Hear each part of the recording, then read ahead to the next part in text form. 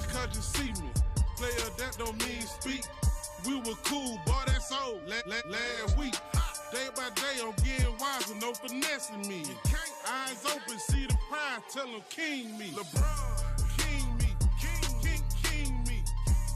Tell them stop hating, Jack, king me. King me. King me. Stop talking, Jack, do it. King me. Aloha kakahiaka with a double shaka and a big minowaka. We are smiling, looking at live action at Pe'ahi on Maui. This is Rocky Cannon with two out of North Shore brothers, Jamie Mitchell, Mark Healey, one by way of long time and one by way of transition from our brothers in Australia. So Jamie Mitchell, Mark Healey, good to see you guys. Wow, Rogue.tv is where we're at, and Pe'ahi looks pretty firing. It sure does. The conditions are about as good as they get, and looks like the swell is going to try and fill in as the day goes on. Right now, a bit of short period. Seen a couple of little tow waves happening before the paddle guys get out there, so yeah, it should be a good day. Yeah, definitely. The conditions look about as good as they get. That's always the challenge with Pe'ahi and Maui in general is it just amplifies the wind in that funnel between Haleakala and West Maui Mountains. So since we got a little west wind over here, it almost seems like it cancels itself out. It wants to turn anything into trade wind so badly that it's just perfectly clean right now. Yeah, it's like it doesn't matter what's going on anywhere else in the state with the winds. And then, like you said, Mark, in this little zone here, it's like always trades, which is pretty amazing. Yep. And you can see the divine setup of Pe'ahi with the beautiful background. And we've already seen we've seen mostly some tow surfers. What do you guys think on the paddle potential for today? I mean, look, with the conditions like this, it's set up for a paddle day, and then, it's not going to be a giant swell. Generally when that period gets like 17, 18, 19 seconds, it gets really hard to paddle into it. Doubles up, the water's moving a lot faster, but this 15 to 16 second period is like a sort of a primo paddle day period. So, but as we see, tow guys and girls are still out there, and the paddle crew is they're probably just biding their time, I'd imagine, Mark, just trying to pick the right time to get out there and get amongst it. Yeah, definitely. I mean, it's a marathon, not a sprint on these Pe'ahi days. Usually, everyone's been up preparing since little tube section. But everybody's been preparing since last night and probably up at 4 a.m. So it's a tiring day, and if you go out as the swell is filling in, your odds of getting caught inside, wasting energy, breaking boards, breaking leashes, all of that really goes up. So you just don't want to blow up too early in the morning. I think guys and gals who are going to paddle are thinking that right now, and the tow teams are on it. Yeah, a lot less energy required. And towing. And let's not forget that it's been pumping for how long? Right. I mean, Jaws has been going off, and so like everyone is just sort of beat up, and they're just like, usually there would be paddlers out there. Right. Now, on this type of a swell, I mean, there probably would be no tow guys. It would just be complete paddlers. Everyone would be frothing to get out there, but we've just had such an epic run of swell that I think people are really going to try and manage what they've got left in reserves from the last couple of weeks. Yeah, this is a nice water angle. We've got the Sultan Air Studios crew over there at Pe'ahi with the water cam, the gimbal. There's one of our shooters there, and just everybody is kind of on point for Pe'ahi because, with the Eddie completed at Waimea, you guys both competed that day, December 22nd. And you guys would probably be trying to get over to Maui. By the way, I just want to remind you guys, we're on Rogue.tv, and we are doing a little 30 minutes or so of free broadcast on YouTube. So I hope you guys are enjoying that. But if you want to continue, because we're going to watch this for a couple hours, it's going to be firing. It's going to be some great rides, some cool content. So if you want to continue, you'll have to jump over to the Rogue.tv app, and then we'll put a QR code up there so you can easily find us on Rogue.tv. And it's free for a month, then a few bucks a month afterwards to get access to all this killer content. We've already put so many cool clips and segments onto the Rogue.tv menu, so you get access to all of that once you join. So we'll have you guys jump on over there from the YouTube after about 30 minutes or so. But, you know, you guys would be probably in the mix talking about, you know, you mentioned earlier banged up and whatnot. Jamie, you're here on the couch with me, so what's going on?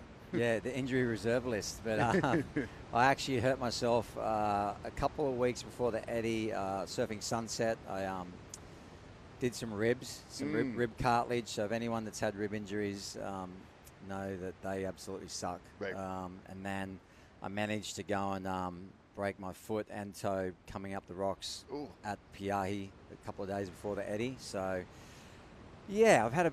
You were surfing injured during the Eddie. Yes, I was surfing pretty injured. So Yeah. it wasn't the greatest day for me, but a great day for the sport of big wave surfing. For sure. A great day, Mark, for the goofy footers. Yeah, finally. And we watched Mark get some help coming in during your first heat. And, you know, I think maybe the only other more irritating injury than a rib is an eardrum. Yeah, exactly. So I perforated my eardrum slapping the water with the side of my head. It's the 5th time I've done it to my right ear. Okay. Over the course of my life.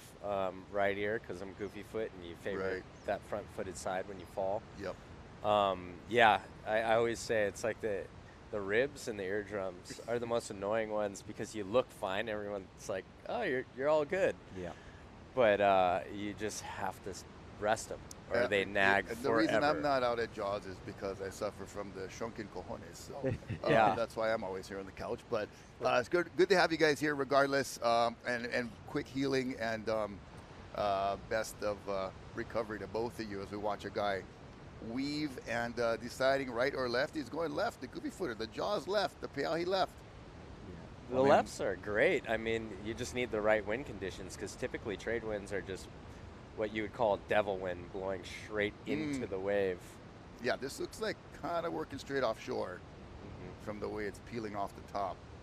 Yeah, this is the sort of day too that you will see maybe the peak gets split, and you could see some of the goofies. You know, especially if it gets crowded and there's a lot going on. You know, if you're definitely a goofy footer, you can slide over there and start picking off some of those lefts, because it's not giant, so the consequences aren't as bad. But going left, as Mark can attest to, if you fall in the wrong place at the wrong time, you're stuck for a while. Not a good place to be. Yeah. No, it's spooky, and it's dangerous for the people picking you up on the really big days, because the left does close out, and it locks you in to the cliff. You know, you can see this peak and this wave coming in right now, so you can see the defined right. That water that's going in there has to escape to the deep water of the channel, so there is current pushing that way.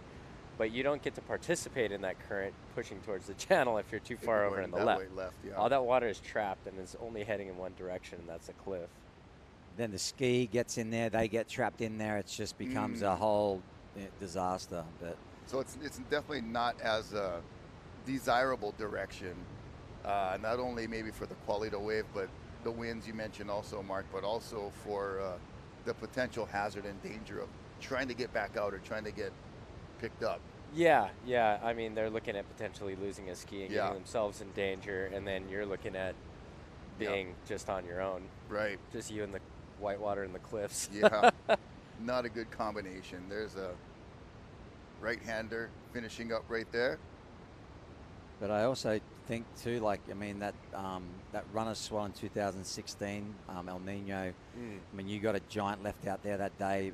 Pedro Collado got a ginormous one. I think the left can sort of be forgotten about as well. Yep. I mean, that you know, we'll think about the right, but you see some of those lefts and how top to bottom they are on those big days. It's still like next level. Yes. Yeah, and they're you know, of course, down in Tahiti, Chopo is probably the most famous, you know, big, huge toe-in left when it's that size. And then, but for like paddle-in, you know, not many left-handers. We can talk about some of the spots, you know, the outer reefs on the North Shore, but as we'll watch this split peak, as we're just saying, opportunities to go left, to go right, chop hops, what have you. Looks like he's snowboarding right now. Little slalom ski action. Is that Kai or Ridge? Well, one of them both. But oh, and there's like a attempted pickup on that left-hander, and then that's where the wave's closing out on the inside there. And the ski almost like did a floater. That was pretty risky looking. Yeah, it just goes to show you But how right on cue, how what fast we're and close talking it can happen, right? Yeah, and there's so much, gap in between waves today, and it's not as big as some of those others, and you can see it's still a bit challenging. Right, yeah, he couldn't grab him on the first pass, and then had to nearly sneak out of the way on the ski itself. And then just in that one wave, the surfer was here, he got pushed so far in just from that one miss, or that one, not able to get him on that first pass. I won't say he missed him, but just tough navigating on that inside left. Yeah, and I think what you potentially see on a day like today is people let down their guard, right? Because it's been so gnarly and so big, and you get to a day like today and you're like, oh, this is pretty, it's easy, and then you just let your guard down just for a second, man, and like all of a sudden you're like, the best day in the world turns to like your worst nightmare. You flip the ski, you're swimming, another ski comes in. I mean, it just can compound and compound, and what turns out to be you think is going to be a great day ends up being a disaster. Well, yeah, I think that's a really good point that a lot of people don't understand is when you're working off of comparison, even from a spectator who's not super familiar with this world down to us who are in a part of it, because I get complacent like that. And then all the worst things that I've seen happen has been on not the biggest days.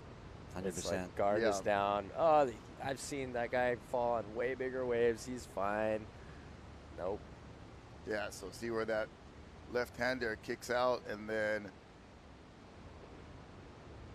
tries to get on right there, can't, and then gets mowed, and then the ski's like, I got to get out of here before I go over the falls. And then if he happens to lose his board, right, then so now you're like, okay, I've got this $2,000 board, I'm going to get the board. And then see where he like ended up way far inside. He just got dragged, another 50 yards, which is even harder to grab on that, in that turbulence. Here we go, Kai Lenny. I think what you're seeing too is this small period. It's not quite feeling the reef as much right now. Like it's sort of the barrel's almondy. It's not really opening up, but I think as the swell does fill in a little more, I think that this is a really good paced day, like where the guys can paddle and get pretty deep on a day like today. Yeah. So as I think that is Justine Dupont, maybe on the back of the ski there. That's She's Kai's newest acquisition. Oh. Getting close to the action right there. The old school Coast Guard boat. Got the extra large sled on the back. That is just like a jet ski on a million steroids. It's a really cool setup. It is, man. Looks like Kolomona is driving Justine. Yep. On that Red Bull ski. Kolomona is like one of the best water safety guys out there. Definitely somebody I trust. Probably was under tutelage still, or at one point, of Uncle Archie Kalepa. Yep. The legend. Shout outs to Uncle Archie and all the Olukai crew and the Maui boys and girls, stars of the show today on Rogue.tv. This is January the 8th. Happy New Year, bro. It's a pretty wild winter so far. The kids are back in school. Mine are back yesterday. Most everybody back today, tomorrow. But it was a fun break. You guys been surfing a lot of Haleiwa, Jamie? Yeah, the girls were very keen to be surfing Haleiwa, Nice. so we've been there most mornings. And but it's I enjoy it. I'm like, I wish the break was longer for the kids, because it's the North Shore, as we know, is such a melting pot, right? Like of Twiggy Baker's daughter was here for a few weeks, and so they're friends with my kids, and then We got friends from Australia that are in town, and their daughter's here. Oh, So, cool. so you know, it's fun for them to be like surfing with their friends, and you know, going back to school is sort of like, you know. Yeah, but they're having some fun stories going back to their schools too. Like, oh, Yeah. we're on the North Shore hanging out and getting Yeah. some fun waves, and here's a fun little inside wave. Looks like right there. It's not much happening. Yeah. So, I I think really they might like be that serving angle. chocolates today. yeah, Yeah, chocolates will be pumping Chocolates today. is all time today. chocolate toe-ins. Step offs from the Manuhokikai canoes right there. Yeah, it's interesting to see everyone is really being patient right now. Yeah, You know, paddling. No one's really you know, paddled out the board on the gun. So Mhm. it definitely seems like they're trying to be as patient as they can. look at this slowed down replay from the gimbal water cam that Salt and Air Studios, I tell you, has been on the forefront of just having the best equipment. Of course, Mike Prickett, you know, has been at it for a few decades now. You know, and rest in peace, Larry Haynes. But there was a few guys that really focused on those epic water video shots. And this one's on board one of the boats there, but just the steadiness, the clarity, and then slowing this down is just such a beautiful picture. Yeah, I've never seen a live webcast of a free surf at this quality. Yeah, yeah. Ever. This is, you know, the new direction Rogue.tv is aiming to pioneer, which is these free surf sessions, because, you know, surf contests are great and they have their place for sure. We're all interested in how our guys are doing and our friends and, you know, what's happening on tour. And, you know, you can only watch so many times on TV of like, okay, this guy needs a 2.85, you know, and then they sit and wait, and there's only two people in a heat, so there's a lot of time between waves. With a free surf session, you got many folks in the water, and there's any given moments, you know, in free surf sessions, there's 10-point rides going down. Yeah. By not only named guys like Kai Lenny and guys like that, but there's like, you know, so many, I call them the blue collar chargers, you know, the daily shredders that are just out there doing their thing for passion, and so great to get them some coverage and some notoriety. And, you know, don't get it wrong. There's going to be contests within this free surf today. Oh, for sure. You know, Very you competitive. know, we're going to see like Billy Kemper paddle out and sit on his spot, and Yeah. then you're going to see Ian paddle out. You're going to see Albie sit in his spot, and they are all trying to outdo each other. Yeah. You know, and so That is a great point of, you know, just because it's a free surf session does not mean there's not a competition going on. yeah, Oh yeah, there's always an element of the egos kick competition. in. Yeah, I mean, nobody's out there to suck, right? No. Yeah, surfing is a performance sport, you know, Yeah. whether you're in an event, in a contest, or whether you're just out there with the other folks watching, and you definitely are keen to put on a show. Yeah, and it's the purest form, you know, and because, you know, different people are looking for different type of waves. They're looking for a different type of wave on a different part of the reef. Like, you know, like you see Billy paddle out, he just paddles past everyone, and he's got his spot right on the North Peak, and he's looking for a certain type of wave, and he will not budge until that wave comes. And then and then Albie goes and sits on that west part of the reef, and he knows exactly what he's looking for. And then you've got guys that sort of float in between both, and they are happy to, you know, pick off some here and there, you know, and but it's really cool, like even for, you know, guys like us that are out there and have been out there for a long time, you know, you see different approaches and the different ways that everyone approaches this wave and where they sit on the reef, and it's very unique to everyone's way they want to surf and what they're looking for. Yeah, and to the untrained eye, you don't see a whole lot of, you see just one kind of peak area, but once you get on the ground or in the water there, you start to have a better idea of how many little individual spots there are. Yeah, there's at least, I would say, 3 main peaks. There's kind of like the West Bowl that's bending, that's closest to the channel. Yep. There's that kind of mid-range, kind of like Billy Zone, North Peak, pretty deep, but not all the way out the back. It's kind of Then there's a left. yeah. Then there's all the way out the back, North Peak, and then there's the left. So there's actually kind of like 4 peaks and variations and flavors of those 4 peaks that change with swell direction interval. Height. And then there's sort of like even Size, like yeah. outside that west peak where Aaron got his wave that day. Yeah. You know, it Giant lifts days. way up. That thing is scary as hell when you Yeah. see the west, but it's like a north, but coming to the west, and you're like, what's Little this? refraction, What's this thing? You know, And it just has like no back to it. I feel Yeah. like when those ones come in. nearly like the wave that Willem Banks sort of. Yes. got, as we see Kai Lenny again. Oh man, just carving it up, and then he's gonna go for the Whoop. carving 360 in the barrel, and came over like I thought he was still gonna pull it. The Kelly Slater inspired Yeah. carving 360. I feel like that's a brave maneuver in straps. Like he could have an ankle injury really easy getting like stuffed in that. Yeah. But he just never Between your seems to. You know, like he's so Kyle Lenny we're talking about. Yeah. He's just so like the kite surfing and the wind surfing, and he's grown up in straps, and that's Yeah. why he's just so good. And speaking about like the different variations of spots and surfing, but even today I think we're going to see some pretty unique equipment. Last time when I hurt myself at Jaws, Kai was out on a 7.6 or 8.0. Oh wow. God, that looked amazing. I love the way he was surfing on. Yeah, those and waves. it's just the KT, you know, the way those guys have you know, sort of designed boards, like, because Kai did a lot of stand-up paddleboarding. Yep. You know, so I can definitely see the influence of the paddle boards coming into those KT designs, and For the shorter guns, but still have they've got a enough lot of paddle. a lot of chunk, a lot of thickness and width up the front, but also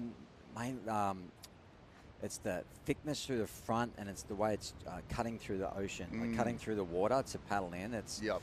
it's a very unique design, but And you get to have a shorter board to work with, so maneuvering will Yeah. be easier than like on a 9.6 or something. well, Kai was here for the Haleiwa contest, I think, and there was a Waimea swell, and he was out. He didn't have boards, and he paddled out on his 7.6 Jerry Lopez gun, and he was out at the bay.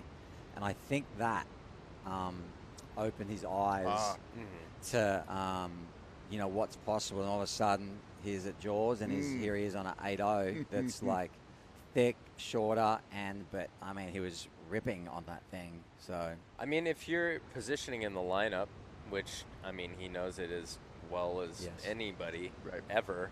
If your positioning is good, you should be able to catch waves on a smaller board like There's that. a nice From slingshot.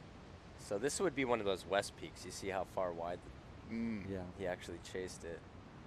I think what Mark said too about positioning is so key. Like Albie has such good positioning. Like to do what he does, like on a shorter board too, like on that, like it's gnarly, man. To sit in the inside there, like there's a lot of like to get cleaned up is pretty. You can get cleaned up real easy. Yeah, you're So the cat and mousing in there. Yeah, and so Kai is very good at positioning as well. But to do what you want to do on a short board on a big day takes a lot of courage. That's potentially why we all have bigger boards, because you can be a little safer at the back and ramp into it and not get caught inside. So you're definitely playing cat and mouse, man. And you know, it's Because such a big part of that game, especially at Pe'ahi, is just like worrying about getting caught inside and being able to cover ground in that lineup quickly.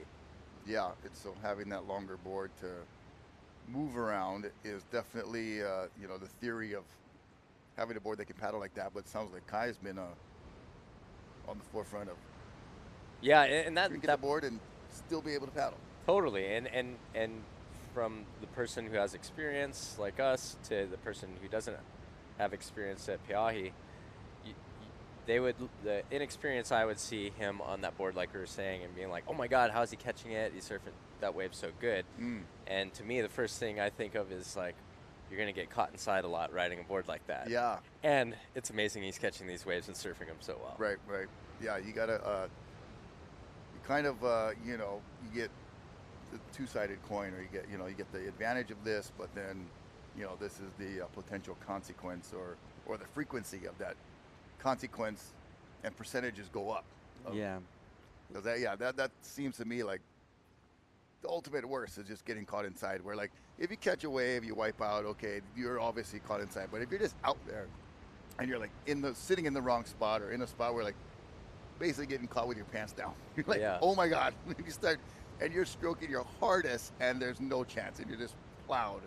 That sucks. I think at least you have a wipeout prior to get pounded, Yes. but it's just like straight pounding from paddling. Yeah, I think he had mentioned too that like he can nearly duck dive the thing.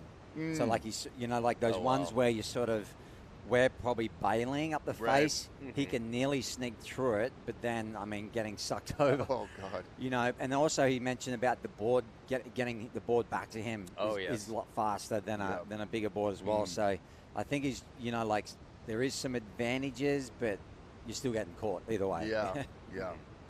And all those factors are really play into why progression in big wave surfing, I think, has been so incremental.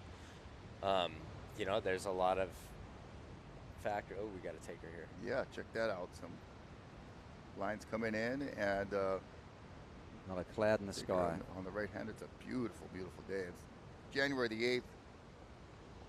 Looks like the warm water, cloudless skies. Second wave here, a little bit jumbled up from the previous wave, and jet ski that went in to retrieve his rider was not as good as the first. And what are you guys thinking on timing of this swell? I mean, we all drove from about a mile within each other, and seeing a lot of water. Rock piles, the normal spot there, and then Chun's actually had a pretty good wash over, it looked like, just sand and Laniakea, where they're finally rerouting the road. Thank you, DOT, and all the spirits and powers that be, but oh my gosh, talk about 30 years later, but It'll we'll only see. take them 2 years to get it done. I've seen progress, but the water came over there too. What do you think, Mark, as far as like timing of when this may peak or things that you've been looking at? Well, typically it depends on swell direction and interval and all of that. But would you say, Jamie, it's about 5 hours later that it hits Pe'ahi from North Shore of Oahu? A little faster, obviously, if it's like that 20-second interval, but today is that sort of mid-period, so it might take a little longer than everyone's thinking. Yep. And so the buoy on the real-time Waimea Bay wave buoy is stayed fairly consistent, fairly strong. You could see when it was kind of rising through the pre-dawn hours. I'm thinking late morning over here will probably be kind of the time frame. I was texting with my friend Curtis Chonky, who is one of the best water safety guys, and he's out there right now. Okay. But he was getting ready this morning, and he kind of said that everybody's waiting for about 10:30 a.m. Or at least like in his little crew, because everybody has their little crews they're going out with. So I know if he's saying that, it's in the mindset of his crew that he's working with, that's the peak time to be out there. It's time to strike. Yeah. How many, so you see a lot of vessels, obviously, a different scene here at Pe'ahi than say at Waimea, with boats not being allowed in the bay kind of for conservation reasons, and just it's more of it's a pure paddle spot. Pe'ahi's one of those hybrid, you can tow, you can paddle. I believe the rules may apply the same though. Once a paddle guy goes out, tow teams have to cease or at least, kind of hang. With like, how many like different crews are there over there? I mean, you got to look at Kai has probably the ultimate setup, right? You know, he's got the big boat and the skis, and he's got his team. Yeah, and the mothership, the with production the he rolls with. And then you'd have to say, the start of that was the Walsh brothers. Ian started that, with Red Bull, and obviously DK and Sean and Luke. As we see some of the boys right there, right on cue. Speak of the devil. Speak of the devils. All right. And so they sort of really started that. They would have a boat, and they have got all the skis, and they had their own water safety, and then, and then you have the guys like Curtis, and there's a bunch of other guys out there, and I think that they are doing, you know, like a guy like, say, like Billy, and, you know, maybe those guys from the North Shore will come over and, you know, they'll grab Curtis and a bunch of the crew, and they'll have that team. So, you know, and then you've got a bunch of random other people that are just, you know, good on the skis, and they're like, I guess, guns for hire, as you would say, you know what I mean? Right. Yeah. You know, The big wave mercenaries. yeah, you know, a lot of that. And then there's just a lot of free for all. You know, a lot of people that are just jumping off the rocks without safety, and, you know, we could get into that. Right, but you know, that's a whole nother dynamic. You know, because it's different. You know, like, so at Mavericks, when you turn up there, you can literally jump off the plane, drive, paddle out, and Frank Curatri and the team there, Mavericks Rescue, they're sort of just out there rescuing everyone. Yeah, like, it's sort of like Kamaina rescue kind, like if you're out here. Which is sort of cool, and well, you know, and sort of not in a way, but you know, you sort of know that you're going to be looked after to a point, and then Pe'ahi's not like that. There's it's just different, and, you know, just so much a bigger playing field. Yeah. It's so much further away from, like, a primary contact point for Maliko Gulch, you know, first responders or that's your only launch point. Yeah, is the gulch there. Yeah, on ski you can't approach Maliko with a boat. Oh, so you gotta come from way even up. with the jet ski, it's nuts getting in and out of there when it's really big. It's surging way up into that gulch. I mean, there was just an incident in one of the last swells where a guy paddled off the rocks, took a insane wipeout. I think broke the back. He didn't have safety, and thank God, I think it was Sean or DK was just doing an inside run to check on something, and the guy was face down. Oh, jeez. And so, you know, he had to be revived, and, I mean, just there hasn't been a death, you know, knock on wood at Pe'ahi, you know, and it's just it's incredible that what happens out there, and it's, you know, so. As we see Kai Lenny and getting ready to do some crazy little... Yeah. It's so fun watching him surf, because it's almost like the worse the wave is, the more he's going to do interesting something it could weird. potentially be, because he's more like, creative. yeah, what can I try on this? What's my little maneuver project I'm chipping away at right now? Yeah, he just, like, launched a little snowboard air, like, on the outside portion, just for kicks and giggles. Yeah, he's done that. He's trying now that, like a little cork, the inverted, like, twisted. It's not like a chop hop, but like he tried it one of the first swells the other year, and first wave of the day, and actually and fell and got smoked. Oh boy! But it was pretty cool. You know, I've heard him say he takes inspiration off guys like Travis Rice and that. So he's definitely looking at that snowboard. Yeah. You know what they're doing, and he's that little burp. Yeah. He's sort of like, what's this? Come on, wave. It's so amazing, though, when you look at the old footage of, like, Rush Randall, how ahead of his time he was. Right. He's so incredible. Doing that guy. this, like, when toe surfing started. Yeah. Yeah. And there's just been such a long lull until Kai, pretty much. And to be honest, like, you know, apart from those, like, sort of 360s and that, like, it really, like, if you look at what Rush and that were doing, like, back then, people probably don't even know who Rush and the Strap crew was that have grown. Yeah. But, like, it hasn't really evolved that much. Exactly. Right. You know what I mean? It's sort of that they were so ahead of their time, and I think they just had so much time to play up there, and without any with the Zodiacs towing in, no and crowds, stuff like that. and they just, you know, they were the ultimate test dummies, test pilots. Yeah, you know? Laird, Kalama, Double D, Rush, Double D, Brett Lickle, Mike Waltz, Pete Cabrina. Cabrina's part of that crew. Yep. Yeah. But yeah, it you know, maybe Archie. Yeah, maybe equipment wise, there's been some, you know, pretty good advancements, but as far as performance, it feels like it's plateaued a little bit. Well, I think with the straps.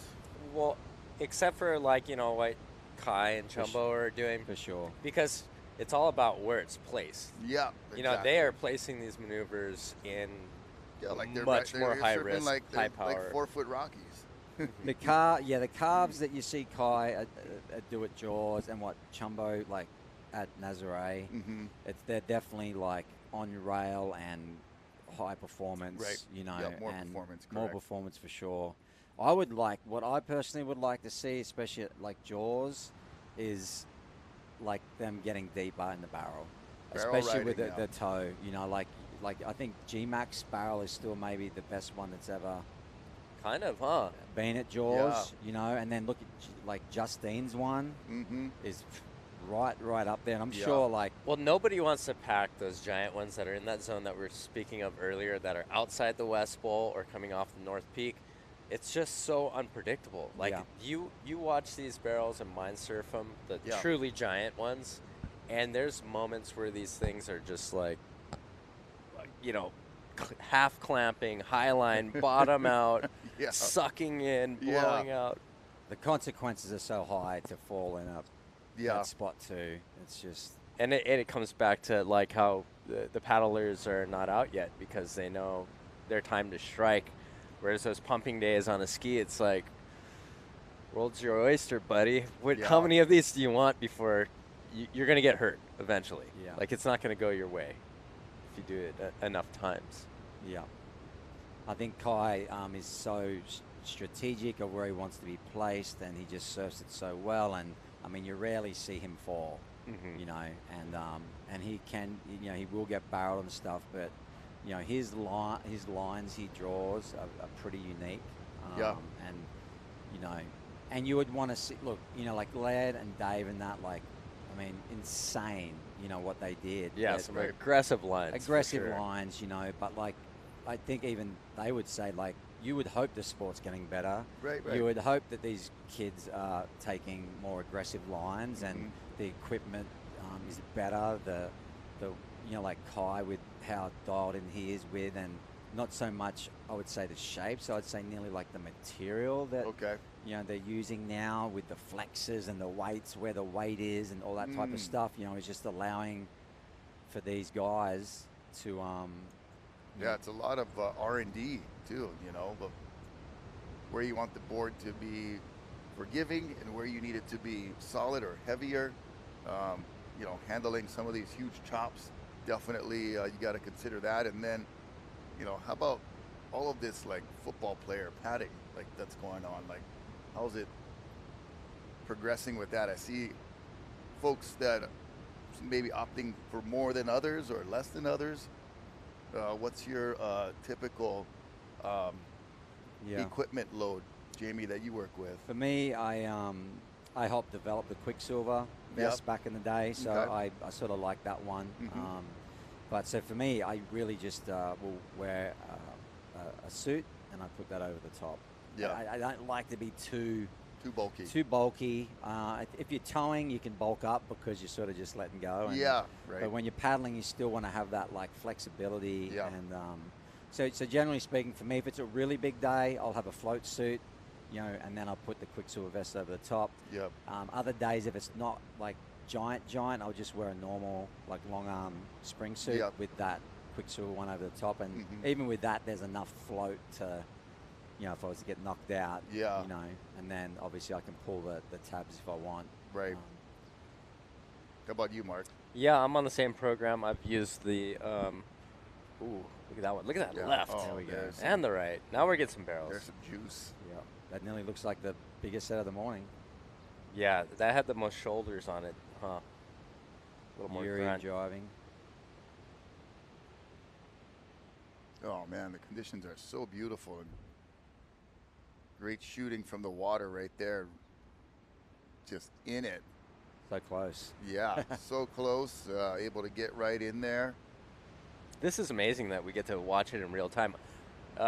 Mike Prickett, who's boss man on all of this, he asked me if I wanted to come in. I actually just wanted to come in to be able to watch it. Yeah. Honestly. Just get the view, a nice big screen and comfy couch. It's like, how much do we text our friends or we're watching Surfline cams or something, and now we can, if we're not there, we can get like a real feel of how the day was. Because it's so deceiving when you see only the highlights. Right. I'm really interested in like the details in between. There we are, a little P&P action.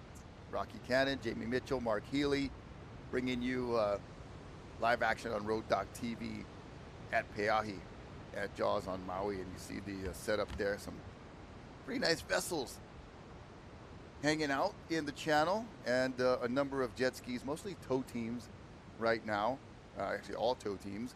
And we may have just seen the biggest set of the day, which was ridden by one of our Goofy Foot surfers on the right-hander. And Mark and I, being Goofy Foots, we're always eyeing up a left somewhere. Yeah. And Can't help it.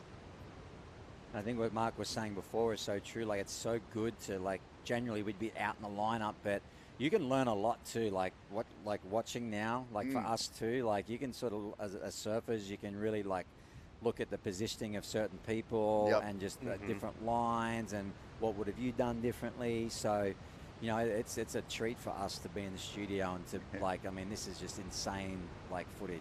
yeah, this replay really here, is. coming around the corner. Good job making that section. Had a couple of wakes coming up to phase 2. But yeah, it's like, you know, any sportsman, you know, sports folks that will watch tape, see what, you know, either the other team's doing or watching yourself, obviously is the most surfing and the harsh reality check, right? You're like, "Bro, I hit that so straight up." You're like, wait, was that the one? Are you sure? That was way more Why vertical is it so than that. slow? But for you guys, you know, because once you heal up, you're surely going to be surfing this wave again. So, you know, having the different angles to see it from here, and the way you can, you know, learn even from footage. Oh, 100%. Yeah, and because you know, when you're out there, you can't see everything that's going on inside. Correct. You know, it's like even with Albie, I remember when he was first kind of starting to surf the West Bowl a lot, and I was like, what is he doing surfing the Keiki Bowl in there? Like, come out to the peak, Albie. Yeah. And but then you see footage later, and you're like, oh my God, those ones that are going way under, they look a lot closer to the size of the sets on the outside than you think, because some waves just, even though they come in further, they'll stand up a lot more. A good point. And I remember there was that 2016 run of swell. I remember seeing like where Dingo was out there, Dean Morrison. I saw where he was sitting catching waves, and I'm like, oh man, like they're like 15 footers in there, you know. And I, you know, got a couple of waves, and then you look at the footage and you're like, wow, my ones look really flat and slopey, and his were like standing up and looked giant. So even though they may have been a bit smaller, yeah, so they just had that critical. So even understanding that, you know, like what those waves look like, you know, is key. You know? Because I mean, choosing waves in general, and especially for big waves in places like this, if you're looking for a wave with great shape and everything, what you're really trying to understand is the relationship between the bottom topography and the different swell angles and velocities, amounts of energy that are in those swells. So just because it breaks further out doesn't always mean it's going to be what you're looking for. Got it. Because a different angle is going to feel a different part of the reef. It's going to funnel that energy and in a different way. And that West Peak does really lift up, like lift up and stand up, and then when that thing scoops out. Oh, that's a nice one. That's a beautiful wave, beautiful shot. Good positioning there. You can tell that the energy is filling in more by just the shape of the waves and the size of these sets. So I wouldn't be surprised if Someone's going to break the ice. Yeah, in a couple more sets, somebody's going to paddle out there. Who's it going to be? Who's going to paddle out first? Who's going to spoil the party for the tow guys? Albie? It's like, you know, the tow guys are having a rager, and then Maui police show up with the paddle guys and like, break it up, break it up. Pretty much. And the other thing too, like with these guys, it's like you just never know with Maui with the wind, right? So the longer you wait, the longer the chance of like the wind does fluff up, and you know, so that's happened before too, where I've seen like everyone's waited too long, and then boom, those conditions have just vanished in front of your eyes, and you're like, damn, I waited too long. Yeah, it can happen A couple rapidly. of boards attached to that buoy out there. Yeah, that's usually what happens when people coming out on skis that are also going to have to be used. It's not only for transportation from either Maliko Gulch or the harbor. you know, so you have to transport your boards out. Then they got to be used for rescue. So you need You don't a want ski boards with a in the bunch way. of, yes, and you need that sled on the back opened up to be able to throw people on. What's the depth? Like, where in the channel, the depth, and then what the you know, where the waves are breaking? What's your estimate on? It's a deep channel. It's between 60 and I want to say almost even up to 80 on the outside, kind of parallel with the So you where gotta the have a guys lot are of rope sitting. to get If you're to smart, reach down there. Yeah. what happens when you don't put enough scope, which is the extra rope in the line, you're supposed to have, what, 3.5 times the depth. So if it's 80 feet, you're supposed to have about 240 feet of rope. Wow. Nobody's bringing that much rope Right. on their buoy line. And what happens is when it's big, that buoy goes under and boards start getting sucked under. That's heavy. Yeah, or if they anchor a ski will get sucked under. That's Yeah, I've crazy. seen that happen at Chopo a Yeah. few times. Yeah. Because we had it happen in at Swell and Belhera years ago. Me and Twiggy had a ski in the harbour, and we had tightened it up, and it was not long enough. We turned up in the morning, and the ski was sunk. We're in the water before we even surfed, trying to like get that thing up the ramp, and it was just like full of water. It was brutal, dude. Yeah. Oh God, amateur mechanics. Yeah. Rushed amateur mechanics. Yeah. Yeah. You know, gotta examine all the details. This beautiful shot pulled back here, and then we saw the landscape there. What about spectating? People that are like, oh, well, I wish I could, you know, somehow get over to Maui and you know, time it right where there is a swell, and I want to watch from the cliffs and stuff. Is it? That's an adventure in itself. Yes, yes, it is. Yeah, you need well, what they've done now is there's a bunch of locals that will give people rides down, charge $15-20, and they're on the little quad bikes or the the bigger side by sides ATV. Take them down because the road down to the cliff is next level. Yeah, you can't do it in a even just you can't do it in a Ford Taurus rent-a-car. Yeah. I have. I don't recommend it. Yeah, you need like a Jeep, like a legit four-wheel drive with a ton of space to get down there. Otherwise, you're going to destroy that car. Yeah, and if it rains just a little bit while you're down there, and it's like Hawaii is, that's why we have so many rainbows. It can rain 20 times in a day for 5 minutes. That's all it takes over there because it's that red dirt like clay, and it gets slick, and you're not coming back out of there because it's uphill to come back out. Got it. But once you get to the cliff, it's a insane show. Pretty view. Yeah, people show up, they set up, take food, drinks, and watch the show. Yeah, because the event that's held there, I would imagine, you need. Are they judging from the cliff? Or are they judging from a boat? They're usually judging from a cliff. So there's Peʻahi challenge when it was. Peʻahi, there's the opposite side, more to the east of the gulch. There is called the Oili side, and that's where they're usually judging from. So that's kind of like looking straight on at the wave. Yeah, it's a really cool angle. I'm seeing some cool angles, courtesy of Sultan Air Studios and the crew at Rogue.tv. This is our water angle. There's the drone shot. A couple of tow teams investigating this one, and got a rider up. There's the release. Thing about tow surfing is so fun. You just like, once you do it, it's really, I feel like it's a whole new world. And you're like, man, if I could never paddle again, that might be kind of cool.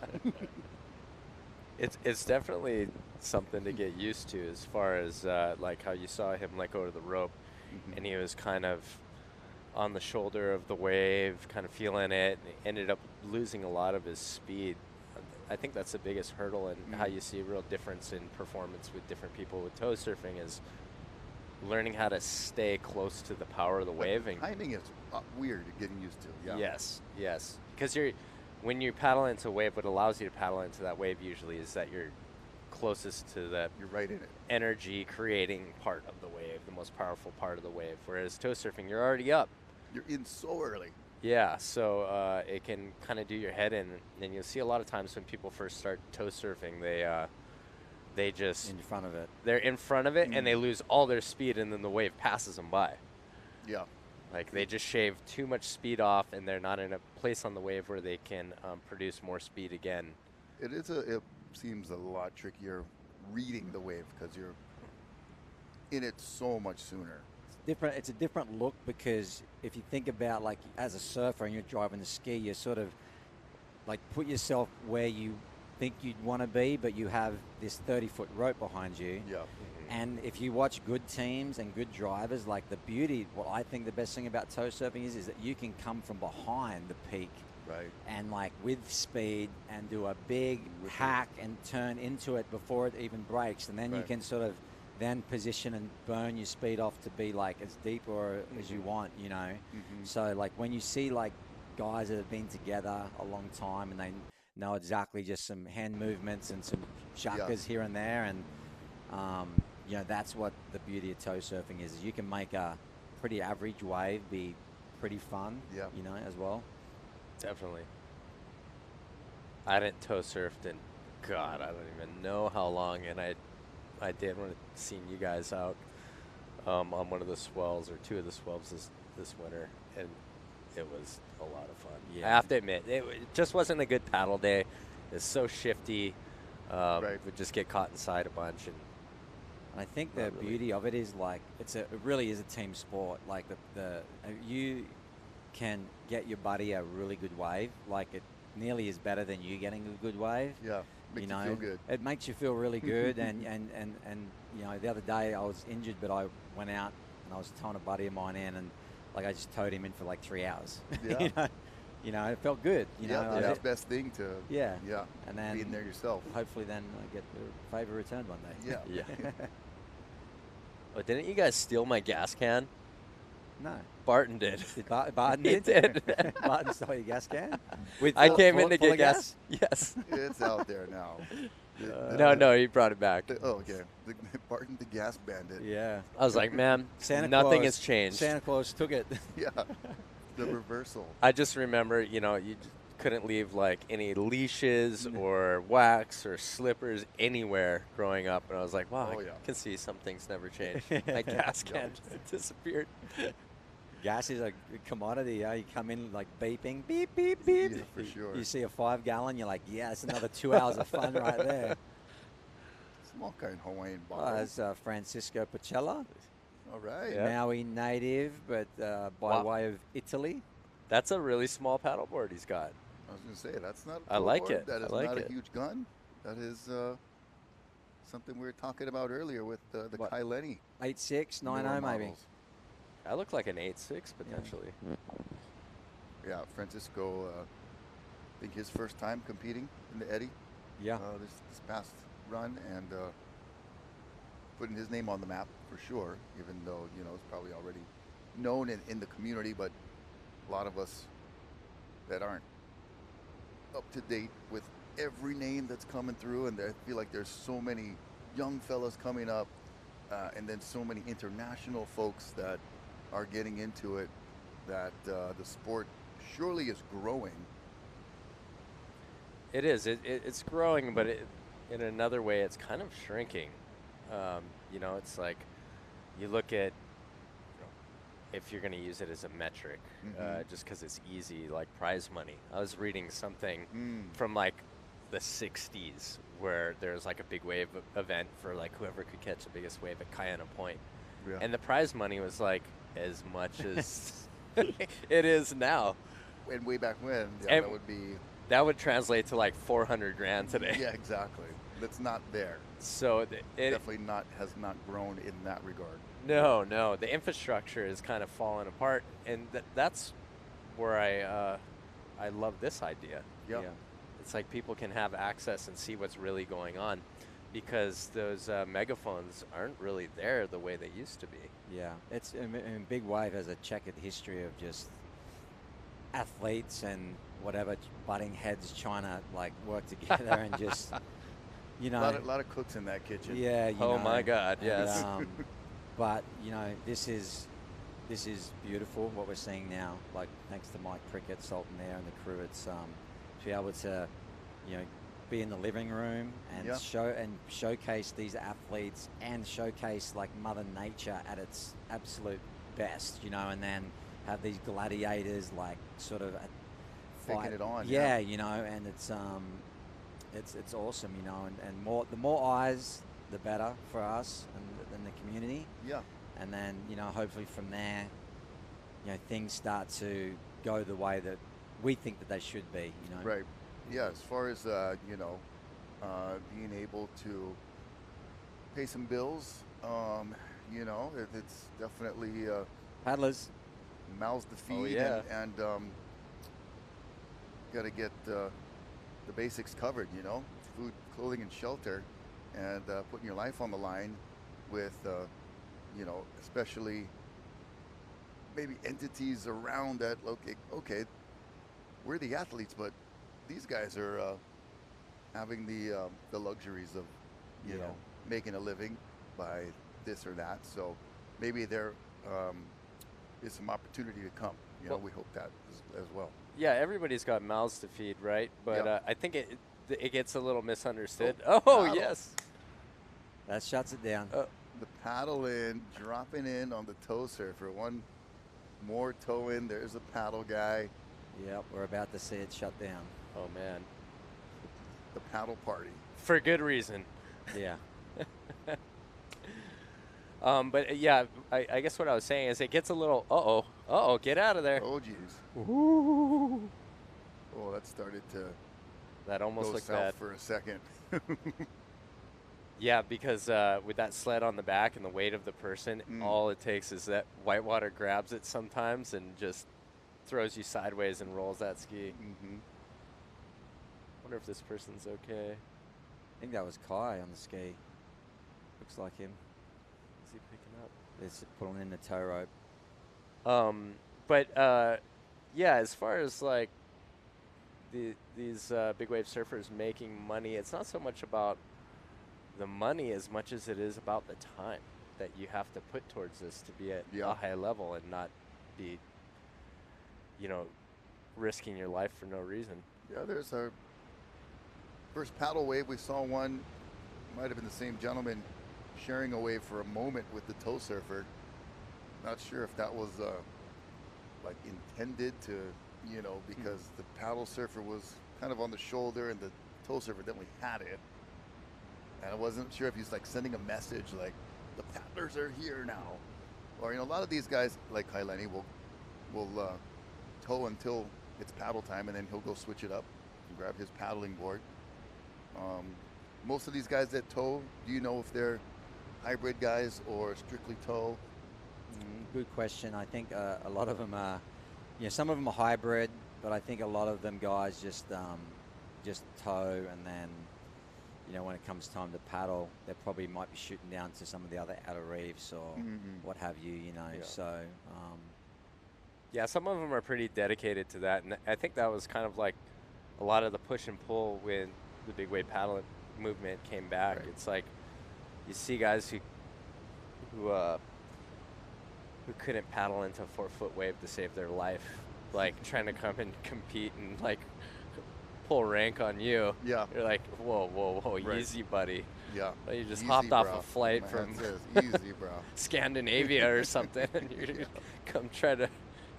Yeah, we've seen that with the tow game, and I think that was a lot of the initial pushback or hesitation or resistance, if you will, in the early tow days, was because then any schmuck with enough money to buy a jet ski was jumping in there, and like you said, Mark, trying to just cut in line and get right in there. Oh man. I think that's balanced out or evened out, or at least has been minimized to a certain extent. We watch one more tow guy. What's the is it one? It only takes one paddle guy to break up the tow party, right? yeah. Usually. Legally, It's a I bit of a guess. transitional moment here. Yeah. But yeah, back to back to that, I'm obviously not referring to anybody surfing right now. But, Right. yeah, it was just out of control for a while there. It was just, it wasn't buy the Corvette for your midlife crisis. It was get a towboard and a jet ski. And That's so funny. That's absolutely true. I think what toe surfing did is allowed for a lot of people to get good at the rescues, understanding, like getting in, getting out, that type of stuff, and then it also allowed, I think, people to understand that how big of a wipeout we could take because yeah, because you were surfing bigger waves, so they were wiping out. Then all of a sudden you're like, okay, like I know that he fell there on that wave, like okay, maybe we can paddle that and survive as well, right? So so that was part of it. And then I think when it comes down to everything in life, it's just common sense, right? Like there's a place for towing, right? Like when it's giant and windy, like you want to see these guys like go out there and push the limits, when it's 60, 70 feet, like versus just trying to survive and, get one going straight down and get blown up. Okay, that's commendable, but and then there's conditions that performance, that you can push the level of paddling that you need to let that happen, Right. And then I also think too, like, if guys have been out there for 6 hours and haven't caught a wave, then you know what, give the guys a go. Like, you know? But communication, common sense goes a long way sometimes. Speaking of communication, we've got a chat that's opened on our Rogue.tv oh, nice. message board. So this comes from Soft Hottie, is the name that I'm seeing here. And do these underwater vortexes exist at a place like Jaws or Peʻahi, and what's it like to get in the mix after, or during a wipeout? And I'm not sure exactly what the question is referring to, but there was times when I'm duck diving or bailing huge waves, you're definitely opening your eyes and dodging some of those big clouds of tornadoes, underwater tornadoes that are coming towards you to avoid worser impact or to hold your position, especially if you're in a contest, whatever you're bailing. There's still a lot of things you can do underwater to, when you have the time or when you're anticipating it. But what do you think the vortex question would pertain to? There's a lot going on. Yeah. I mean, I don't know if you call it a vortex or what you call it, but when you're underwater getting violated by a wave at Jaws or Mavericks or like that, it's you are trying to relax. You're trying to keep your limbs close together so they don't get ripped off. And really, you're not fighting it. You can't fight that under there. It's so much stronger than you are, and you've really just got to wait for it to like release and let you go. And nowadays with the pull vests, like even sometimes you pull that vest and it does absolutely zero. And then you're like, well, did that work? Pull another one, and then maybe 5 seconds later, whatever that vortex is, finally let you go, and then it will let you up. But it's crazy down there. Yeah, I would say if anything that I could think of that I would liken to vortex, it's those situations like you're describing, Jamie, where you pull your vest and nothing happens, you don't start coming up.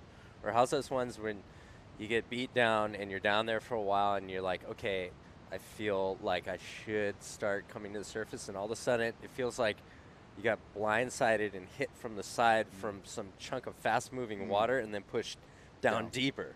And then you're like, oh man, it's going to be a while. That is this going to be a two-wave hold down? Feels like in those like the the kayakers in the whitewater and they get stuck in those pockets, right? And then what about also too when you get sucked over the falls and the lightness of like free falling, and then all of a sudden when you hit the water, you're like instantly on the bottom. It's like you did fall through you fell through a black hole of nothingness. There was like, and then you just all of a sudden like, I'm on the bottom. 10, That happened to me at Jaws, that one wipeout in the contest that year. I just was like, all of a sudden I'm like, how'd I get here? I'm like on the bottom, pinned. From that happened to me at Mavericks left, just straight pinned on the bottom. I was on my back and I could feel my leash stretched out directly across from me on the bottom on the rocks that my board was on. Yeah. So the whole board, I still have it. It's the first Paizel Padillac experimental model that I did with him. And it's nothing but cracks in the whole glass job because of the pressure. It went down like 25, 30 feet and was laying on the bottom next to me. It's rare, and the same thing at Jaws was like, my leash is, say, 10 feet, the board's 10 feet, and the board was completely underwater, you know, and it's like to be able to pull a board like that much volume underwater, like you gotta think of the force. Like that's a toothpick, man, it's incredible. Yeah, it was beyond tombstoning. You're teabagging down there.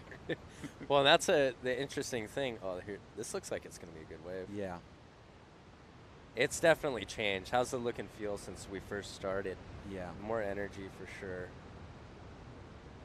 It's like a good release. We'll see how the timing is. Coming through the inside, the wave shouldering a little bit. Kind of peaky, look like a north peak from out the back, huh? Yeah. I feel like those boats are just really close on the inside. They like to push the limits. But they know the spot, you know. They're in the zone. Yeah, talk about a place to not bring somebody who's prone to seasickness. Like if you ever wanted to just you know, second-degree murder of somebody you don't like that's prone to seasickness, put them in a boat right there in the channel. Because you got the reverb from the cliff bouncing back, you got the waves pushing from the side, and it's all mixing and chopping in the channel right there. Whoa, what's going on there in the back? Looks like somebody threw a hatchet at him and it's stuck in his back. Axe stuck in his back. It looks like a GoPro mount. Yeah. One of the Walsh brothers driving there.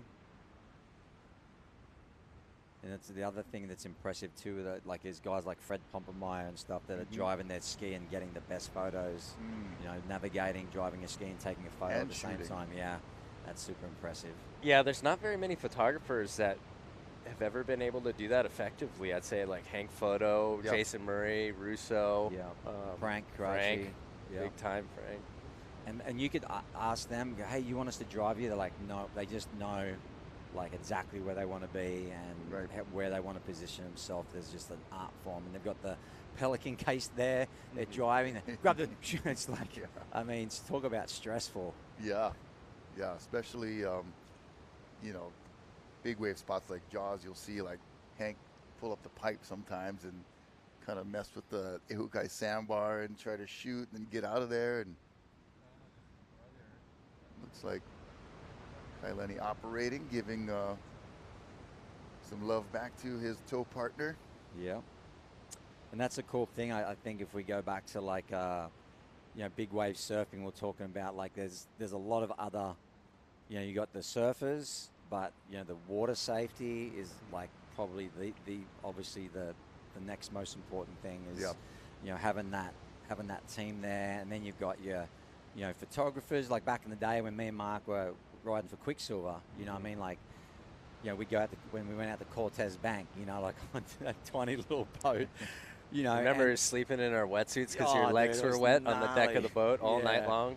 You know, and it's just like, you know, we have to have the jet skis, we have to have who's our safety, we've got the photographer, we've got the video guy, you know, and it's a big production. It's a big production, and even if it's a small production, like, you know, even if you're just on your own little sly mission, you know, like, which a lot of us have done that, you know, hey, we're going there, but we're going here. Oh yeah. Yeah. It was just we're so going much north, smoke we're and going mirrors. south, you know, and then, you know, you've got your guy that's, you know, and then everyone's calling him, like, where are you guys going? And you know, so like it was fun back then, you know, like because you did, you know, we had guys like Jason Murray and guys that would work for say Quick at the time, and we would have our crew and everybody had to be able to pull their weight and do like it's like every little strike mission was like a startup company. Like everybody had to be able to do like 4 different jobs. Yeah, and if you didn't, you weren't invited. You're not just there to surf. You got to like help do some deck stuff, or you know. Well, are you going to be the one looking at? Can you drive a ski? Can you reverse a trailer into the thing? Can you look up a place to stay tonight? Yeah, you know, like you need to be multifaceted. Otherwise, and if you don't tick the boxes, you don't get that text going, hey, this is where we're going. Right. You know? The good old days. Got a couple questions more coming into our our message board, and we'll ask you guys like what's the wave height today that we've seen, what we're calling this. I'll let Jamie take this. And not in meters now, you Australians. You guys use feet over here. I mean, I would say we're seeing somewhere like 20 to 25 foot faces right now. You know, Okay. like 12 feet Hawaiian, maybe a little bigger. You know, I mean, it hasn't really shown too much yet. You know, so. You see, I'm dodging this because somebody will always have an opinion on your opinion. Sure.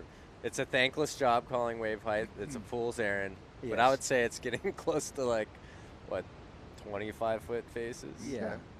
Concurring on that. We're on the if we're being honest, we're on the low end scale of what Jaws does. We're like on the borderline of like when it's starting to break. Yeah. And what like that's a 10-foot wave, right? That's a right about there. 8-foot wave. No, that's a 12-foot wave, I'd say. But as far as the reason for us coming on this live today, it's not because Jaws was going to be the biggest it's ever been, or some crazy huge swell, but we're just looking at these beautiful conditions. Yeah.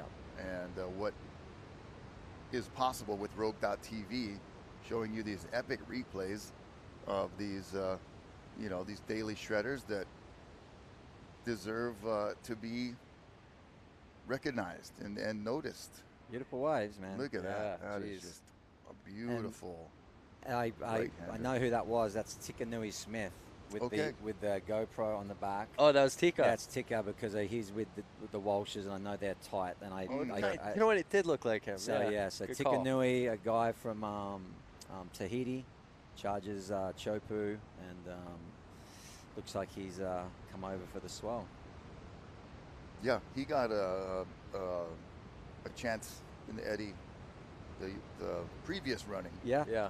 I got back in 2023. I got to surf the heat with him, and then there's that famous footage of us just scratching over that big wave, sand, and Tika was inside us and got mowed. Yeah.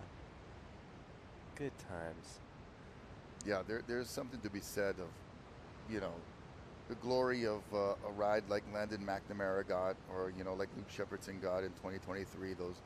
Those memorable winning waves, but there's, man, so much credit to be doled out and to be recognized for the guy getting pulled back over the falls and surviving, or the spills are just as gnarly, or obviously gnarlier, but just the credit given for those, even more than the thrills, are like, man, that is some heavy water that you guys handle.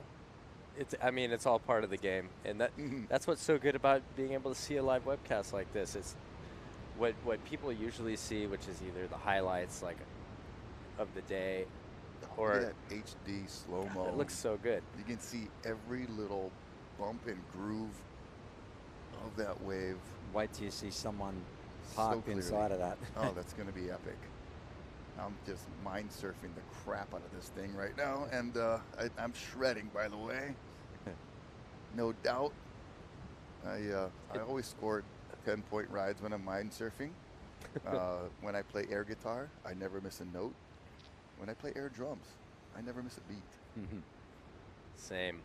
And it's those dynamics that the general public or people who aren't close and in the mix of big wave surfing, they don't get to experience like all that peripheral stuff. I mean, that's 99% if you're looking at a timeline perspective of what we experience, and that that fills our memory bank with our experiences. And it's not just the highlights, so it's cool that other people get to see this, and hopefully we can bring some insight to the details. We talked about a crazy wipeout you had at Pe'ahi during an event, Jamie.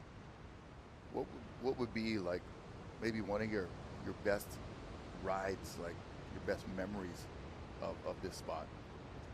I got the 2016 year, the day that Aaron got his wave. Okay. I got a really nice wave that day. Right in the pocket, like I would say I nearly got barreled, but I was just, it felt like it was a really nice ride. And then one of my best memories from way back was when I got to go and be part of Laird and Dave Kalama's team and Double D and run safety and have those guys tow me into some waves. Okay. As growing a up. good paddle memory and a good tow memory. Yeah, and a good tow memory, Yeah. And Dave towed me into a couple of waves the day of the Point Break 2 swell as well. Okay. So, those guys were my heroes growing up too in Australia, right? So to be actually to transport myself into the lineup at Jaws with those guys as a it's pretty cool. It was pretty cool. Yeah, you definitely like pinching yourself a couple times, like totally. What's going on here? Yeah. And Mark, at Pe'ahi, like you have had a lot of sessions out there. What was there a wave or a moment that really stands out for you? There's a lot of moments. There's good ones and bad ones. I feel like the relationship with Pe'ahi is always in flux. There's just times where you're feeling confident, like years or seasons, and then, man, you'll get so humbled, and I feel like sometimes it would take 2 years to even get it back. Like I'd have to force myself to go back out and face some music to try to change the cadence. Whether it's like scary times getting back up the rocks, and almost dying getting back up the rocks, and just rattles your confidence, you get injured, nearly drowning out there, to like, hero moments that you feel like you reach personal goals. I won biggest paddle of the year on a wave out there on a kind of a stormy, big mixed up day. But I had I'd hurt my back pretty bad on a stunt job, and I couldn't even like sleep for months. And it was my first surf back, and it was big, unruly Pe'ahi. And I had been working on like visualizing and practicing the movements on backhand, being able to really project and move a 10-foot plus board on a bottom turn, because that's the nut I'm trying to crack out there. And because of the scale of things, when you're backhand at Pe'ahi, the wave's so big and the lip's so far away, my back's facing the wave. I can only see it out of the corner of my right eye. I can't turn myself enough to see it square. So because you're looking at it out of one eye, your depth perception is poor. And it's at the peripheral. So you have to commit to a line, assuming where the lip is going to go. So you have to go full commitment. Either I'm going to put myself in the worst place and potentially get super hurt, or I'm just like going straight. Like you have to make up your mind as soon as your hands leave the rail and you stand up to your feet. So I remember this wave looks good. It's got a clean face. And I'm like, I have to commit to this. If this wave lands on me, I think I'm going to be in a wheelchair for the rest of my life. Like, my back was so fragile. I honestly shouldn't even have been out, and I stuck to it, and it paid off, and I got biggest paddle of the year on that wave. So just all those factors coming together. It's usually has so much to do with the backstory for those special moments. For sure. And Jaws, I mean, props to the backsiders, dude. I mean, you really...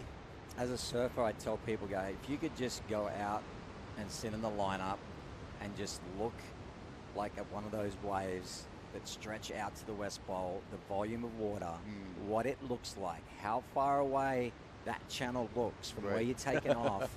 It is so intimidating. Yes.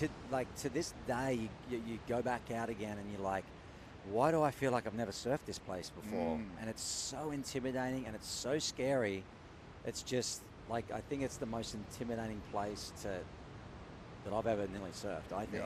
I think so. When you really look at a big, big wave and in the outside and you're trying to get to the channel and this is going to take everything I got. All my courage, everything, like, just to... Physically, mentally. To just... Emotionally, really emotionally, like, to commit, because the consequences are so real, man. Like, and as you get older, like...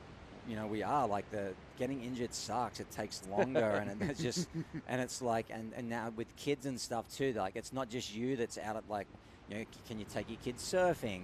Can you all that stuff? And so that all plays in your mind, right? And and then you see these young kids now that are just like, they just don't have that fear. They're like we were back in the day. Yep. Well, they just haven't been bitten. And they haven't been bitten yet, to a degree too, right? And so, everybody's like that till they get bit. Yeah. But I think getting back to it, like I can't even imagine trying to go backside. So props off to you guys because it's so intimidating. Thanks. Yeah, I was trying to like figure out a way to describe it, and I think like that moment on your backhand at Pe'ahi, from when you first stand up at the top of the wave and you get through the first part of your bottom turn, it's like driving really fast on a race course at night and knowing like, okay, the lights have to go off for the next 4 seconds. So you're like, you're trying to remember your line before it goes completely black and do it by braille for a little bit. And then the lights come back on because you have to commit to a line. Kind of like your blind side, Yeah.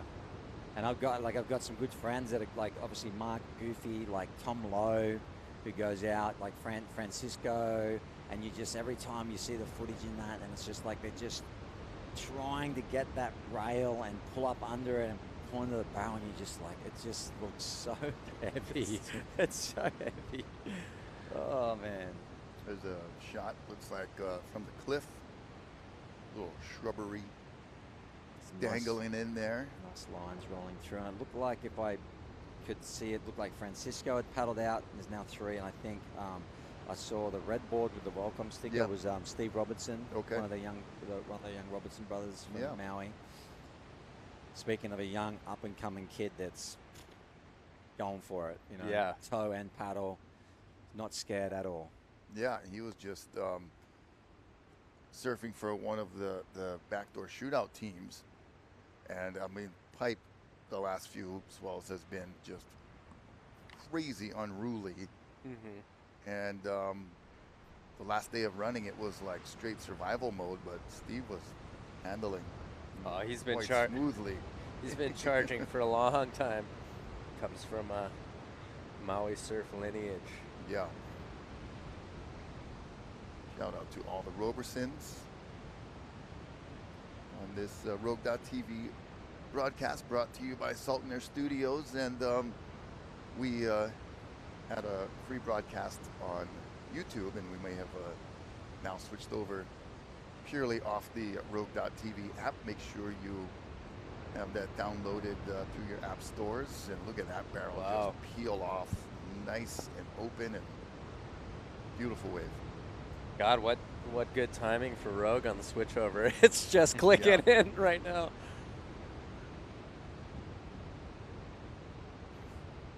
So that is Francisco. It's got that board looks so much smaller when it was sitting on the jet ski. Yeah. But still, that can't be over. I was gonna say it doesn't 9.0 max, doesn't right? look over 9 feet. From That's this vantage point. It's one of those KT boards, so you know, like they have a lot of like volume and thickness, and they paddle really good. There's your Rogue.tv QR code app to get in on the remaining action that will be at Pe'ahi, because it will be much more action to come. We're kind of seeing the transition of tow surfing. We watched towing for the first hour or so, and then a few paddle guys you see sitting out there have kind of, and if you guys don't know, the rules in Hawaii are such that for safety, obviously, you don't want tow surfers and paddle surfers mixing up. They're in different takeoff zones. Obviously, jet skis in the lineup can become, you know, a hazard when we're talking about ropes and guys sitting and paddling and turning this way and that. But it's fun sometimes to watch at Chopes. They don't have the rules down there. And so you'll get days where it's just like the paddle and tow party. You know, paddle guys going, the next thing you know, a big set will come and a tow guy will just swing his way right through there, like, you know, driver's ed, just weaving through the heads. But it can't just be any tow guy. Yeah. Like, you're not going to show up off a plane and be that one guy who's absolutely doing that. right. That's one of the OGs for sure. There may not be laws around it, but there are rules. Yeah, definitely. I also think they're handwritten. certain waves allow for that type of, you know, like at Shipstern's Bluff as well. Like you'll have guys that they're paddling there, but there's just certain waves that just aren't paddleable. So you'll see the guys, you know, pull them in and for the tow one, and there's a common there's a common like law. There's an respect, understanding, there's right? An understanding. It whereas looks like now you see the paddle surfers at the bottom of your screen, and then a few jet skis up towards the middle upper portion of the screen. yeah, they're still trying to sneak one last one. So maybe just trying to, they can get it from way out there. So you do see the separation of the lineup. Obviously, with jet skis having much more range and power to get into the waves much earlier, but I think we're seeing the transition. That's something interesting as well. Is like, it's probably going at around 20 knots today, the swells. But that was kind of the argument during the tow years. Is they're like, okay, on these big days, we're tracking on our jet skis. We can see how fast these swells are moving, and it's 25, 30 knots. Yeah. Plus on the really giant days. So how could it's got to be impossible that anybody can paddle into them, which makes sense on face value. But it just took people doing it and trying it, and at the end of the day, you're not chasing down waves paddling. You're positioning yourself trying to be right in the spot. To be right in the spot where gravity can take over, and falling can help you achieve the speed to match the wave.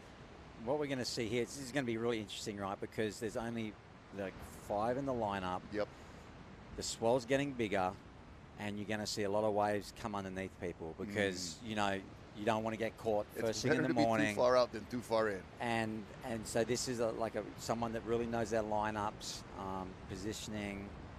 Usually when there's a lot of people, I think there's a lot of guys out there that know where they're at, that everyone's is sort of lining up off of other people as well. But to get, they don't want to get a paddle for a small one and then have the set of the morning come. So it's going to take a lot of courage for someone to get inside and get one. And I guess feeling it out for the moment. For sure, and the swell's still filling in over there. I believe you can see that there's more energy than when we first started this morning, and that's what those final jet skis that are sitting out there. They're probably thinking because it is the nature of Peʻahi. It can magnify swell so well that it can be a day like this where I'd say it's 12 feet on the sets, and all of a sudden a solid 20-footer that's a completely different category of wave and energy just comes and catches everybody by surprise. And being in the spot with the jet ski is much easier to take advantage of that, whereas the paddlers are limited obviously in their movements and the way they can get around the lineup. So while they're trying to survive, the skis are just waiting for that potential rogue wave, if you will, on rogue.tv. And if you guys are watching on YouTube, as we said, we're going to be transferring over to purely off the app. We are glad that you've joined us on YouTube. And literally, for less than the price of a spam musubi per month, you can get this rogue.tv app. The palm of your hand, shoot it to your big screen. Here we go. You'd like to enjoy it. Nice paddle wave there. Nice. This one's get a barrel. Get in there, Get in there. Nice. Nice. Oh, wow. Yes. I love it. Are you kidding? That was sick. So epic. Oh my God. I guy's love it. He's Perfect. feeling it. It's on now. Dude. Yeah. And we're going to see this from multiple angles, and whoever that is will be sure to get back to shore and get on rogue.tv to watch himself over again. That was so well done. But that goes to show you, there's tow teams, probably the best tow guy in the world, out all morning on it. Kai Lenny was out there, and then paddle guy gets the best wave of the morning. That was just so perfect. Chip in a chair. It's really funny how when you paddle, the way that the wave allows you to position yourself is just right on the edge of perfection. If any big wave is going to do any allowance or permission to maneuver like that, because I don't know if you get the same kind. The bay, I feel has that little pinch at the end. It doesn't hold open like Jaws has a really nice barrel all the way through. Here's our replay. Watch. That's the beauty of Peʻahi. Look, he's on a kind of longboard. He's drifting, but this barrel throws out so far. It's he did half the work and the wave did the rest. Who is it? Oh, nice. Look at this water angle. Straight down into it, sets the rail. Right there. Comes together. I think it looks like a kid from Peru. I don't know. Trying to work it out. Hard to say.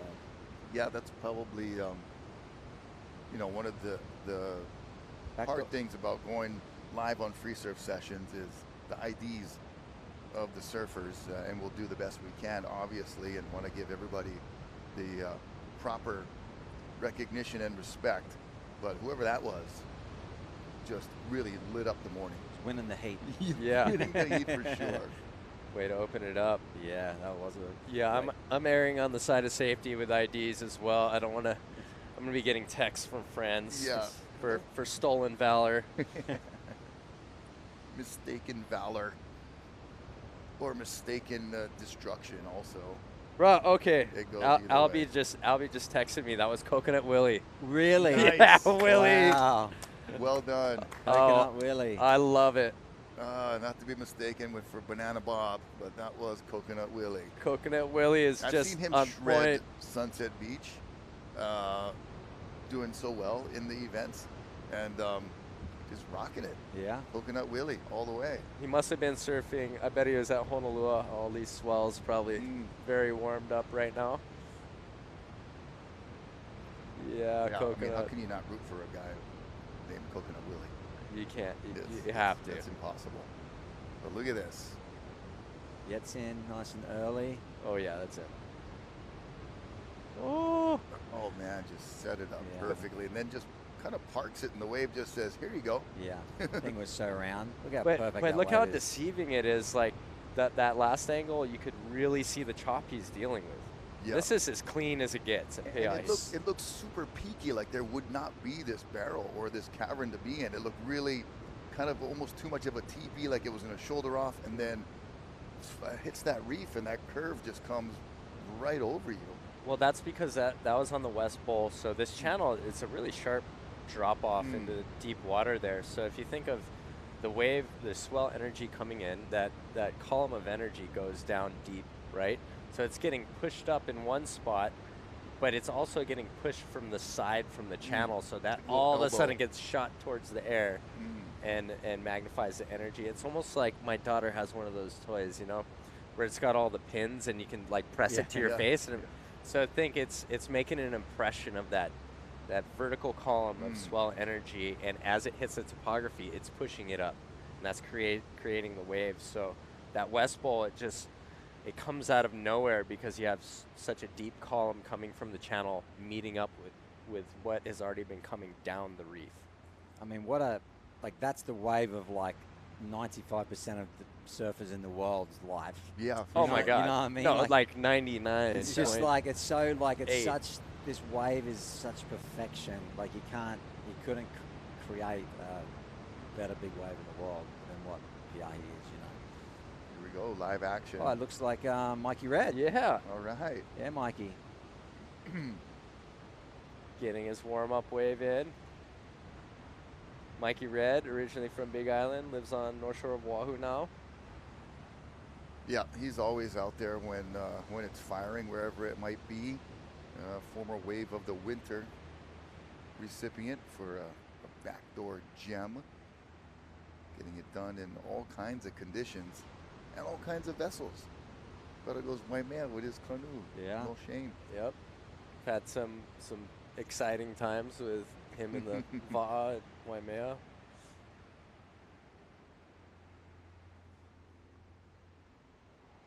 Yeah, the tow party is starting to be last call, maybe. Dwindling away. Yeah. Everybody's kind of like, oh, I don't want to be the last guy, but Yeah. Maybe I can just get one and then just scurry to the channel and disappear. disappear. Yeah, it seems like they are waiting for that one nice big one to be too far out or too far over for the paddle surfers. Here's Mikey Red's replay on that inside section. And even that's just a beautiful wave. Yeah, I see the rainbow in the mist, in the spray. It's just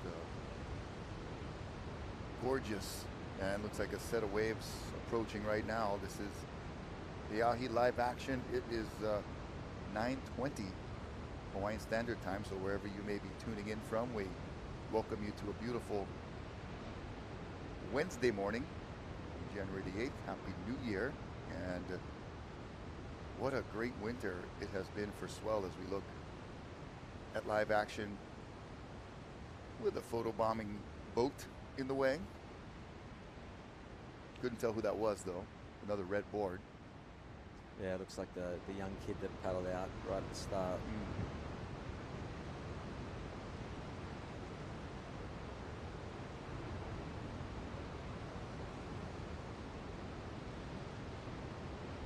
It's like a deep North Peak.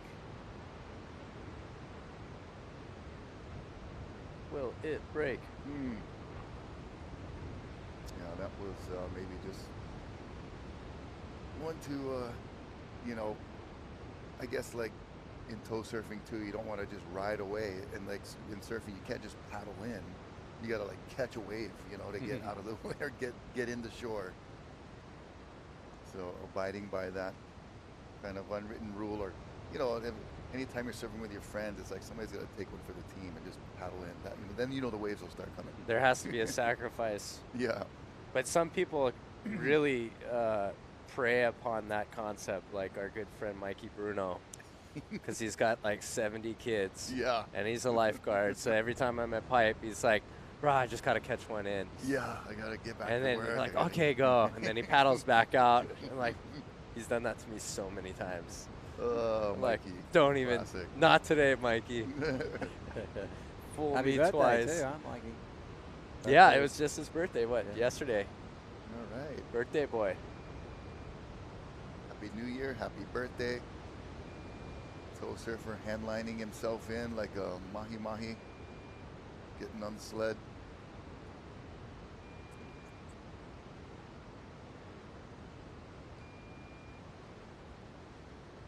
That might have been Ian actually. Just getting that one in. Oh, yeah. Yeah. Maybe switch it up to the Yeah, he's gonna go out and paddle. for The sure. gun? Yeah, we're definitely starting to see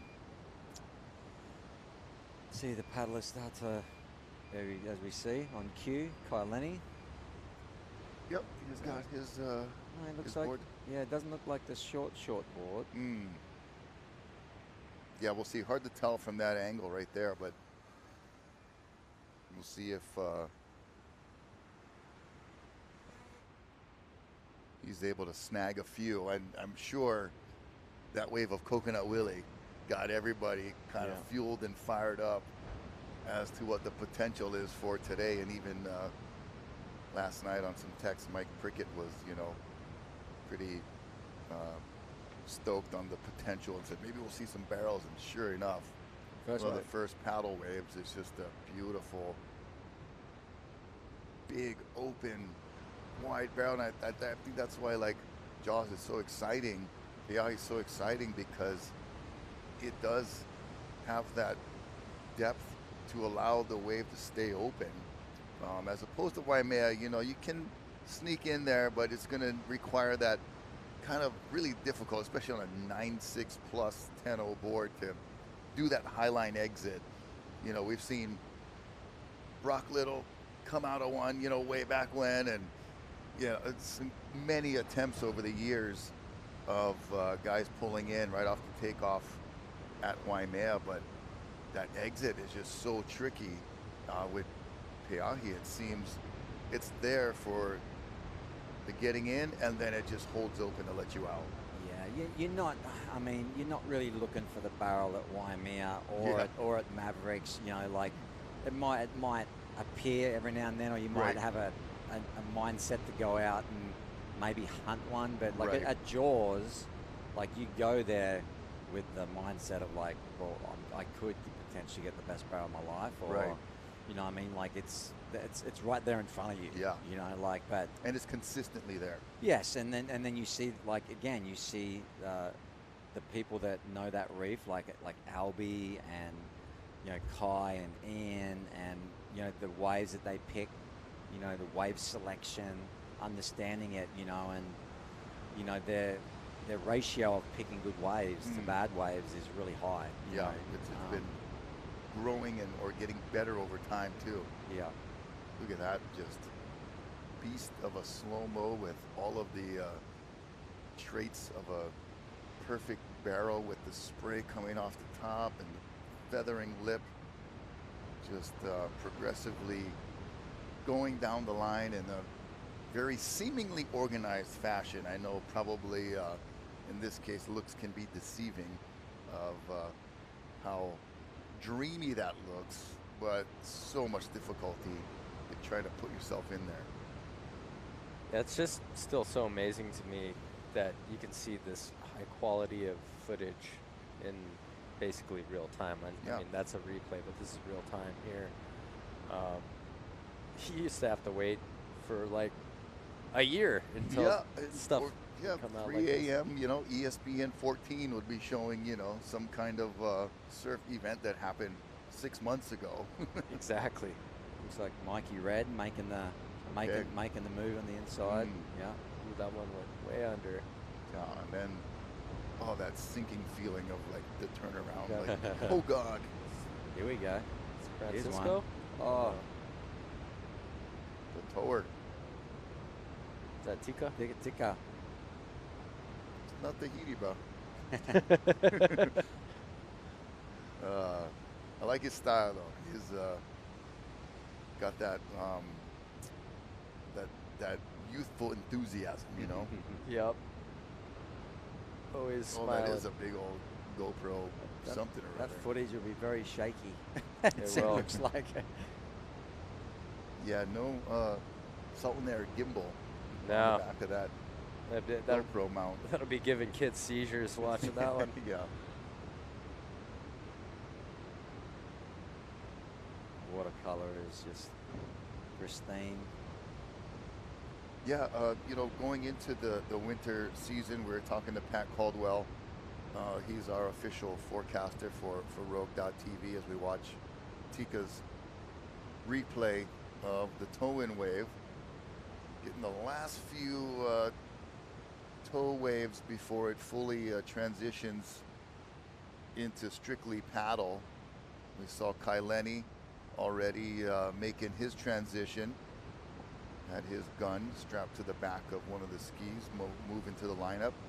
But Pat Caldwell was, you know, just bringing the factual knowledge about forecasting and how this season's actually going in a La Nina, which is usually not conducive for a lot of huge big swells.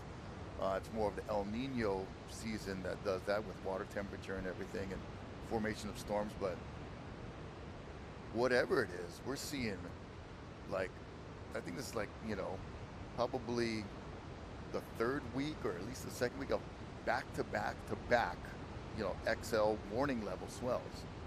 Yeah, that's true. And it's really interesting in that we just came off of an El Nino, which all the ones I've lived through have been a lot of big swell. And that El Nino was one of the worst winters I can remember. And then it switched over to, it's either neutral or La Nina right now. Yeah, and it's like going pumping. into, I think, La Nina or something Yeah. like that. I think that the season's changing. Yeah. You know, I just think it's different. And I mean, this would be a straight El Nino, really. Yeah. Like it's like the run of 2016 in a way. You know, I mean, maybe not quite like that, but I mean, it's been quite a run of swell. Yeah. I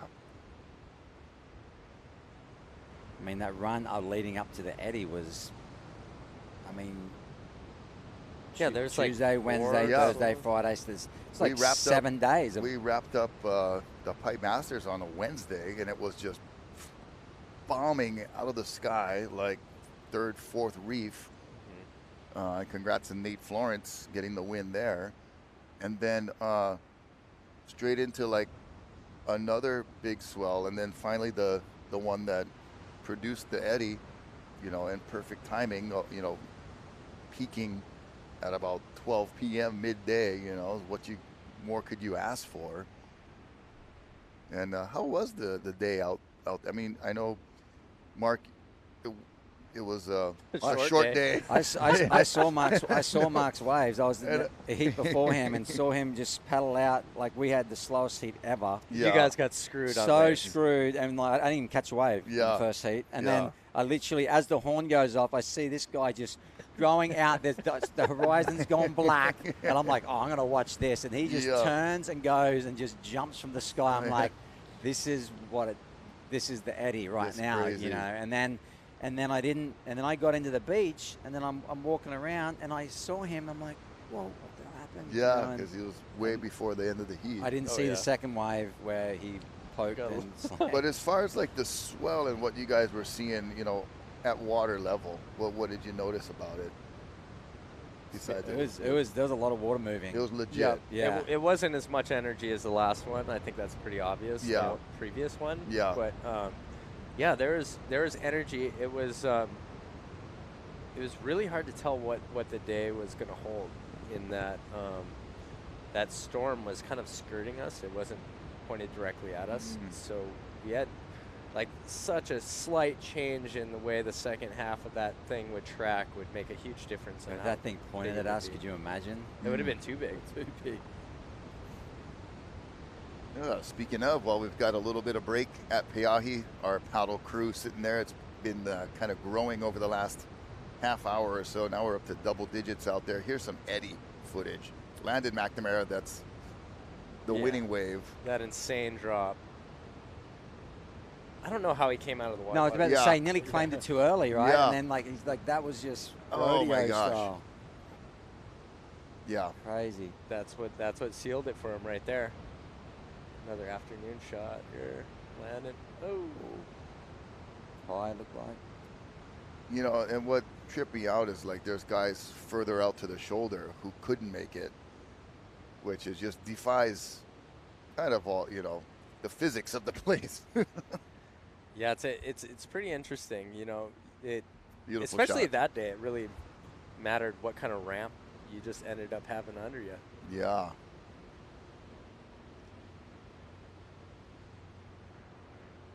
There's a drone about to get swamped as Landon completes that wave. Oh, Nick Lamb, maybe? I think that was, yeah. But that was a couple of weeks ago now, December 22nd, for the 11th running of the Eddie Aikau Big Wave Invitational Rip Curl. Doing a great job stepping up to sponsor the event and kind of have it, you know, still, it was almost 2 years removed, but the last one was 2023. Which seems close in Yeah, regards to it right? being, on average, running only every 7 years. Yeah, exactly. 3 and 8 years. Yeah, It's 16, 23, Yeah. 25, yeah. or 20. Technically 24, but 24, the 24-25 season. So we went without the Eddie for the 23-24 season. It just didn't run on the El Nino. Yeah, crazy. Weird. So we see the pack. This is like, They're on the move. this is nervous. They see something. When you're on the inside and you see the outside scratching, Yeah. you're like, oh my God. Yeah, Like, if they're yeah. paddling their hardest, oh my God. And you better be getting your motor running. Oh, Here we go. come on, This buddy. looks like a good potential. A little further in. Oh, Got to be way up under it. and it's meant to be light wind. Look at that plume coming off the back of that wave. Yeah. It's so big jaws that it creates its own wind. yeah. When Yeah. it's coming down at that speed, even if it's dead wind, the speed of the lip just creates all that spray. Well, it's like I'd really like to understand the math that's involved in this because the swell's moving forward at minimum 20 knots, probably more Yeah. like 25 miles per hour, and it's a falling lip, so that must compound the speed at which. It probably does have to, you know, accelerate the speed of the lip when you think about the movement and then gravity. Yeah, so even on a dead wind day, you're gonna have these giant plumes coming out the back. My friend Albert Einstein would say, you know, forward motion plus gravity divided by wind direction and speed. No, no. You got it. Oh, yeah, Like I'm going to get the Kahuku? You went abacus. No, I did not. I don't remember where I went. It was so long ago. I bounced around a little bit. Ended up as a mule up in Liligua. Did some time at Wailua, so I'm a mule dog. Oh, okay, got it. but I know we got a Red Raider on the couch here. And Jamie, what was the name of your high school? Did I go to high school? Oh, yeah. Yeah. I was gonna Well, say. No, shout out to Coffs Harbour High School. Okay, Yeah. Coffs Harbor. Yeah, yeah, And what was your mascot? The kangaroo? Just sorry about Yeah. that. It was the koalas. The snake. The spider, wombat. No, was it? something that could kill you. Was it?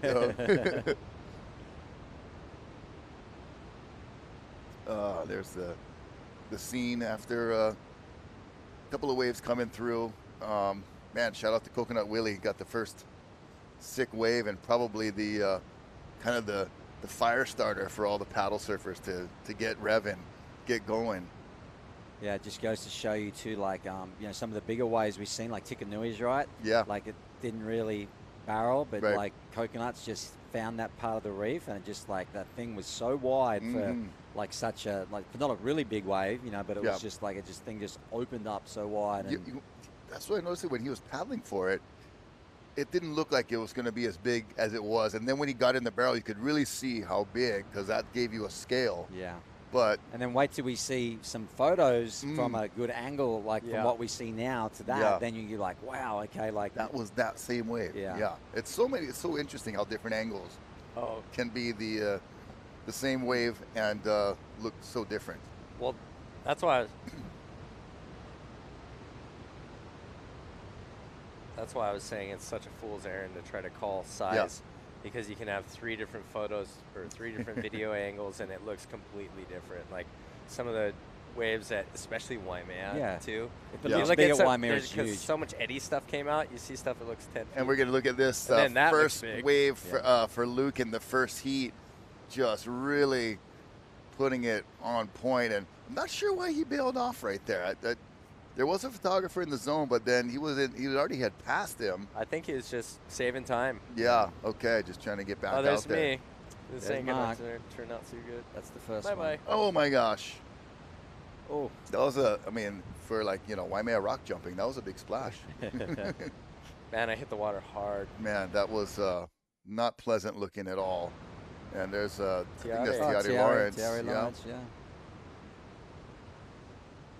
Oh, there's Mark again. Oh, That's the Ooh. one. that's why I'm sitting on this couch right Oh now. gosh. And I'm surprised the person in front of there. you is not Oh. sitting on this couch That's also. what- That was Well, she Blew my crazy. eardrum. Oh, that was Ian. Yeah. Did you know right away? I did because I mean, you said it was your fifth time doing it to that ear. And obviously makes sense going, dropping in as a goofy foot. That's your side that's facing the trough of the wave. Yeah, it's you can't tell that you're dizzy and your equilibrium is shot because you're getting so spun and thrown around underwater. But you can. It sounds like a jet's taking off in your ear, and the cold water is going behind your eardrum and into your mouth through your throat. So that's how you usually can tell. That's Francisco. Yeah. Let's see how he's out PeʻAhi today. That was this is Waimea footage from December 22nd. Ross Clark and Mason. Ross Clark had some good waves. Yeah. I mean, he's remarkably. Oh, Nathan. Oh, that was a good one right there. That one, Yep. for a moment, put him right at the top, maybe into the lead. We were watching on the leaderboard. Dave Wasso and Kaipo Guerrero and I were doing the call that day. Did they not count his last wave of the day in the last heat? I don't think they did. I think it might have been after the horn. But Chad and Keolana. that's Chad Keolana right there, yeah. Representing very well. But we were just kind of, for Nate's sake, dreaming of the opportunity to be a pipe master and Eddie champ within 1 week. I thought he had a shot. I thought he was going to be up by the top. He had a shot. I think for a moment after that last wave we watched earlier, there's Ayala Stewart getting his first opportunity at the big event. I think that's Nick Lamb you mentioned earlier, Jamie, and Nate out front. Out in front there. Jake Mucky. Yeah. Yep. Oh man, he's been really pushing it. Got a lot of being goofy foot. Obviously a plus. And but has kind of deja vu of when we were watching you at that age, Mark. Yeah, The stoke, the charging, style. He's enjoying life. Boatman's at Tavarua too. Used to Oh do my that as gosh, well. grabbing the rail right there. I love Just it. ridiculous. I love it. Oh my gosh, look at that. Chumbo. Chumbo just loves those chop drops. Yeah, he embraces the chop. Kauli, the Tahitian this year representing, Olympic gold medalist. was Tikanui the previous run of the Eddy, and then Kauli carrying the Tahitian flag for this most recent Eddy. And, you know, I think the previous Eddy that Luke won, yeah, it's Shad Keolana, I think. Oh, Zeke Lau, yeah. Zeke had a really good run, too. That was nuts how he made that. And then he took this one all the way to the shore break, I think, where one of these years, somebody's going to make a shore break barrel. Everybody's going to go, what the hell do we do with that score? Like, it's going to be crazy. But watch how he gets into the shore break on this one and then just has, like, almost the best chance, like, if there's ever going to be a make, you know, you get out from a 30-foot wave on the outside and then have to fit your 10-foot board into a 8-foot shore break wave. But this was so well done.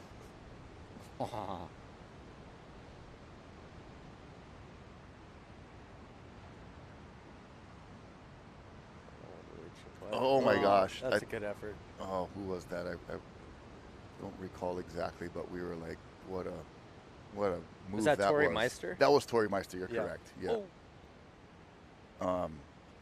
But it seemed like the year Luke won. Oh, geez. Big Ben. That is Big Ben. The year Luke won, there wasn't as many shore break opportunities that year. And it seemed like this year, there was probably more than I had ever seen. I think because it was most of the waves. Oh, Billy. Lord. That was Billy. Testing that hip out. It looked so good for a moment. I think there was just so much energy. The one before that, it was just plowing through the shore break. Right, kind just of white water all the way through. Yeah. And then also it's got to be like the way the sand is built up through the Yeah. summer, right? And how many swells has there been? And Yep. Joey Aloha, Yep. Waimea lifeguard. Eli, is it? Yep. Yep, Eli. Eli Olsen from North Shore. Yep. Dive with him a lot. Work stunts with him. I was going to say, he's grew up about a 9-iron away from where he caught that wave. Seriously. Jojo Roper. Yeah, JoJo made a good showing. Yeah. San Diego. I'm super stoked for Joe. Oh. Yeah, JoJo was on a heater, and then he was straight over to Mavericks towing. Got one of the same biggest swell. waves ever over there. On the same swell. Speaking of the Condor, is that Pete? Yeah. Pete Mel? Yep. Pete was there too. Yeah. Talk about a turnaround. Yeah. Twig. Oh, man, just scraping the boil. I like it. Oh, so Twig got my spot because when I got injured, and me and Twig just love talking trash to each other. Yeah. He deserves it. But I just wrote him, "You owe me." Yeah,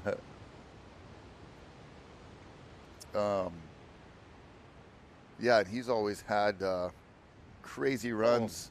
At Waimea. That was a monstrous wave. Oh my gosh, that was crazy. How are there leaves flying in the air on that? It doesn't come from. It seemed like too. There's a lot of sand plumes from the bottom in this swell. See them all there. Annie Reichardt. Oh my gosh, somebody just did a breakdance move. Bianca. This is a bomb. Yeah, this was. Is this one the bomb? Probably one of the. No. There was another one she got that was just landed like on her tail. Mace. Definitely got some bump. Yeah, and Kai. Oh. God, just. If Kai can't stick to it, nobody's going to stick to it. He's got, that was Waimea stance, like Walsh. Textbook. Ian Walsh, we'll be watching him on some waves today at Pe'ahi for sure. Oh, Ross, that's the culprit for his hand. Oh, yeah, his finger got shredded, huh? Almost lost it. Man, he was just like, he was touching his head, and everybody thought, like, then the blood got on his head, and it was hard to tell where he was hurt, or if hurt at all, if it was somebody else's blood, because That's he so wasn't appropriate. showing. It sounds like your pit bull that went missing for 2 days and comes back home covered in blood. Yeah. That's a good way to describe Ross Clark. Right. Yeah, totally, man. He is just a pit bull. A bloody pit bull. Oh, that thing was so late. Oh, that was just Yeah. Then it looked like he was just taking a straight closeout, like when you looked at the thing. But And he's on a 10-4. Like, that Yeah. board barely fit in that transition. No room to spare. that afternoon sun right into the glare, watching some Eddie Aikau footage from December 22nd, and we're taking a break from the live Peʻahi action, Koa Rothman, and why not? This day was just incredible day of surfing. So much Justine. great swell, and then getting 2 more Wahine competitors in there. What are your feelings for the future, Mark? Do you see a all Wahine heat somewhere in there? I think that could probably be a progressive thing, or something that would could be entertained. I'm all about equality. I say we pool all the prize money from men and women and have them all surf against each other. Yeah. Why not?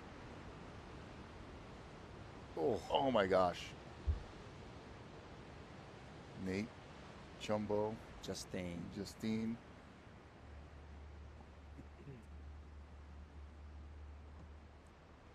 Oh, Nate.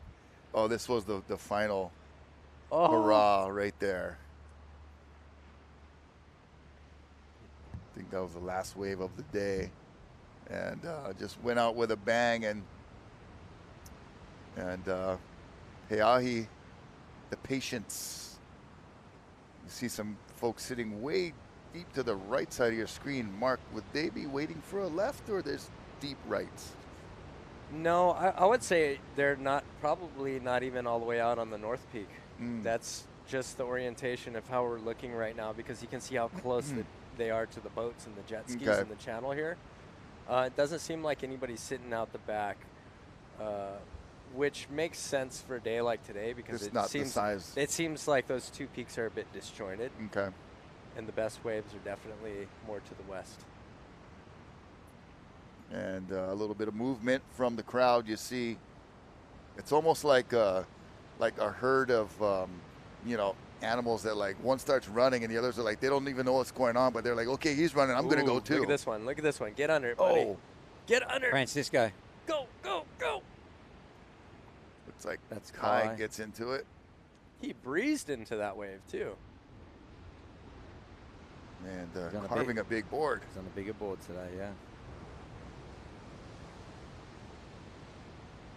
Yeah, it's interesting, right? Because when I was out there that day, when I hurt myself, it was a lot bigger than this, and Kai was on a smaller board. But out at that North Peak, like you say, like if you're in that spot, you could paddle into it on a small board. Yeah. So it lifts you up, right? But a day like today, positioning and the lower period, like it's like you go nearly a smaller swell, you go, I could use a smaller board, but he's actually on a bigger board because he's probably going to have to hunt around, and like just then, like he had to like glide into that thing.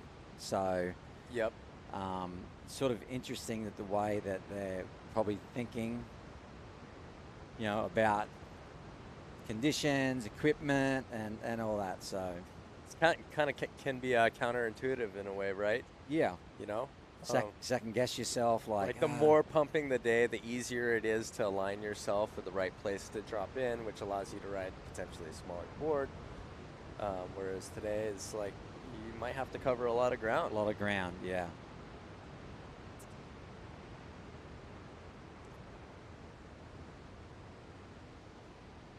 As we see, it's a pack of about 15 or 20 now. Everyone's starting to make their way out, but they're definitely slow dripping. We haven't seen Albie paddle out. Haven't seen Billy paddle out yet.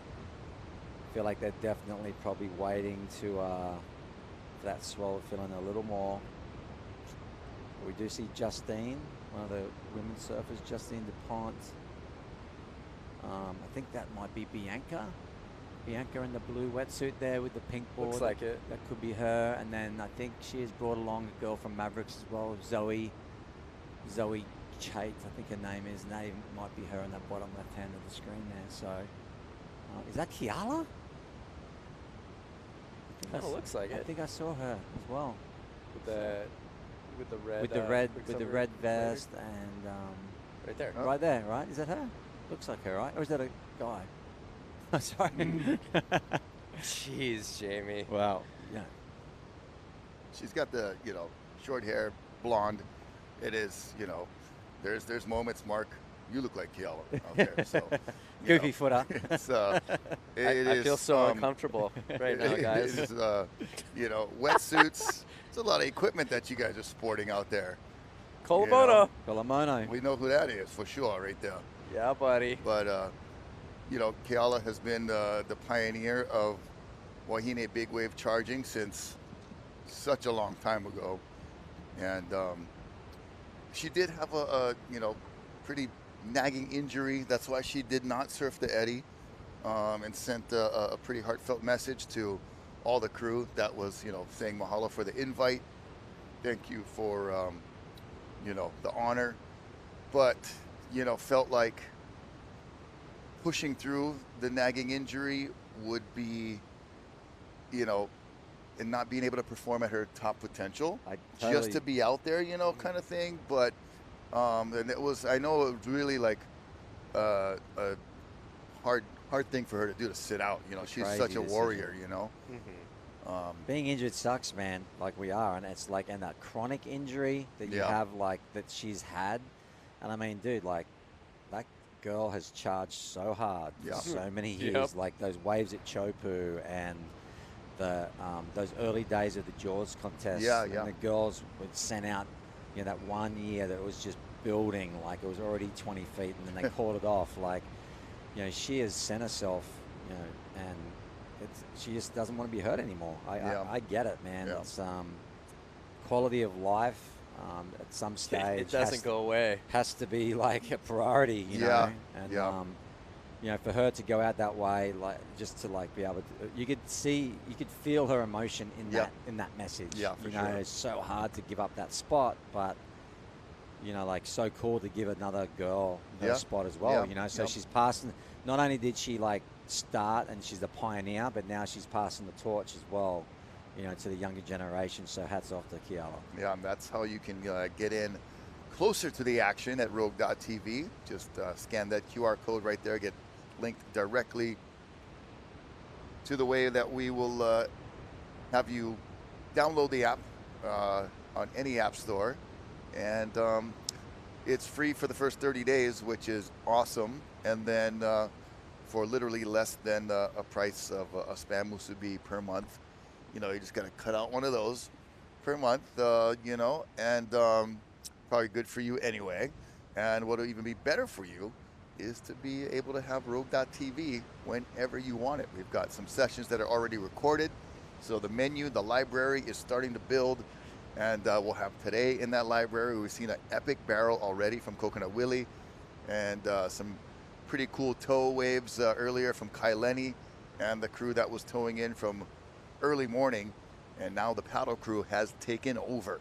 They are in full effect. And not only, Rocky, big wave surfing, but foiling, six-man canoe, OC1s, Molokai crossings. Like if you're into the ocean, you're in Hawaii or anywhere in the world, and you got all that stuff, like Rogue.tv is the place to get all that live action. Absolutely. Trying to showcase action, water, and cultural sports all in one place at Rogue.tv. And, there were whispers that later on this evening, because of the time change, Nazare could have been something that we would get a crew there to shoot live and beam back here that we could also do, but looks like the winds aren't going to be favorable there, and some other factors. But just showing you the potential of this Rogue.tv, not only the app, but the crew that we got behind it, Sultan Air Studios, and everybody. It was all hands on deck, getting over to Maui to PeʻAhi to get the equipment there, get all of the logistics set up. I mean, you guys talked about it earlier, just where you got to get your boats in, your jet skis. It is high scale production. Yeah, it definitely is. And you know, it's so encouraging to see what's going on with Rogue TV, and that some of these athletes can have be highlighted. And what's interesting to me is that I'd love to see like some payment rails attached to Rogue TV at some point, Yeah. so to where athletes can get tipped by viewers. Yeah. You know, it happens, you know, for weirdos dressing up like fuzzies in their apartments with their webcams. They're making a bunch of money. Really? Is Why that wouldn't a- these people is get that a tipped? thing? I would tip I Coconut know. Willie $40 right now, I was gonna given say, the opportunity. yeah, just Like, you God know, bless you, Coconut. queue up his little Venmo, and then here's how you can reward Coconut Willie for that bit of entertainment. That So was well worth it. Instead of like stickers on the front now, we just have our Venmo Yeah, code on, yeah, on yeah. the front. On your board. I yeah. said the water safety guy should have that before you paddle out. You got to go Yeah. and scan those Exactly. guys and give them some Dude, money. You know, that's like not a bad idea. Here's your wristband. yeah, yeah. It's Yeah. good for one pickup. Yeah, yeah. Make it a good one, boys. Yeah. You wave your hand. That's it, bro. yeah, yeah. As we see Billy. Like, no, I'm good. I'm good. I'll hold mine. Oh, Billy Kemper. Billy on the ski with Curtis Curtis Chunky. Chonky. He was the one who texted me that he thought 10:30 would be kind of game Yeah. time out there. We're So getting right up Right on to the that money. 10 o'clock hour. just like how we were talking about how everybody kind of has like their different crews, and I said that's probably his crew's game plan. You're seeing it. Billy's, you know, he's getting his board prepared, and They're just putting a sticker on. yeah, So that it would must be put a new him board. being out there right at 10:30, which aligns nicely. You could see Billy. The fins that he's using are the ones he designed with Future Fins, the quad setup. Are and those that's what I've been using for a while they too. look much more triangular than Yeah, they your s- conventional curved fins. Yep, they have less rake, so less Okay. curve, less boomerang action. They kind of stand up more straight. And strangely enough, it's like the smaller the fins, the more they handle in bigger surf. It seems like it depends on the foil of the fin, like Okay. how the leading cutting edge of the fin is foiled, and also like how it's canted. What do you think about the fin design? They've definitely changed. Even if you look at John's ones, they're even more radically sort of straight up and down. Okay. And then you know, I've even been working with Futures for a set where More like a. So to me, I've always like the conventional fin would look more like a dolphin fin, you know, like a dorsal fin. But these are more like shark fins, or you know, just much more triangle. Yeah, and then I mean, you look at the way Billy, you know, likes to surf out there. Like he does like a big deep bottom turn and drives into that, you know, into the barrel, right? So yeah, he obviously designed his fins for that, and they've definitely changed, you know, the way that the fins look. No, it's still a toe guy. It's stubborn. Don't stub your toe, bro. Watch out. Stubborn toe surfer over here, but It even doesn't look quite as clean as it was this morning already, right? You can start Little to see ruffle there. a little more lump in the water. yeah.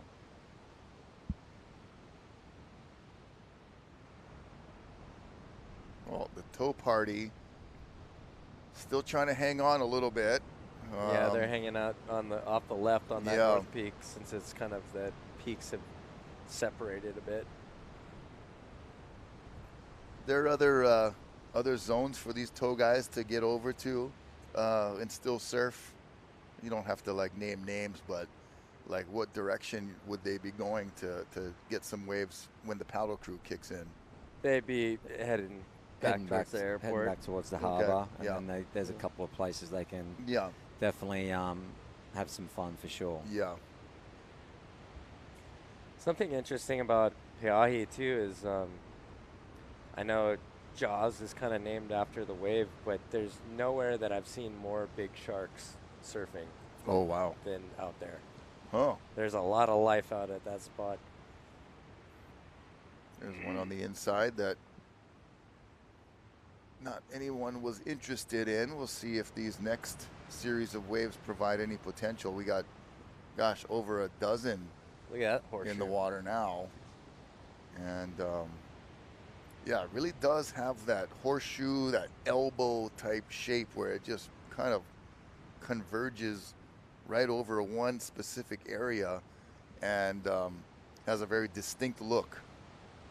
That's what I was talking about earlier. Like when you're like paddling in and looking down, and you see this volume of water, and it's like horseshoeing back at you, and you're like, oh my God, I'm so far away. But then, you know, once you get on and do that big bottom turn, and that westing is just bending back at you, all of a sudden you're like, whoa, I'm nearly there. You know, it comes so fast, but it looks so far away. And you'll see if you watch the lineup and how people react when there's waves coming. You can tell who is experienced and has a working knowledge of the break, because it's not going to be the people who paddle out to the horizon and paddle themselves out too far when they see a lump.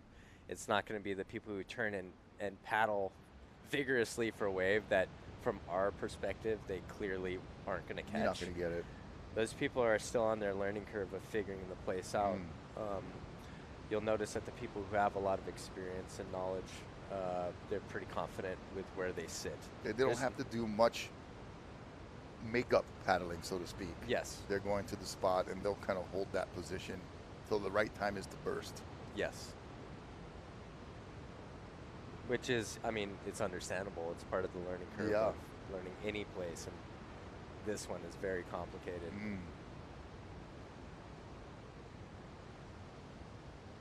And another factor is, you know, you're using landmarks and triangulation to know where you're in the lineup. You're also looking for other cues, but if you go off, you know, other people or where the jet skis or boats are, those things move around. They're not accurate. So sometimes there's factors like first thing in the morning, days that you're usually surfing Pe'ahi, it's light wind days, which means the salt is going to linger in the air, and the sun is coming up over the mountains in the east, so that just lights up all that salt spray, so you can't see your landmarks a lot of times. A lot of glare. For that time in the morning, so you're kind of running blind. I find myself getting caught inside out there a lot on those days in the mornings. This one stands up, but still too far in for any paddle surfers to make a move on it. And that one has a slight barrel that really opens up on that inside. And here we go. Mikey Red. Mikey getting his wave count up. Distinct look and Mikey! See, it does just unkind things to you at Jaws. See how it like kind of like crumble pinched and then just bottomed out under him? Yeah. Barely got in it, and then it was just gaping, and then the bottom's gone. Yep. Oh, another surfer on a red board. I think that's the one you misgendered, Jamie.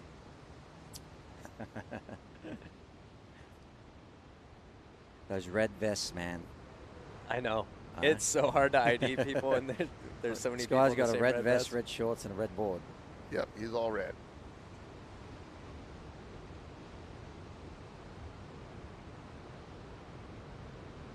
Let's see, Mikey Red, hopefully okay. He wiped out on the wave before that, attempting to get into the barrel. Here's a wave with possible potential. More of a little bit deeper peak. And that's going way in. Just so deceiving on some of these too. The way it looks like it's going to stand up, and then it doesn't quite, and then it just jacks on the inside. Well, it has a lot to do with the size, you know. It's, like it's a smaller size day. Jamie observing that, like, wow, Kaya's on a bigger board on today, which is smaller, but he's probably on it either because he's trying out a new board, or he knows it's like it's so shifty at this like 12 it's gotta cover foot some size. ground. Yeah.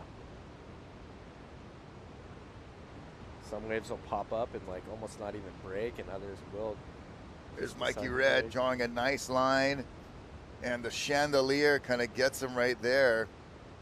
Almost thought he had a chance to hold on and get the second made tube ride of the morning. Needed to be a couple of feet bigger. Yeah. Seemed like. Levi Young. Oh, that's who that is. That's Levi Young. Quicksilver rider. Chris Latronic joining us Thanks, Chris. for a moment. And he's back to work in the KHON studio, but always a pleasure to be here, bringing you Rogue.tv broadcasts. I'd like to thank our partners here at KHON and all the crew that's been so hospitable to us guys that, spend a lot of time out on the beach, out on the water, coming into a studio is a nice change. And let's look at this pack dynamic. Look at this. Yep, the herd mentality. One guy starts going, oh, they're all a little too far in for that one. That was the one that was maybe they've been waiting for, but just a little bit too far in. That was a cool shot. Oh, the rainbow spray. Beautiful day. Interesting in that was just one wave. It wasn't really a set unless this next one is going to pop, but...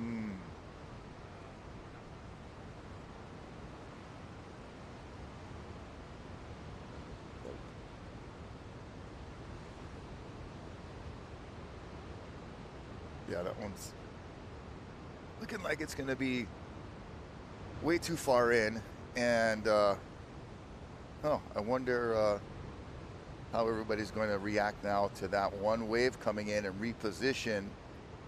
I feel like when it's inconsistent, you're much more prone to be, out of the spot. You get pulled in a little bit or maybe blown a little too far out.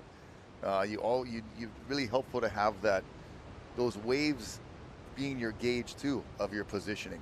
When you watch a few waves break, you're like, okay, and then you look to your landmark and start triangulating where the best spot is to be. But you need consistency to help with that positioning. More than one wave sets. Yeah. Generally speaking, you don't want to take the first wave of the set. You can watch that where it breaks. Get ready for the second or third. Yeah. And then generally, that first wave will scoop a lot of the water off the reef, make the second wave better. So if that wave there maybe was the second wave of the set, it may have even done a little bit better for Mikey, but that was a pretty good effort. Yeah, I didn't even see what happened. Did everything right to do for the wave. Yeah. And there. Right there, those chandelier survives that, and another. He has to go high, then it bottoms out. Yeah. That's the challenge with making tubes. Here's Kai Lenny. There's Kai. What's he sniffing at? Beautiful drone shot. And that one, just a shouldery section there for some carving. Still a beautiful wave and a good look at Kai's board and the size he's working with today. It's the type of day I wouldn't surprise if you see him ride 3 different types of boards. Yeah, just try to get a few things under his feet. Because that thing looks he's like already on 2. Yeah. Yeah. Yeah. I mean, that thing looks 9.6 at least. At least. So.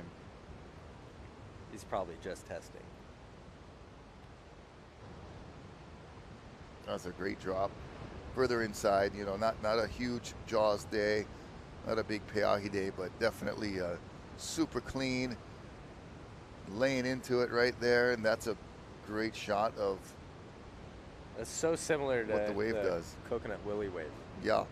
It's just one of those inside just super wedges that went under a lot of people.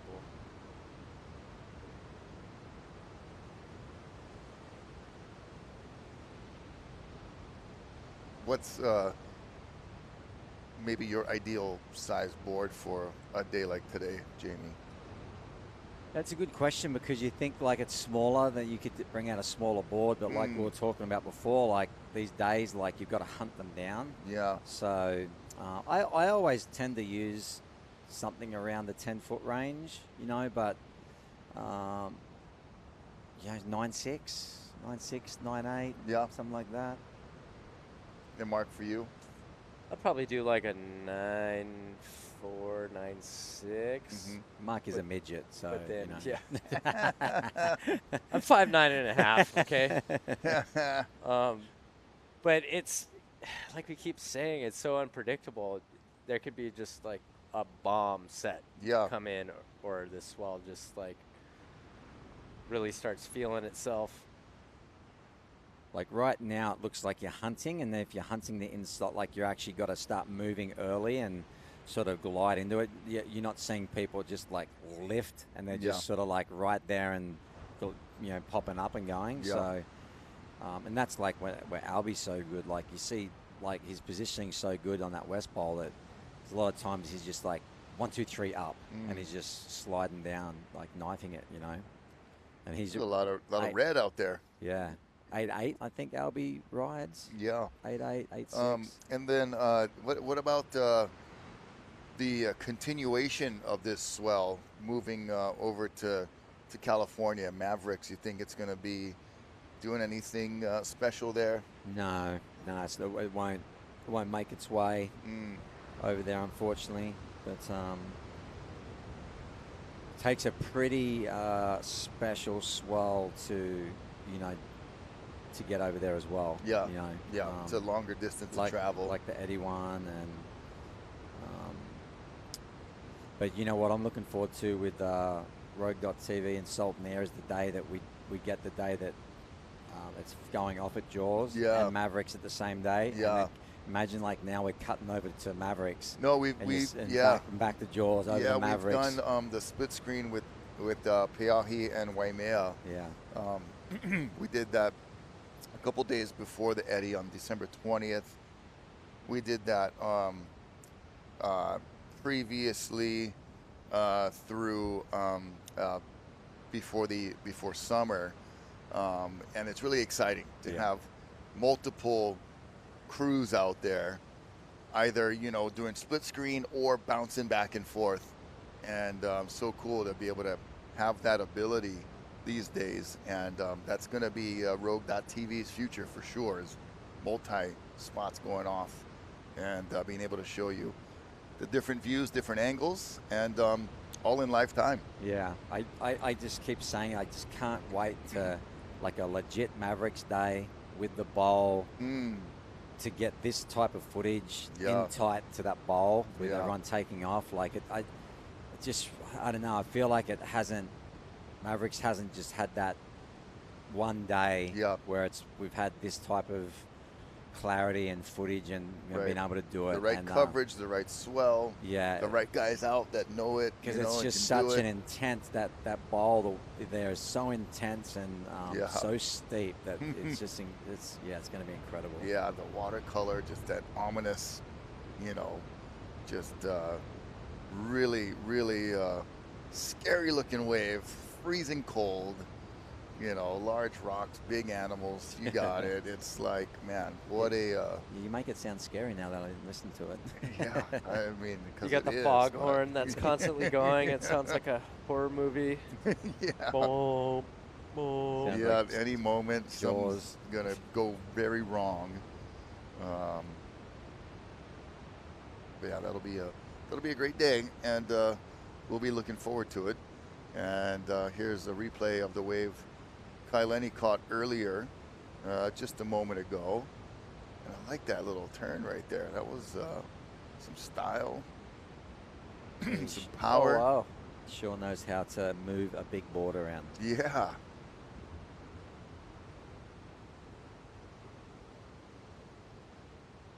Looking right into the action with Kaileni. Thought maybe he could go for some kind of tube time, was definitely having that idea cross his mind, and then once he got into the zone where he realized it was not going to be one of those waves that would pitch over him, he kind of went for plan B and skirted down. And then look at that style, the technique.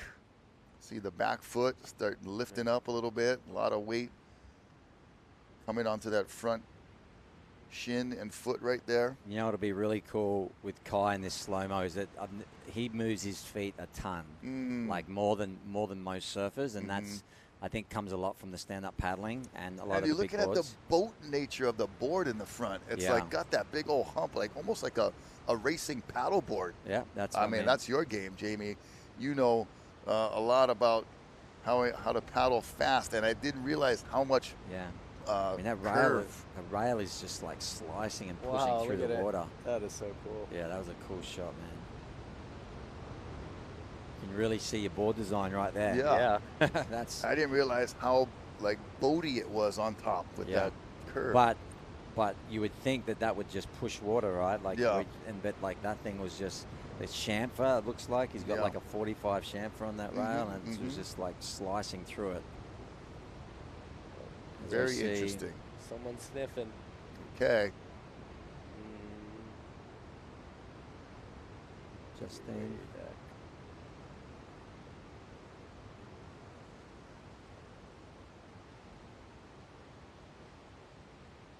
I want to say thank you to Olukai. They've been helping us out here at Rogue.tv. Also, Costa, the sunglass company, helping us produce a lot of this content. And, of course, the KHON studios and different entities that have come together for this idea of producing and getting all of this great live content out to everyone in the world, courtesy of the Rogue.tv app, which is downloadable on your favorite app store. And it is free for a month, just a few bucks a month after that. So super manageable. And that's the way you're going to stay in on the action. You'll get the notifications when we're about to go live at different locations so that you can make sure you either tune in live. Obviously, being a member, you get access to the entire library of great sessions we've had. We did a couple of days down in Tahiti over summer that were recorded, then we narrated over the sessions there, and it was one of the sessions. Coley Vost got this just incredible beast of a wave, and worth watching over and over again. So if you want to see the collection of sessions we've already put up in the library, go to Rogue.tv and get it downloaded, and you'll be part of the team, and we appreciate that very much. And we want to say thank you to Salt and Air Studios, putting crews out across the world, you know, at multiple locations, and amazing what technology can do now, beaming this all across the world. It's crazy and crazy, exciting, and talking about another wave that slow-mo like Chopu. I mean, Oh my my God, God. it's going to be like next level. Yeah. That is going to look incredible. Well, here we go, having a look. Multiple surfers deciding that was like a 4-footer. Well, I just looked at the Waimea Bay cam just to see what's happening out on North Shore, and it is just gloomy and bumpy, west wind. You know, we got a little front kind of coming from Kauai coming down, so it's starting to maybe hit us a little bit here on Oahu. Maui's still in the clear. Looking at the conditions there, just beautiful. But how's the wind also at Waimea? Not so great? It's not fantastic, but it's not super strong either. Okay. So I think Maui is going to be good for a while here.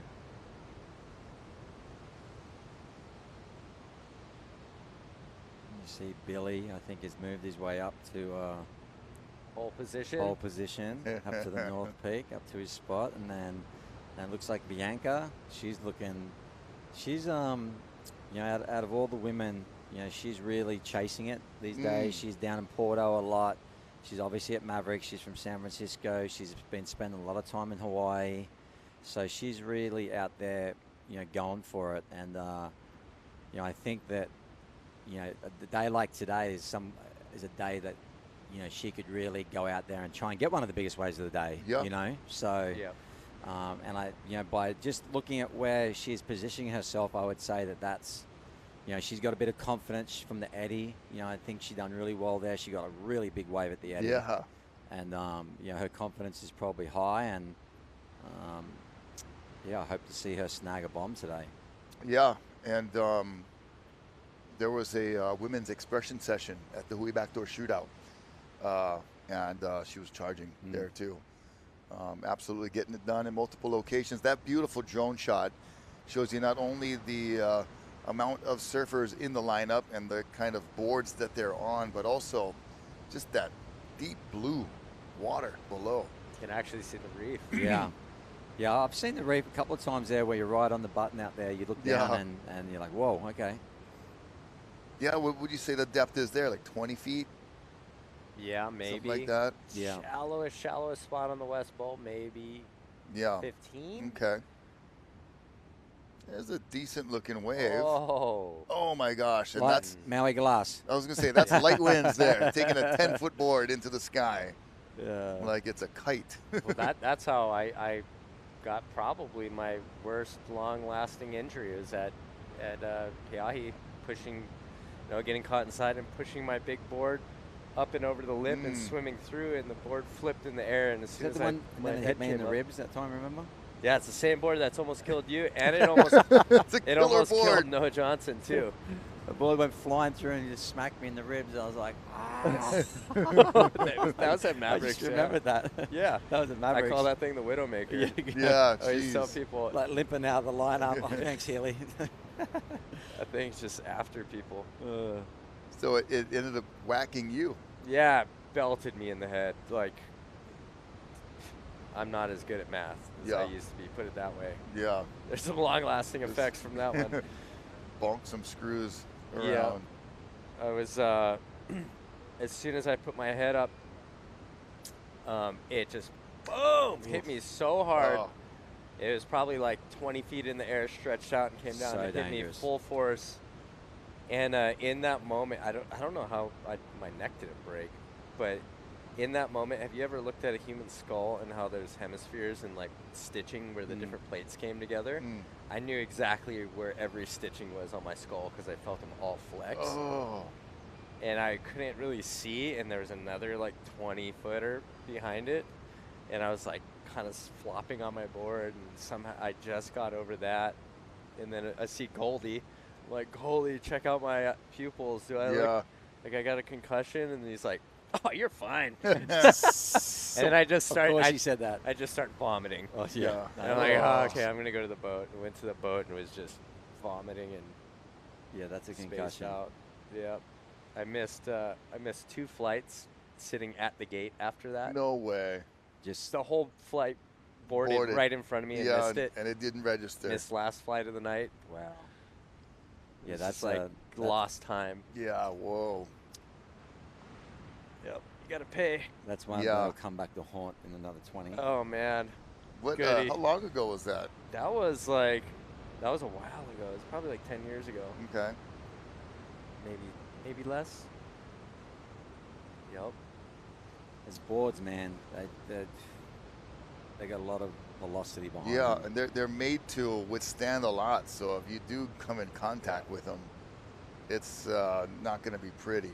Yeah, they're pretty strong. I'm lucky and it didn't hit me on the stringer. I was just off the stringer. If it would have hit the stringer, oh boy. But no, it was the flat part of the board, so like no Yes. cut, no laceration. No, I just put a big but pressure ding with just- my head. Just jostled some screws a little bit in there. Look at Yep. this toe end still holding on hope for a nice left. Yuri Soledad. Okay. That is a nice left. Jeez, That that is was a lined up. beautiful wave. There's the rest of the teams over there checking it out. Might have even gotten a head dip on that one. Have you seen much guys get in the barrel on the left? Not super deep, but definitely some pocket rides. Yeah. Just because it's bending on itself on the right and it's kind of pushing out that on the way, yeah. left. Like I mean, to me, it looks like I think I talked about it earlier, but Pe'ahi overall looks like just a magnified on a million steroids VLAN yes. with like a little pockety, like short, punchy right with this pushing left kind of. Yes, I'd agree. On a lot of steroids. Like major, Plenty. yeah. That'd be almost uncomparable, but if you're gonna, draw any parallel for the wave, the direction, and any similarities, but that's a beautiful looking wave right there. That was nicely done too by a experienced Maui surfer. Well, and that's something to consider as well, is if the wind is going to come out of the southwest or west, the lefts are going to be really clean. That's all going to be coming into the right vader. There's a shot of kind of the viewing area if you are going to make it onto the island of Maui and are curious of the location of this spot, Peʻahi or Jaws, and you don't have access to a jet ski or a boat or a helicopter, you will be watching from those cliffs on the right side of your screen there. And as Mark and Jamie mentioned earlier, the road is not easily traveled in a conventional rental car. You're going to have to get some local assistance to get down there safely and efficiently. But what a view once you get there. It is spectacular. Yeah, and there's no guardrails or anything on that cliff, so Yeah, be get as careful. close as you want to get, but beware. Better just watch it on Rogue TV. Yeah, and then, as far as like the guys who paddle that, aren't getting there via boat or jet ski, but they drive and park, how's the walk down to the shoreline? It's crazy. Yeah, I mean, walking down, it's beautiful. Like everything is, oh, this is so pretty. It's Yeah, a taking in the beautiful little postcard walk, views. hike, and then you walk down, then you see the rocks, then you see the waves and the shore break, and you're like, this is terrifying right Yeah. now. Like, number one, it's like you've got to get out without busting a fin off or... Yeah, because there's no sand. No, it's it is all just rock shoreline. straight, massive, prehistoric So- boulders Yeah. that you hear just like They clunking move, and too. moving. Yeah. And Oh, jeez. I remember Shane Dorian, he would just take his fins off and put them in his wetsuit, and Yeah. paddle off and wank it back in, and then Yeah, it's crazy. and then like you go out, and then you got this crazy dangerous wave that you survive, and then the scariest part of the whole day is you got to get back in, Go back in. and that is I the, hate getting back in on it's the the rocks. worst. So it's I just dread it. it's It's the in the back worst. of my brain, like Yeah. like a test that's coming Yeah. up. You can just get the best wave of your life, and you're like, yes, and you're like, no, like you got I've gotta- some project that's looming, and you're like, oh, I know at some point I'm gonna have to freaking get this thing going and turn it in. Exactly. and you think you got the right approach, and you think you're doing it right, The and then timing and then everything. you're just stuck, and there's this 8-foot whitewater just blasts you up the rocks, and you're just like, oh. Do you think? Yeah, you got like light as a feather.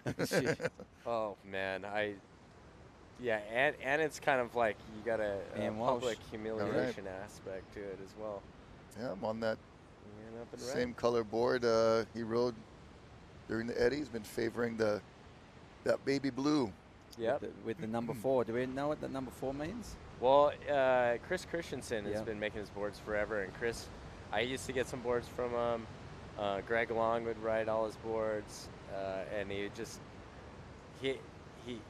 he likes like old school racing stuff. Yes. Mm. And Chris is just such an awesome craftsman, and he does these amazing pigment jobs, and every board is different, so he gave all of us different numbers. Okay. All right. There's some entertainment. Hi, Hi, Van Dyke. Ty Van Dyke, Tybo, yeah. showing us he's still got the moves. Yep. You guys been. Oh no! Yes, we know what's going on Volcom there. House's finest. Yeah. Ty Van Dyke. You can take him out of the Volcom House, but you can't take the Volcom House out of here. Oh, classic. Man, he's been getting really good behind the lens, Yeah. the last decade or so. He's been getting some just incredible footage, incredible shots. Shout out to Ty Van Dyke, the artist. Yep, and Ty's And he was the fartist right there, apparently. But Yuri again, hunting down the left. just owning the lefts, having a great Wednesday morning. Little Better than being at work. bunny hop down, Yeah. and yeah, he's enjoying the day so far. It's not even lunchtime, and I think he's gotten probably more than 24 waves or so since we watched from early on. Yeah, and Yuri Might have been is the first one out. owner of Peʻahi Fish Market. Oh, right so there he in knows where to town. go for lunch. Yep. He delegated today. Yeah.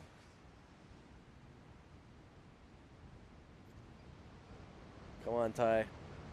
No, you got another one in Yeah. you. He's got tricks up his sleeves, that- up his is that shorts, Chachi? everywhere. It is. Chachi. Yeah, Chachi. Chach. He was just Chachi. shooting some shootout stuff, and now he's Now he's losing IQ points on behind Maui. the ski. Yeah, With Ty. getting fogged out. carbon monoxide poisoning.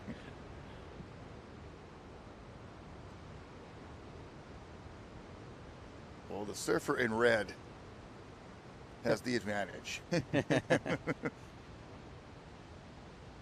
Those Quicksilver inflation suits are like really expensive, aren't they? Aren't they like 1,800 No. in the shop in Haleiwa? I swear it was. No, 800, I think, maybe. Was it? Yeah. I thought it was over 1,000. No, I don't think so. But yeah, talk about just, I mean, everything's magnified, you know, in big wave surfing. Obviously, the surf and the intensity, bigger boards, more foam, more glass, more expensive. I like the look at this. Yes, This is super just aggressive Oh. trying to get that thing. Just way under. The leg kick, Oh, everything and then going everyone on. starts scratching. No. Okay, let's see what happens here. Little water polo match going down. Francisco. Oh, no. Hmm. Interesting. Looked like he was into it. And Big chunk of water just said no. yeah. Yeah. He So had the- funny out there. Like you can be like just it can let you in so easy. look at that Like one. that. Oh. Like Ian. Or is that? You know, I think that might be Luke. Might be his brother. Yeah, could be. Oh, it is. Yeah. Just a little bit different style. But on one of Ian's But on one of boards. Ian's boards, yeah. Oh, But- the Walsh boys trying to throw curveballs at us. Yeah, to me it seems a lot too like there's days where if you're just not quite on your game and like you're paddling so hard for a wave, like if the positioning's not right, you're just never going to get over it, you know. And then yeah. someone's like just 5 feet Yeah. either way, and it's just like this. You just, they Little just roll got in. just a little lift and Yeah. boom in, you Little know. chip shot, yeah. So it's I feel like that's the way with so many surf breaks, and that's just surfing in general. It's like Yeah. there's just all these little nuances of being almost in the right spot, and then somebody is in the right spot, and it's like being a little make it look chop, so easy. a little rib or something that will affect all of that in small amounts of distance with crazy different results. Well, that's why a lot of friends that I have that have picked up surfing that are like extremely good at other sports, Mm-hmm. like top of their sports, pretty much everybody agrees that surfing is the most difficult one to pick up because there's so many different factors. Right. Well, people are paddling for the horizon. Okay, let's see. I We wanna got see the pack is on the move. Oh, yep. Kylani's on the stand-up. Oh man, you're right. He's definitely on a few different crafts today. He Yeah. might make it to 4 or 5. Yeah. They'll probably foil once. Yeah, Go in. yeah. He's got the kite probably getting pumped up in the big Coast Guard boat for sure. All right, let's Oh, go. let's see go. it. Oh wow. Who Give is the that? mana section. Ooh, it's a nice clean wave. Not sure who that is. Grab real cutty. Oh, that was a nice attempt right there. Ski's going in to check on him. And speaking of checking on folks, we want to just send a lot of prayers, a lot of hope and well wishes for anybody in the LA area dealing with all of these crazy fires and winds that have been going on. Getting some messages from folks in California that it is just all hands on deck. You know, we dealt with that here in Lahaina a couple of years ago, and there's been just a lot of extreme loss of property. You know, hoping that the any loss of life is minimal or not, but it has been a topic, and we just want to say that we're thinking of all of our friends and folks that are over there right now dealing with that for sure. Yeah, for sure, and that for sure that's Luke Walsh. Okay. And I think that was Confirmation I think that was Steve Roberson on Yeah. that On the wave, previous. the previous wave on the Okay. red board. Yeah. And a nice positioning right there for Luke. Lukey boy. Yeah, holding it down for And- the brothers. Yep. This is Baby Steve. Baby Steve. Okay. Not so Baby Steve. Yeah, big boy Steve you're now. right. Definitely came play with his big boy board shorts on. Live action there on the Yuri's left. He's just owning it over there. having a blast. Wave after wave. Why not? This Didn't is towed in. just his. See the Oh, rocks? there, yeah. That's why. That is very close. That's very close. That is Did it not kick to out? be messed with. There's another one right there. Jeez. That's how it can go wrong. Yeah, Real okay. fast. It's trying to get an idea of, you know, the proximity and the setup over there. Something. Oh, that's a drone at the bottom of the screen. But yeah, that is not much room to operate in some really heavy water. But back to, we're just talking about the costly nature of big wave surfing, and you know, there's a lot of guys, you know, you guys, there's sponsors that take care of this and that, but I mean, just to get your equipment from one place to another, but also bigger boards, more foam, more glass, more expensive. The vests, you're saying like $800, $1,000, you know, for some of these pieces of equipment. How does that kind of factor into your game plan? I probably could have bought a house with the board fees over the years. Yeah, yeah. But it's an expensive game. If you're trying to do it right, safely, Yeah. the right way, to be as successful as you can, then it is an Oh, expensive. look at this. Somebody that's tried to live paddle for action. the left. Ooh. Ooh. That was a catching of the outside rail. Probably one of the worst ways to go down, I feel like, because your board, if you fall in front of your board like that, not only do you got the wave ready to mow you down, but it's also throwing your board at you. Yep, definitely a factor. But yeah, there's a lot of moving parts involved in, you know, trying to be at the top of your game and the Yep. big wave game in general. You have to dedicate time. You have to have the ability to swing and miss a lot. Because you're going on these tight forecast windows, and sometimes you jump on a plane and you show up and it's just not on. And that's just a cost that you usually eat, or it comes out of a budget that a sponsor is giving you for the year. Right. You know, a jet ski, you're going to spend 35 grand outfitting a jet ski to rescue like that. Yeah. You're going to either change out, take turns, drive in safety, or you're going to hire somebody for the day. You know, that's going to be $1,500 a day. You got airfare. Yeah, there's just a lot involved, and it's like, It's not for the faint of heart. Not only just the sheer magnitude of the ocean, but all those moving parts that are involved. Yeah, you're not going to get rich doing it. Right. Oh, it was Francisco. Like Okay. going down on the left. And then right here, this surfer just, Oh, oh gosh. Wowie. Always sucks when you bury that outside rail Yes. and go the wrong way. Yeah, Ooh. it's like That's when you just get folded by a lip. yeah. And then also too, like I was thinking about, I actually was doing a little self diary like leading up to the Eddie, like, and I was just like the high, because my wife just laughs at me. It's like, you know, I'm talking about like a forecast that you refresh every hour that you know is not changing, but you're still looking at it. Yeah, It's like you're like a straight up crack addicts. You know what I mean?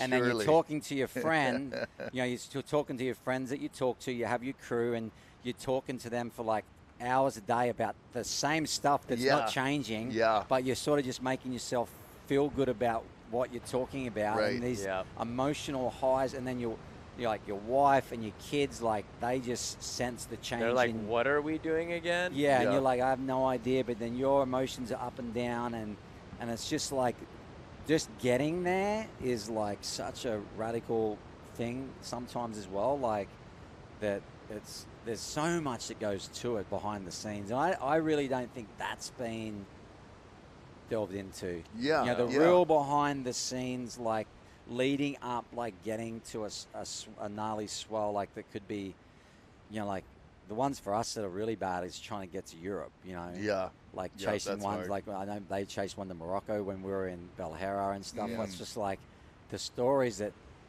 a lot of people don't know. Like, the are fly on such the wall. radical stories, the man. background stuff. That's I think you know, probably definitely underappreciated. Yeah. You know, as a whole. and maybe there's a way and a platform, Yeah. you know, moving forward to share more of those, because I think, you know, if you like what you're seeing as like the finished product, so to speak, of the actual surfing, of the actual day, but getting there and everything leading up to that can be just the journey, just as interesting. Yeah, and I think Oh, that's it is. And we got a rider up, right up. cruising along. Nothing too critical, but just feeling out the nooks and crannies and lines of Pe'ahi. And and Mark will probably agree, but like we always talk about, like by the time we get to a swell, you're not operating on 100%. Like days like, you know, I think the 70%. like the eddy is so good for us because we just, it's like the only one that we wake up and just You're right there. And it's like going surfing a normal day at your home Yeah. break. You know, like Jaws is not too bad. You know, but then you start doing the time whole changes and things like then that. you start doing the chase, like the gnarly ones. Like you surf Jaws all day, you jump on a red eye, fly in the Mavericks. Mavericks is gnarly, and then you're paddling out in the cold water. And then maybe you go to Todos after that. So now you're doing 3 in a row, and you're operating on like 40% of your, you know, and that's when mistakes can happen, and you get injured and hurt. And this guy's playing a pretty. He's playing with fire. He's playing with fire right now. Paddling out on the left. Did he rode that? Yeah. See, the rock is like pretty much even with his distance. I mean, if a 20-foot set had rolled through there without that ski, we might be. Oh, he'd be on the rocks. Yeah. Because he caught that left from the west peak, which dumps him off right in the middle of the impact zone for the ones that swing wide left, like that Yuri's catching. So that's a roll of the dice there. You definitely think your buddy's going to come, or somebody's going to come scoop you up. Well, remember the footage of Billy getting washed all the way, and they missed him at some stage, and he had that's Steve Roberson, I think. Yeah, wow. Not such a young man anymore. He's all grown up. How old is Steve now?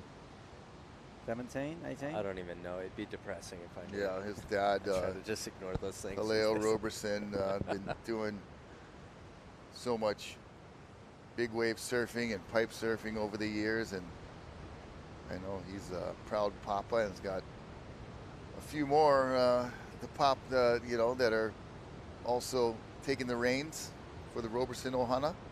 Yep.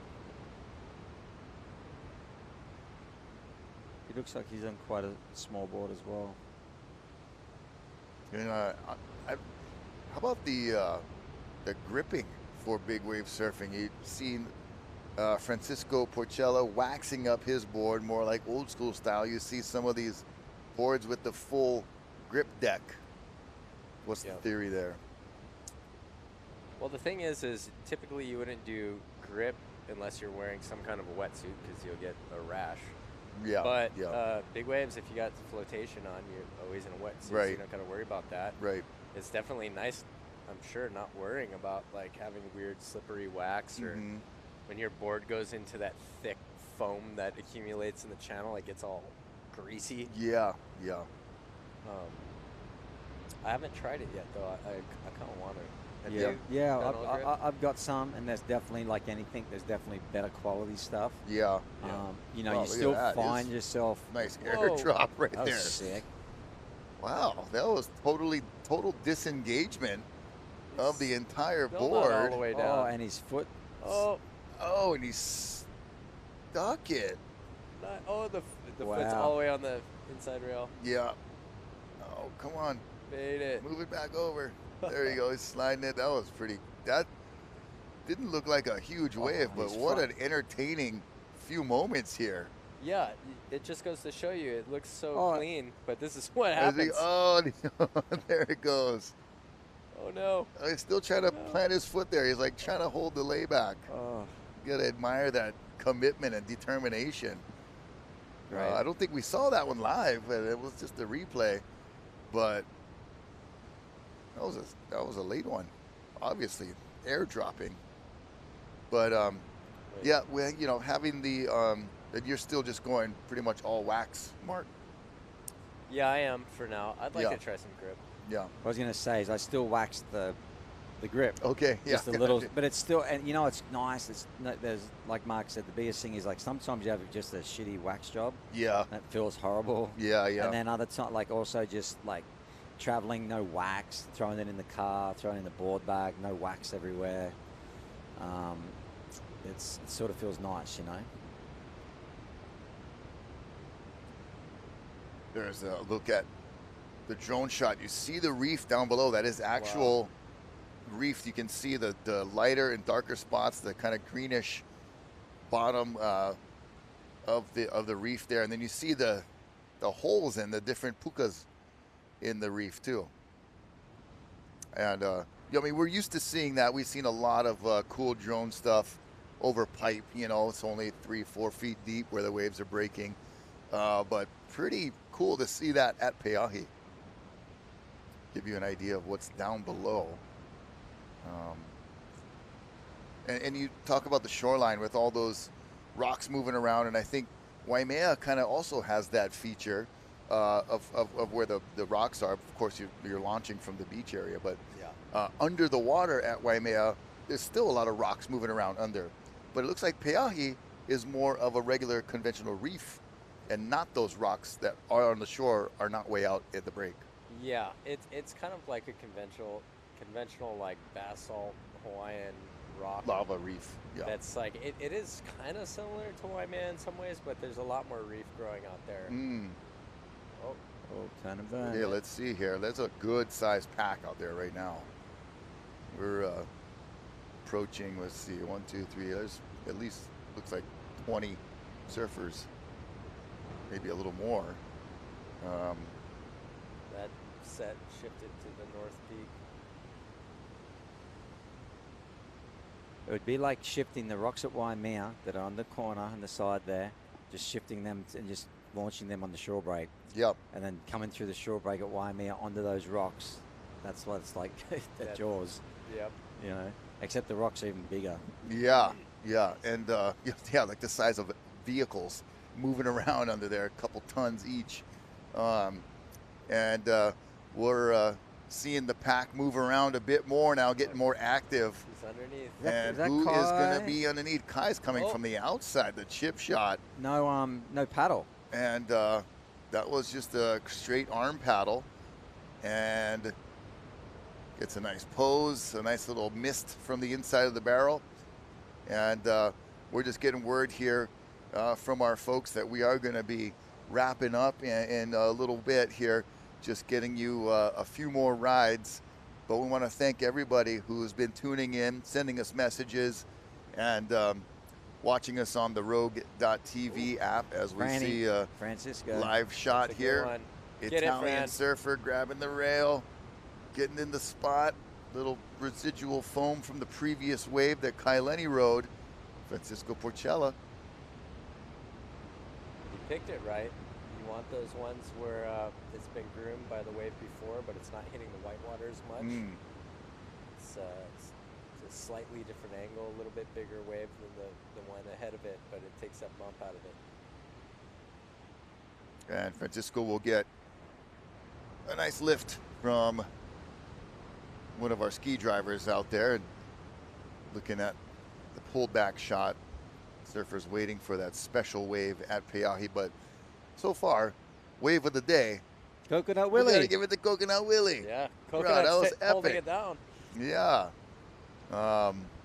And once again, I want to say thank you to everyone who's been joining and watching on Rogue.tv. If you joined us for the free YouTube segment, we hope that you have now acquired the Rogue.tv app. That is your best way to keep up with the spot that we're going to be at next and where we could be. The broadcast notifications come right to your device. There is the QR code to get you locked in to Rogue.tv, available at any of your app stores, and just a few bucks a month. I mean, that's pretty reasonable, right?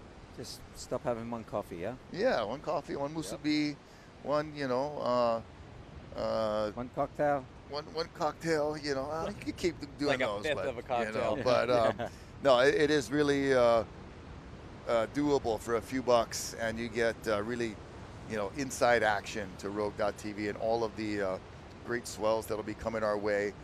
We just launched a few weeks ago with the opening ceremony of the Eddie Aikau Big Wave Surfing event.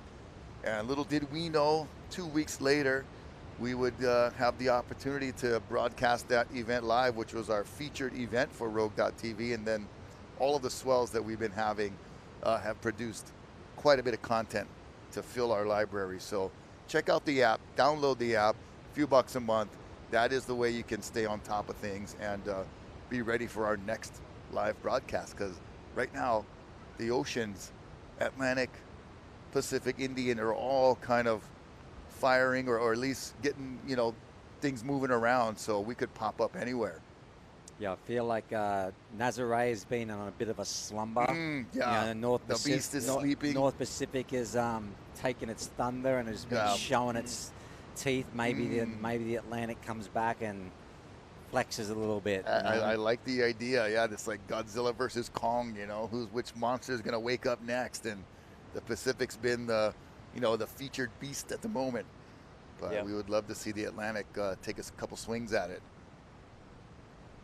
Yeah, they seem to complement each other. One switches off, other one turns on. So I'd imagine this North Pacific swell cycle has got to slow down after this a bit.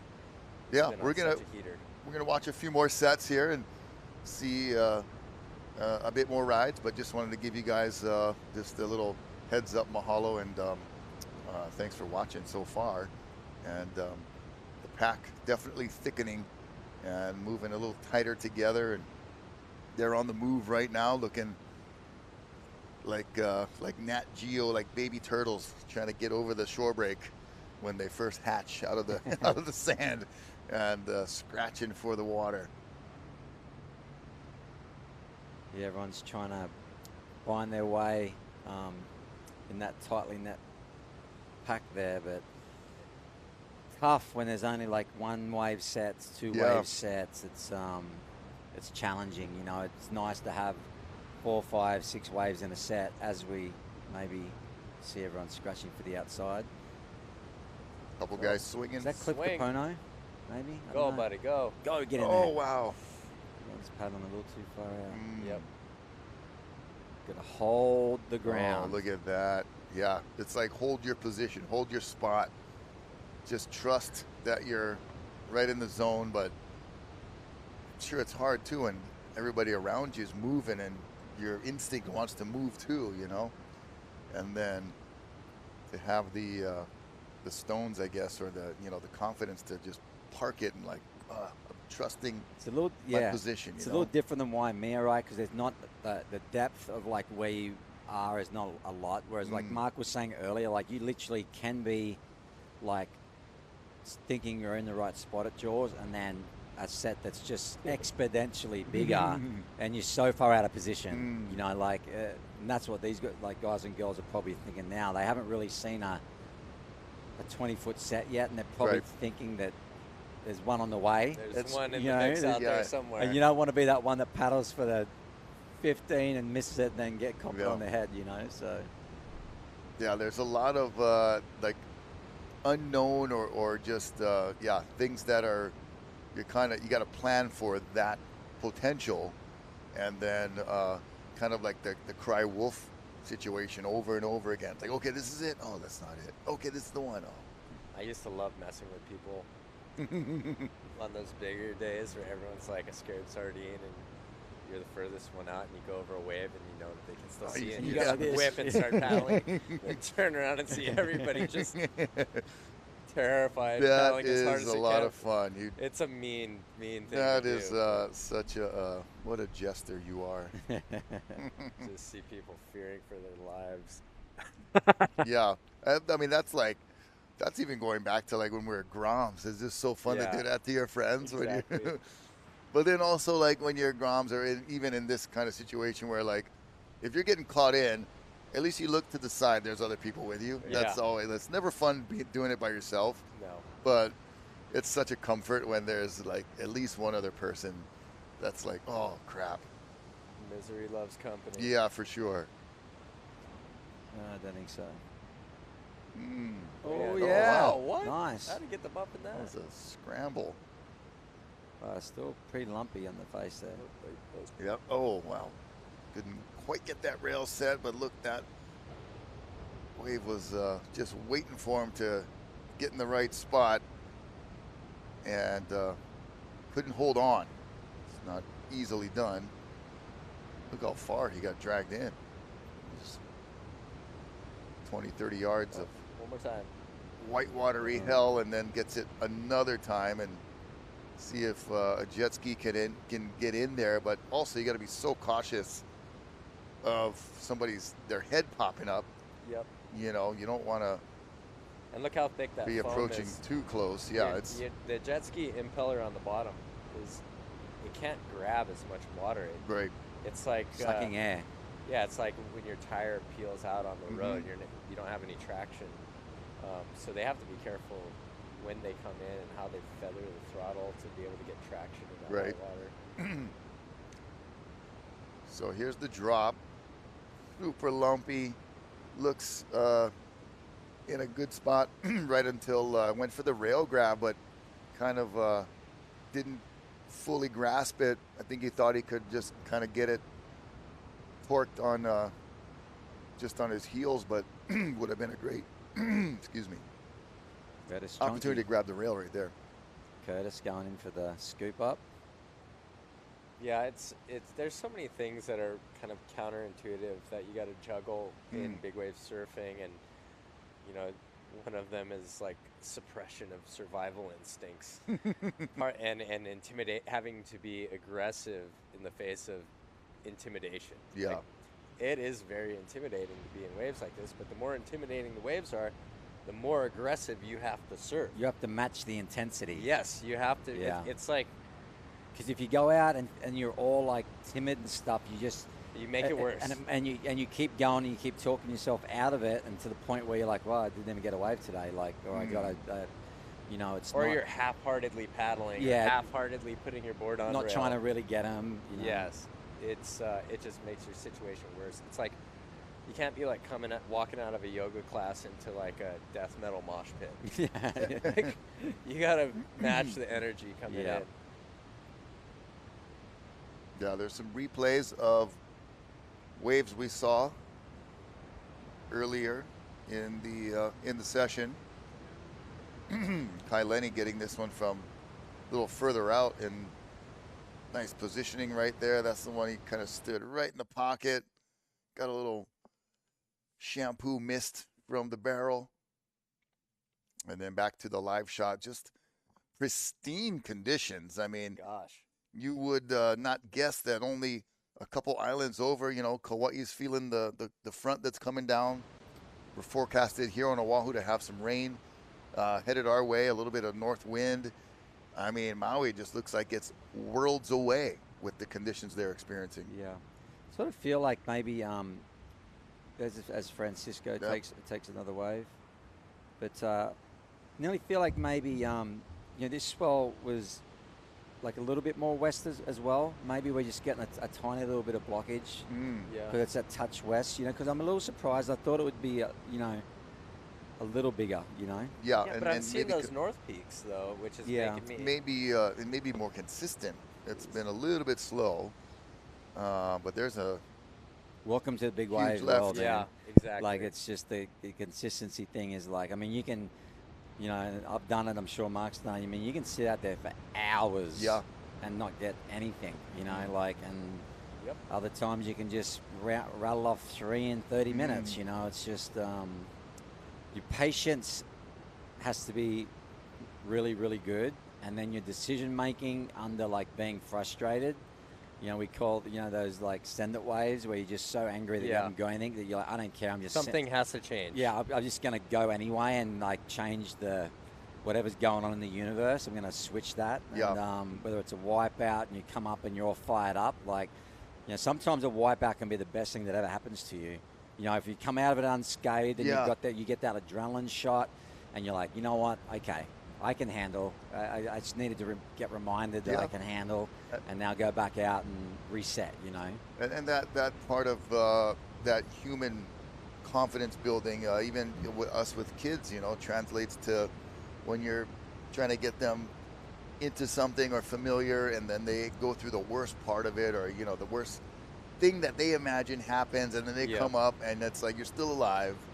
And it happens a lot with folks that you're taking out surfing that aren't are beginners or whatever, and then that fear factor. But then once they survive, like, oh, okay, I can handle it. We're pushing that line of, like, you want to be as close to it as possible without going over it, you know. But I think that's Levi Young right there. That's the way of starting to size up a little bit. Yeah, it's a nice one.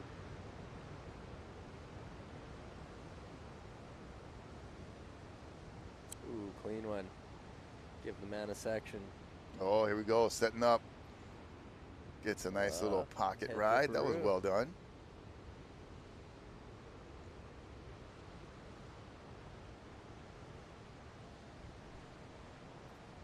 Any ID on that fella? Sure, is it Kai Paula? The young man. I feel like I'm gonna always screw these up. I think it might have been. I'm not sure. All right, on the inside. Oh, a little air. Yeah, those seem to be the waves, the ones that go underneath and kind of really wedge up. Yeah, not the hugest waves, but the quality and the steepness of the face definitely there. That would change if it gets like one notch bigger, I feel. Everything changes when those increments go Yeah. up. It's like a whole nother. The energy changes, the vibe changes. It's just like goes from like sort of like fun joking size to smiles like to no one's really saying too much and it's got their serious pants on, you know. Oh yeah, and back to what you were saying, Jamie. How like sometimes you just gotta break the cycle when you're off, or some days you're on. It's funny how just as much as we were talking as well about, like, you know, certain people have certain places in the lineup. Everyone's generally aware of. It is Kai Paula. Okay. Nice. Everyone's kind of generally aware of who's on that day too. Like it'll be just like, oh, someone's in the zone. Jamie's on today. It's his day. He's in a good rhythm. I'm off today. I'm having a shocker. It's been 2 hours. I can't find one. I'm getting too skitsy and chasing things that I shouldn't now, and not sitting on my landmarks. Yeah, it kind of just cycles. Through different people. Also feel like too, like you can like you can see that too. Like I remember like the story when we were at the Cortez and Greg Long drowned, and there's looks like Kai pulling in. Oh, no way. Come through it. Come on. Oh. Nice. Oh my gosh. That was worth the whole production, and he loved it. Nearly got the board in the head. Yeah, he Needs was a longer leash. Let's see the slow-mo flying out of that one. on that one if we can. Oh gosh, that was so amazing. Definitely had a chandelier to drive through. Yeah. Yeah. Well, if And anyone, our drone was even like, you know, like, where is he? Kind of trying to follow, and then see him pop out the bottom. That was epic. if anyone was going to find one, Yeah. put your money on Kai, right? He's to been find on the yes. hunt. Yeah. Well, I think I was alluding to before was that you know, when Greg had drowned and we were the Mavericks contest was about to be on, and there was a swell. You know, usually it comes up. You get like a little long period swell the night before, and he was just, you know, obviously he just recovered from nearly dying, and you could see he was so just nervous and was paddling waves but didn't really want them, but was trying to force himself into it. And I watched for 2 hours, and I had to go up to him. I said, hey mate, I said, you got to catch a wave now. Like, I, you know, just had to give him that. Yeah, I said, just you're gonna be fine. Everyone's here. Yeah. But if you don't get one now, tomorrow's gonna be a mess. Yeah. You just and he ended up getting one. He actually fell, came up, sort of. You still sketched out, and then the next day went out and got second in the contest. Wow. You know, but like I think also too as friends we can see that, and you can. Yes. I also just go and like I could go, hey, like if I'm on a fire, but I'm seeing someone's been sitting for 3 hours, if another one comes through, I'm going to go, hey, go. Yeah. Like even if I'm in the spot, I want to see my friend get away. Yeah, You know, yeah. I want to see the guys get one because we all go through that cycle. Yeah. And it's just it gets into your head, and if you leave that day. And you that could be the last session till another year. It follows you. It just follows you and it stews on you, and you're like, you got to sit on that for so long. It's Take like her. brutal. Oh, wow, look at this one. Oh. Oh, so complete opposite of what we just saw from Kaileni, from the greatest ride we've seen all morning to one of the most heavy wipeouts, and our surfer is Still down. Still under. There he Whoa. pops up. It looks like he inflated his vest. Came up rather quickly through that, and then goes under one more. See how far he gets dragged in. You get dragged really far once you inflate. What's that makes floating in the sense. water? Yeah, I don't know. A hat, someone's hat, maybe. Wow, this is such great footage, man. Yeah, like wow. this drone shot of the rescues and stuff. Yeah, is, to is, see is epic. the technical operating that it takes to be in that zone Getting a big before the board next wave and on the ski. That's is really difficult. hard. I think what's really good about that is like showcasing the guys on the skis too. Yeah. Like showing like the technique and you know like how good and technical they are going in, and also seeing like Mark was saying before, like when those plumes are shooting up and you don't see the good guys go in because they know that once they get in there like that, they're just shooting blanks. Yeah, they're you're shooting spinning air. the wheels. You know, like they're hoping they got a double impeller and those things are grabbing. You know. Yeah. Yeah, operating in the impact zone is for sure something that takes very technical skill to not get rolled. So And there's the inflation. So Is that a Patagonia vest on the outside? once it inflates, then is it because is it the theory of like the airplane life jackets where pull a string and then it instantly fills up? What's the theory, or then you can deflate and use it again? So it's a CO2 Reusable? cartridge that fires, that Okay. inflates it. You can deflate it. So you have to all have these several setups, cartridges They then. have 4 cartridges. Okay. And then So yeah, now he has 3. it's not yeah. Maybe. Yeah. Yeah. He may have pulled 2. You never know. Sometimes you also hit the water so hard that it inflates for you. Oh wow. And then yeah, it's There's Kaileni's barrel. Oh, then it just opens up. Oh wow, that was the drone shot. If we get have anything land or water would be incredible. That's Here it ask is. and shall you shall receive. Okay. Looking Oh. right in there. Oh my Oh. gosh. comes over it. That's the wave of the morning thus far. Yeah. Sorry, Coconut yes. Willie. Yeah, we spoke too soon. And Sir Kaileni answers the call. Really just on a good rhythm the whole morning. Starting with the tow, converted to paddle. He's got his crew, his entourage, his Coast Guard boat in the channel waiting. And right here it just looks like, all right, nice try. Not even thinking You about know, the chandelier there. And it is totally just a curtain of water that Wow. completely disappeared. What a shot. Oh my gosh, the Oh, glistening dude. speckles and glitter coming through. Almost lost it right there. He's probably thinking, I'm just gonna hold on as long as I can. And oh my goodness, that is not easily done, folks. That is insane to be able to see footage at this quality. Oh, every time. wow. That's happening right now.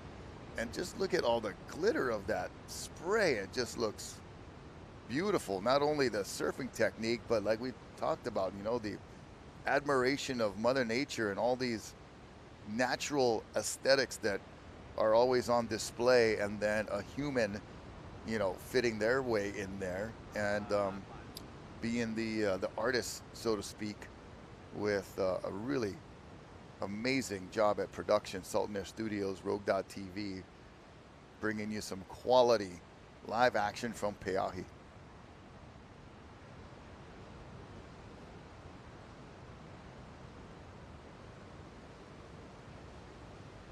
looks like one of our boats that's in there. That twin hull seems to be the favored for Hawaiian waters in our boat operators down there. Yeah, they definitely slice upwind very nicely. There's a Shaka One of the Welsh boys. on a beautiful morning, Kakahiaka. Notice that they're running 2 trailers off the sleds. Yeah, I was looking at that earlier. Sometimes you see people running 1. I like those it's kind of like a last chance grab. I think Yeah. what you can do is you can grab Get it your from so board far over. away. You're not tight enough to the sled where you're getting into it. You can just get that thing from 6 feet away and, Yeah. and get it. The hardest thing is like trying to get that board from the side Yes. onto it, and you just get Yeah. stuck with the handles. And 1 second too late, you're just either getting pounded or Oh, yeah. You know, it's a huge difference. So it's a little more just that spacing Yeah. allows the bigger board to. For sure. You can Fit in that. swing the nose of your board up and over Yeah. onto the sled, pull yourself up straight up the And back. if you're like paddling to it, imagine grabbing it from 6 feet and you just pull yourself Yeah. up so fast, and you might have to take an extra 2 seconds. Like again, 2 seconds is an eternity. Yeah, Like for a jet ski, if you're like trying to. in between waves. Yeah. Remember that pickup at Cortez? Yes. I think that might still be one of my That's favorites what ever. Well, speaking about a day that wasn't that great, right? And Mike's like, so what was the highlight of the day? He goes, picking up Jamie after he got smoked on his stand up. That was so close. We could not have been like 6 inches further back. You were like in the whitewater on the sled. I had it pinned. Somebody is on a paddleboard out Someone there. is, yeah. Yeah, we thought that was Kai at first, but There's someone on a apparently red board. not. Well, there's no shortage of guys that can stand up paddle and surf on Maui. So Yeah, probably some young kid that's idolized Kai and following in the footsteps. yeah, frothing. Could be a Zane Schweitzer. I know he hasn't been around much lately, but it could be Zane. Yeah, he's recovering from that injury. Yeah, from getting hit by the boat, yeah. Jeez.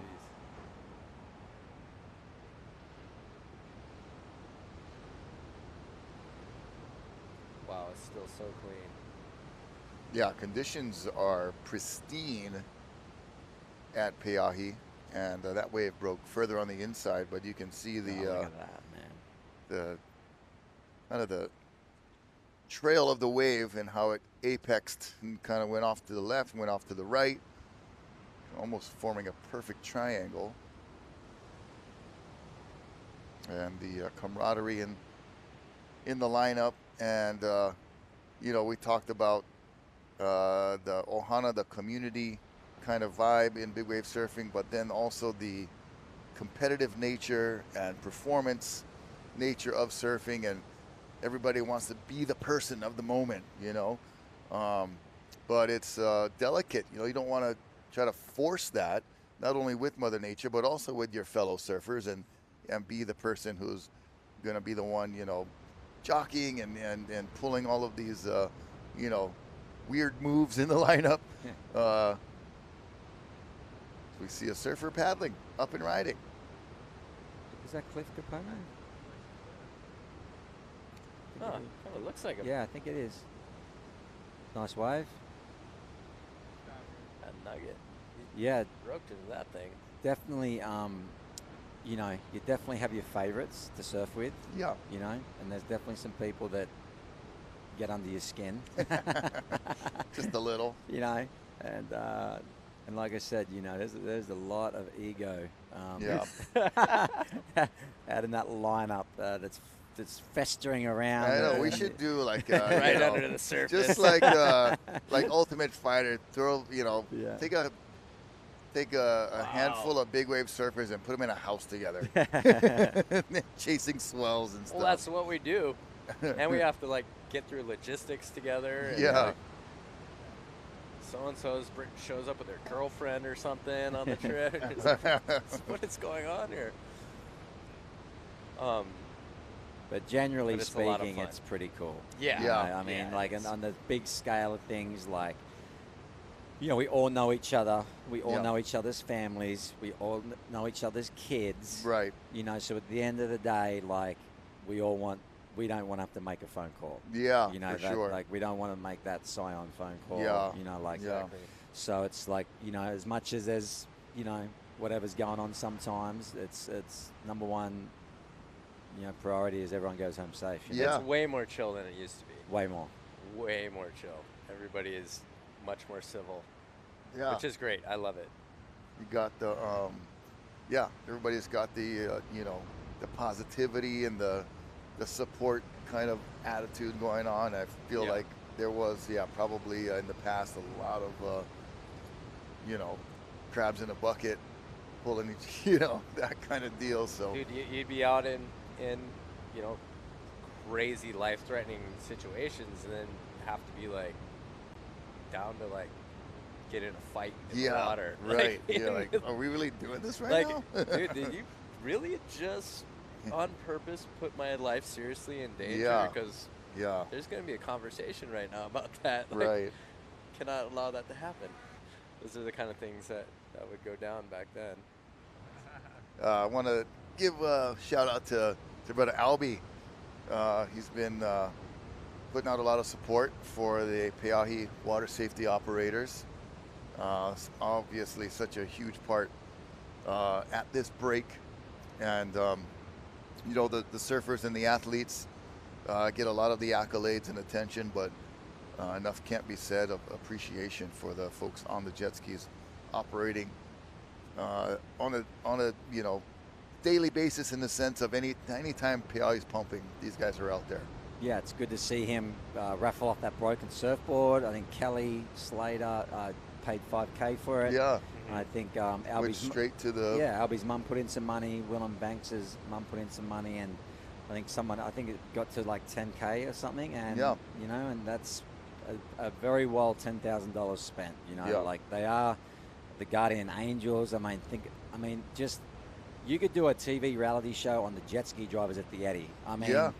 talk about like how good Uncle Terry and, you know, Brian and the team is, and just like it's without those guys, we're not probably pushing as hard. what we're doing now. Yeah. There's absolutely no chance. Yeah, you there know? is that element of assurance when you look over and you see those folks watching and waiting and ready, knowing that I can put everything I've got into this particular wave or whatever it is in this situation, and something should happen to me, they'll be right there, and that contributes to the performance. Yeah, I mean, you definitely surf differently in big waves when you're alone. Yeah, Put it that way. I know Yeah. that for a fact. right. Yeah, and there's that age-old discussion of like, would you rather it go back to, you know, bare skin and just out there by yourself, like with, or you know, with all the flotation, safety and stuff, and more crowds, and you know, but I think the sports have to evolve. Mm-hmm. They have to be pushed the limits. Safety is number one. Like you look at Formula One and stuff like that. Like, Yeah. you know, the safety gets better and better and better, and they get faster and it's more dangerous. But the safety's better, and the sport evolves, and we're no different. You know. Yeah. Well, So as the surface area for risk grows, other aspects, the technology, the safety aspects of the things have to grow. Keep up with to it. Keep up with Yeah. them, or else, you know, There's the bad scene things happen. on the shore, and still got towers. They're sticking to the left still, you know, and minding their own business on that side of the party. It's like, you know, the party's like going on the inside, you know, where the music is, and and then there's the back porch where, like, you know, the little barbecue where the bonfire is outside. So there are a couple parties going on at the same time. That's cool. Yeah, see how far away they actually are from the surfers that are in the lineup. You Yeah. can see the skis all the way over on the left. But that's that the main viewing point right there. Yes. And Yeah. so that's where, like, you would be judging from. no, the The judging opposite far Judging. side. to the Okay, right. to the Yeah, right. this is that was only allowed during the contest. Got it. This is the original. Just the kind of public viewing area. Yeah. Looks You like there's see been some rain too. with Yeah, that. all the vehicles look equipped for off-road travel. Yeah, you're not seeing a lot of Mustangs down there. No Or convertibles. if they are, they've got no wheels left, and they got, Yeah. they got a abandoned vehicle written on Yeah. all of them. Well, there's the QR code and the Rogue.tv, how to stay connected to all of the upcoming swells and broadcasts that we'll be bringing you. This is January 8th edition at Pe'ahi for Rogue.tv. Rocky Cannon, Jamie Mitchell, Mark Healey bringing you this action all morning. Started with a tow session. Now it's converted into a paddle. Ooh, get in there. And a nice drop with negotiation there for one of our regular foot surfers, surfing the right-handers. See most of the paddle surfers, like this guy, getting in the barrel. Oh, get it. Oh my gosh. Come on. And so hard to see past that initial point there once Oh, made it he far. went very far. Well, that was some travel Is time. that Tori? Trying to get an ID on whoever that brave, valiant I think that's his board. warrior was. Yeah, I think that's Tori Meister. Looks like it. That's his board with Okay. the O'Neill sticker. Yep. And that would make sense. He's one of the best guys out there, like hunting those barrels on the West Peak. So. Yeah, we watched some of those replays of Waimea, and he just had a bomb, like backdooring that section. And a lot of the same on that wave there with the ride back out. And Tori, surely one of the, I mean, has got such a wide-ranging array of skills in any kinds of conditions. Big lefts, he's pulling in pipe, no problem. Backdooring sections right here, just straight into the barrel at Jaws. Ooh, that was sick. No doubt of what he was doing from the takeoff.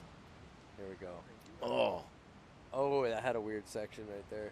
Oh. How did he even make it that far? Wow. man, he was on the just. I think that would have taken out Kai if he would- pulled out that thing. Yeah, that would have been. Tori would have taken the He lead. was He on did the his front part. doorstep on his way out.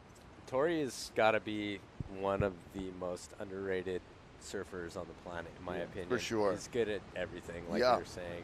And if you really look at, like, for lack of a better term, his work, Yeah, or like yeah. what his highlights have been and his approaches are progressive. They're different lines. They're aggressive Mhm. lines. He's taken smaller wave lines in critical big wave situations a lot. So I feel like he's really one of the guys that are pushing things forward. Yeah, for sure. There's a whip in on a left, and it seems like the tow surfers right now have been playing nicely with our paddle surfers and sticking to that lesser paddled left-hander, and all of our paddle surfers have been hanging out on those Pe'ahi rights. I wonder how long it's going to be before Francisco paddles over to the left. And just I rinse was going and to say, save for I those thought we guys. may have seen him on one earlier, Yep. and once that starts happening, then the tow surfers will have to find another place to play. But for now, there is a kind of a coexisting, playing nice type of Pe'ahi party going on. Yeah, Paddle it surfers and seems tow like they've surfers. got that nice little. They're just going at it and then not sort of coming around Yeah. and putting weight close to it. They're just sort of sitting there. They look at it, sort of do a toe at, Yeah. and the wake is not like getting anywhere near the, so they're sort of coexisting. Justine DuPont. Okay. Getting ready to get back out there, it looks like. Yeah, I mean, that's one of the other major things about having jet skis in the area is just the wake control. Like, it's hard enough already. You don't need a jet ski wake going through there. Exactly. But the guys that are far over on the left, to their credit, I haven't seen a single jet ski wake affect the surfers in the lineup coming from that side.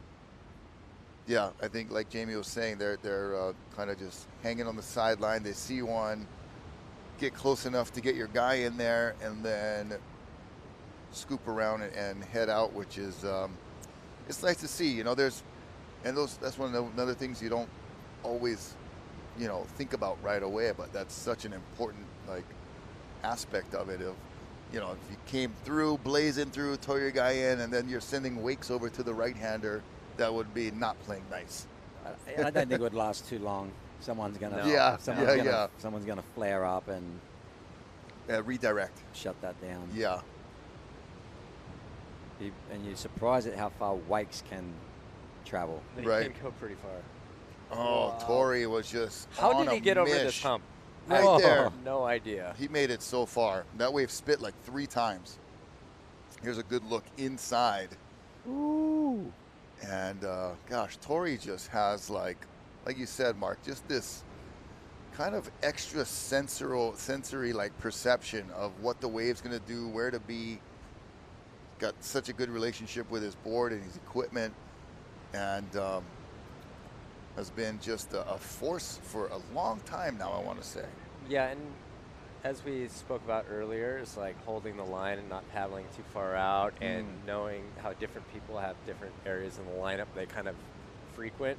Tori is one of the guys who's always under the ledge. Like, he's never the furthest guy out because he's there to party. Yeah, he wants that critical drop. Yeah. He wants the lateness. He wants everything that, conventional thinking goes against. He's right there to be in it. Wow, look Surfs at it that. like he's surfing backdoor. Oh my gosh, that is such a beautiful shot. That's amazing. Tori, so well done, and almost came out to perfection, and would have been the wave of the morning for sure. We've been seeing. Whoa, look how deep he is. You can't even see him looking straight Still in. combing that wall right there. Feeling the face of the wave. Yeah, so people like him and like how he caught that wave, I say, likes to really sit under the ledge. What that tells me automatically is this person is so here to actually play the game that he's willing to accept more risk of getting caught inside just to be able to have the opportunity to take waves at a high risk location for catching them, not just getting caught inside. So it's not just like a one-to-one risk escalation that he's taking. It's like compounding. Yeah. And that just, it shows in how aggressively it's, again, matching the energy of the wave to your surfing. He's there to do it. And he's there because in his brain, where he's sitting, he's there to put on the best show, get the best wave, get the best, of everything. And he's putting that part, all of that, what you said, Mark, on the line to be in that right spot to where, like I said, other people are like, you can have that, Tori. No, thank you. I'm going to sit over here. Yep. It's pretty rare that you see, Tori, every session, there'll be a great wave, one that he nearly made and one that he eats it on. He's always, like Mark said, he's always putting himself in danger. Yeah. And he's willing, it's like the boxer, right? He's willing to take one. Yeah. To give one. Yeah, or he'll take 5 to give one, So, and I love his approach. I love his energy. He's super mellow in the water. Yeah. But he's mellow, but he's aggressive. Yeah. He's one of the most mellow guys just to be around, but he's aggressive in the way that he approaches surfing it, like Mark was mentioning.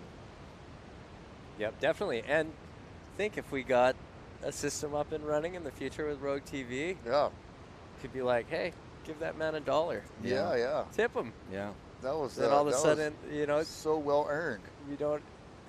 Some of these people wouldn't have to worry about some giant conglomerate company rug pulling them or not paying them back for their ticket. Yeah, it'd be pretty cool. And the wind still looks amazing right now. Yeah, conditions are great. Rare for Maui. Not see the trades.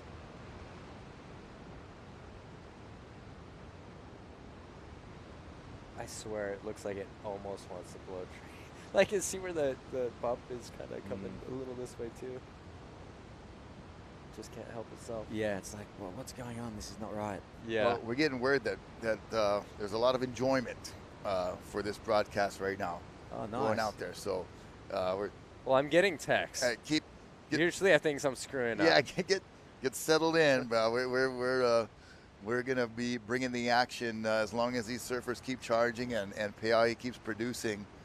We're gonna be bringing it to you guys. So mahalo for watching on Rogue.tv and all of the different places that this is being viewed from right here in Hawaii, across the Pacific, over to the west coast of California. Obviously, want to give our brothers and family and friends over in LA County and Palisades area there. We've been seeing so many really unfortunate reports of high winds, a lot of fire, and want to just send our prayers and thoughts to all of you there, and just know that you know, it's really something we're thinking about for sure. And my dad texted me from Australia, so you know. Yeah. Okay. Yeah, they're watching in Australia. Nice. Yeah. Yeah, it's like the next day over there. 7:30, 8:30 in the morning now. Yeah, 7:30, cool. 8:30. All right. They're just waking up. Oh, we got.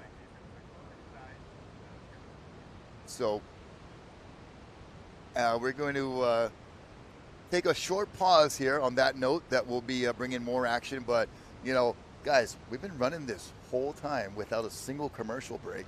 I think it's time for us to pay a little bit of bills and send you to a quick word from our sponsors, and we'll be right back with more action on Rogue.tv live at Peʻahi. Stay tuned. We are here for the moment when the ocean calls. At the edge where land fades and the sea takes over, we find our place. No schedules, no limits, only the chase. We take you to the world's edge, where legendary shores meet untamed waters, where raw power and unbound forces push every boundary. This isn't just what we do, it's who we are. Driven by local insight and precision forecasting, we're there for those rare moments when nature's forces align, creating conditions that few will ever experience. Every wave, every launch, every paddle, captured live as it unfolds. This isn't a broadcast, it's the next frontier. Welcome to Rogue TV. When the ocean calls, we answer.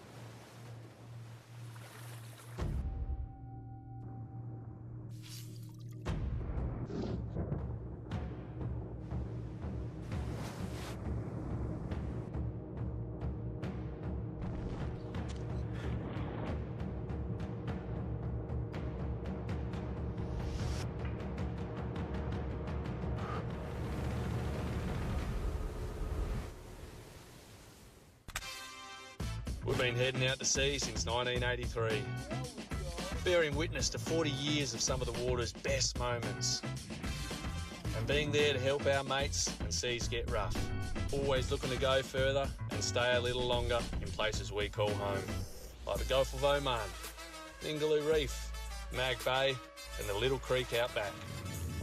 We're proud of where the bow's pointed now, so climb aboard, let's see what's out there.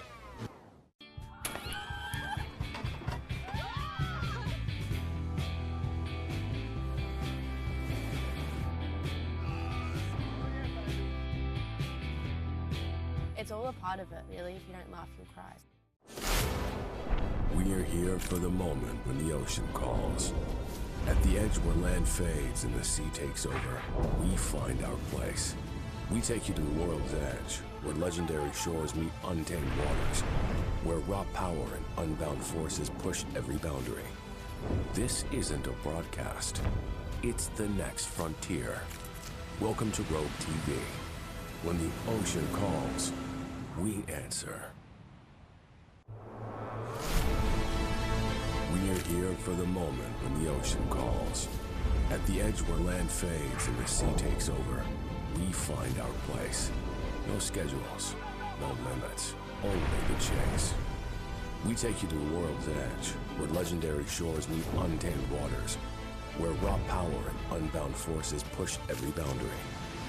This isn't just what we do, it's who we are. Driven by local insight and precision forecasting, we're there for those rare moments when nature's forces align, creating conditions that few will ever experience. Every wave, every launch, every paddle, captured live as it unfolds. This isn't a broadcast, it's the next frontier. Welcome to Rogue TV. When the ocean calls, we answer.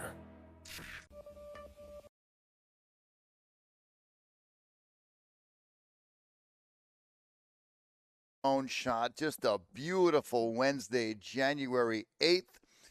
And thank you for joining us on Rogue.tv, Pe'ahi, Maui. There you see the pin drop at location Alpha at the moment of the Pacific Big Wave Surfing, the North Shore of Oahu, where the three of us migrated from here to KHON in Honolulu. There's a little bit of blown out surf today, not the greatest conditions, so we shifted things over to where the skies are still blue. The ocean is very much conducive for some great surfing. We saw awesome barrels. Rocky Cannon, Jamie Mitchell, Mark Healey. Wave of the day, Kai Lenny. So far, Kai Lenny. So far. Coconut Willie set the tone. Yeah. A great barrel straight off the bat. Kai Lenny had to come in and spoil the party. Yep. And Tori then, Meistert made a run at it. Yeah. Almost made that one. But overall, a fun morning of waves and conditions about as good as it gets for Maui. And hopefully we see, maybe a little bit more size come through. But yeah, it's been a very clean swell. It's been, a little bit of lulls in between. Not the biggest swell, but definitely worth getting out there. And we see a wave being paddled for at the moment. Surfer from way deep. Cliff Capono, I think, again. Dr. Cliff. All right, that could be Yeah. the guy with a lot of cool spots on different platforms, and not only a talented surfer, but Akamai Bugga. Successful scientist. Yeah. Appreciate the work that he does, not only in the environmental capacity, but just the science of surfing. There's so much cool things to know about waves, about weather, the reefs and everything. Long gone are the days that surfers are just like beach bums, even though, in deep down inside, that's all we really are. But we've, been able to polish up the edges and present ourselves as legit athletes in the last couple decades, thanks to work that you guys do, especially, and this gentleman here, Cliff Capono. Yeah, just looked like a nice takeoff and just had the right idea, but just that little bit of section there just grabbed him. So, Yeah, he's kind of forging his own path over there. It seems like a little bit more on the North Peak, staying out of the fray, finding waves. Cliff works, I know at least one of his projects, I'm sure he works on a lot of different things, is the Mega Lab, which is essentially mapping the reefs around Big Island. And I'm sure they have aspirations of going bigger, but it's really hard to tell how we're doing with our marine ecosystems if we don't have a baseline of which to work off of. Yeah. Otherwise, it's just hearsay. So creating that baseline is a big part of the work that he does. And trying to protect what we have and hopefully make it even better if we can. yeah, give that man the wave out there. If you see him. Yeah, Right. He deserves a He wave. deserves a wave, man. There you have it. Gratuity can come in many different forms. You got the tip jar or you got the wave tip jar. Like, Nah, hold your $20. I'll take like 2 waves. That'll be great. The wave of the day at Jaws can be quite a. Ooh, that's a pricey one. A quite lucrative one if it's yeah, really nice good. payoff, right? We've seen waves at Jaws make people a lot of money. Yeah. You know, I was like always so opposed to like the concept of paying to go surfing my whole life. But as you get older, you realize the true cost of things. You're like, man, I've spent thousands of dollars to go catch one wave so many times. All right, there is the steady gimbal on board that beautiful boat right there, the Salt and Air crew. There is That's part of our crew anyway. That's what we're getting those like really awesome cinematic shots looking into the tubes, right? Yeah. So we got Mike Prickett on board right there doing the work, and you see him staying steady right there in the tumultuous Pe'ahi channel. There's the shot from that camera. Getting zoomed in on the athletes there. That is the angle. That is the QR code to get you linked up to rogue.tv, and make sure you download and subscribe and get your few bucks a month worth of rogue.tv, and that'll be open you up to everything we have to offer, including swells like this, and we'll be chasing big waves and great swells from around the world. And we're going to do, you know, even sessions that are just fun 4-foot Rocky Point sessions where guys are blowing up. We can jump over to V-Land, Ehukai, or take you to spots around the world. So it's not just about big wave surfing, even though this is so exciting to watch these men and women take on some of the most beastly waves that Mother Nature has to offer. Yeah, and what's so cool after talking to Mike too and the team is that, you know, when we shift from the northern hemisphere to the southern hemisphere, we open up a whole nother realm, especially like going down deep into Australia. Yeah. Like imagine seeing Shipsterns Bluff. Oh man. You know, that'd be fun. Like from the gimbal, like shooting into that.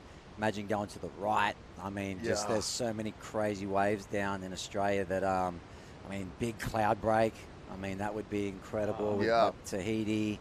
There's just so many different types of waves that would just be incredible to see. Yeah, we're just kind of scratching the surface here, getting things started here in Hawaii, and you know, over summer we did a couple chopo sessions, but yeah, there's so much opportunity to showcase the amazing display of Mother Nature, and then the athletes that are performing on these incredible waves. Just a recipe for great content. Yeah.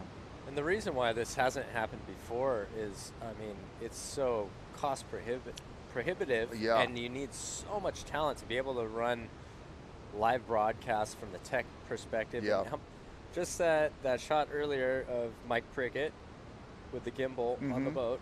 Wow, look at that. Stand up. We'll find out who's on the stand up here. Coming home for supper. The supper. That might be Austin Kalama. Oh, looks like an Austin. Is that Austin? What? I mean, talk about lineage right there. Yeah, for sure, man. Dave Kalama, one of the pioneers of not just tow-in surfing, but stand-up surfing, foiling. I mean, everything. Talk about a legend. And yeah, I'm pretty sure that might be Austin, his son. And that's Katie Ma. Okay. Who is she's from California, but she now resides on Maui. Okay. She won the Todos Santos event that Gary Linden ran last year. And she's definitely one of the women that have been, you know, pushing the limits the last few years. So, yeah, good job, Katie. We've seen a lot of folks, you know, coming from their home towns to either Maui or North Shore. Jamie, one of them also, which is, you know, it's a big commitment, and that's another thing I like to mention too is, you know, it's not about, you know, nobody gets to choose where they were born at, you know, so that's just something that's out the window completely of, like, you know, all the entitlements or this and that of who's from where and who does what. But there is a certain commitment and respect that I have for folks that pull up roots wherever they are and then commit to this lifestyle and what they want to be. And you have to go about it in an appropriate way too, you know, not just coming in chest pounding and here I am, but it is it's so respectful and respectable how folks like you and her there that is able to make it happen. I mean, that's a big step. Yeah. And I mean, Jamie, you did it before you could just walk across a border and get a credit card handed to you. Hats off. Yeah, neither paddle a lot of miles. You did, man. That was a long run. It was a long run, dude. But look, I think you finished first. I'm super grateful that was, you know, a lot of people. I remember someone, I won't mention their name, but they're like, you know, like in wintertime, a lot of people come and they take, and you leave, right? It's like this. You come and you just try and get your piece of whatever it is, and you leave. Whereas when I used to come, I would come in the summertime for 3 months. I would post up in the summer. Yeah. I'd be hanging out doing the race, you know, obviously the paddleboard races, this and that, and then I would come back in the winter for another 3 months. And they're like, no, you did it the right way. Like, as in, like, you come, you're part of the community. You know, I got to do some, you know, super cool stuff, and then it just felt good to do it that way, you know. So. Yeah, check out one of the Welsh boys. Is that Shawnee boy or DK? Sean or DK. He's got too much stuff on. Yeah, there's a lot of sunscreen, wetsuit, that's DK, isn't it? Radio, fins, decked out, ready to go. Camouflage. Looks like the seats a little bit of wear and tear, but as long as the engine's good, that's all you need, right? That's one of the people you really want to see when you're in bad shape. Okay. Coming to pick you up on the ski. There was the shared wave. Not sure who that is in the front, but getting a pretty good call. In the front? Pretty good call by Jamie Mitchell, that Austin Kalama, fine young lad from the Kalama clan, and Dad Dave, as Jamie was saying, just super talented and humble individual when it comes to just letting the actions do the talking, you know. Yeah, funnily enough, Dave come from a skiing background and was a professional skier, and then moved to Maui to windsurf, and you know, away you go. And yeah, he's forged himself as one of the the greatest watermen that ever lived. Yeah, look at this bit of action headed our way. We'll see who we got up and riding. The drone shot, getting a glimpse into the barrel, another tube, and a make right there. So vying for wave of the day. We've got some candidates willing to step up and put in their bids. Yeah, it'd be interesting to see. That was pretty technical. It looked like he wasn't going to make it. He was going to make it, and then come flying out the end there. So it'd be nice to see that water angle. Well, I'll tell you what, these surfers that are out there today are going to get word that they are on Rogue.tv, and then they're going to be really excited and anxious to get another look at some of these waves. And that's going to be, a lot of the kind of viewership building up is not only going to be the people watching live, but then the surfers themselves are going to want to see this stuff afterwards. And that's what you get in the Rogue.tv subscription, is access to the library of all the sessions that we've been recording and producing live. They will be locked in and basically viewable forever, in a sense. And look at that, man. That is really technical, like you said, Jamie. Really pretty wave. And it looks like it's going to shoulder off at the takeoff, and then somehow that horseshoe just kicks in, and then before you know it, you're like disappeared deep in a barrel that almost looked like it was going to be a shoulder, but Jaws just, Pe'ahi has that magical end section right there. It just pops up and delivers. Talk about shoulder. It looked like it was trying to take his shoulder out the whole time. He was just like tucking and weaving. Yeah, it's at Pe'ahi, it really seems like you cannot go on waves where you look like you're deep. No. It moves so fast down the line. And by the time you've headed towards the land and then applied the bottom turn, that thing will just pass you up. Yeah, I feel like, like on those, on a decent sized one from up the top of the reef, like you don't want to be doing a real bottom turn. Like it's not like, really, huh? Yeah, you're just kind of mid-face. It's a mid-face. Stabbing it already. Yeah, it's a mid-face one, unless, the Twiggy wave, like obviously airdropped and like bottom turn, but like initially you would have liked to have seen like that initial 45 line, and he would have had, that barrel breathes so hard, I don't think anyone would have made that. Yeah. But like, if he had that 45 line into it, he would have been closer to making it, That morning was so bumpy. Yeah. I was in that heat. I was just like, I couldn't even mind surf a wave successfully that whole heat. Got my ass handed to me, hit the bottom twice. Yeah. Yep, some serious energy in that swell. That was like the 20-second interval stuff that's like, looking back now, if you're forecasting for an event, it's once that period's getting to, 19 and 20, it's like, it's nearly a no-go. It's just moving so fast and doubling up on itself, and makes it hard. Yeah, that was a lot of energy that morning. Well, there is quite the pack that has filled in on this Wednesday morning, January 8th. We're smack dab in the middle of winter in Hawaii.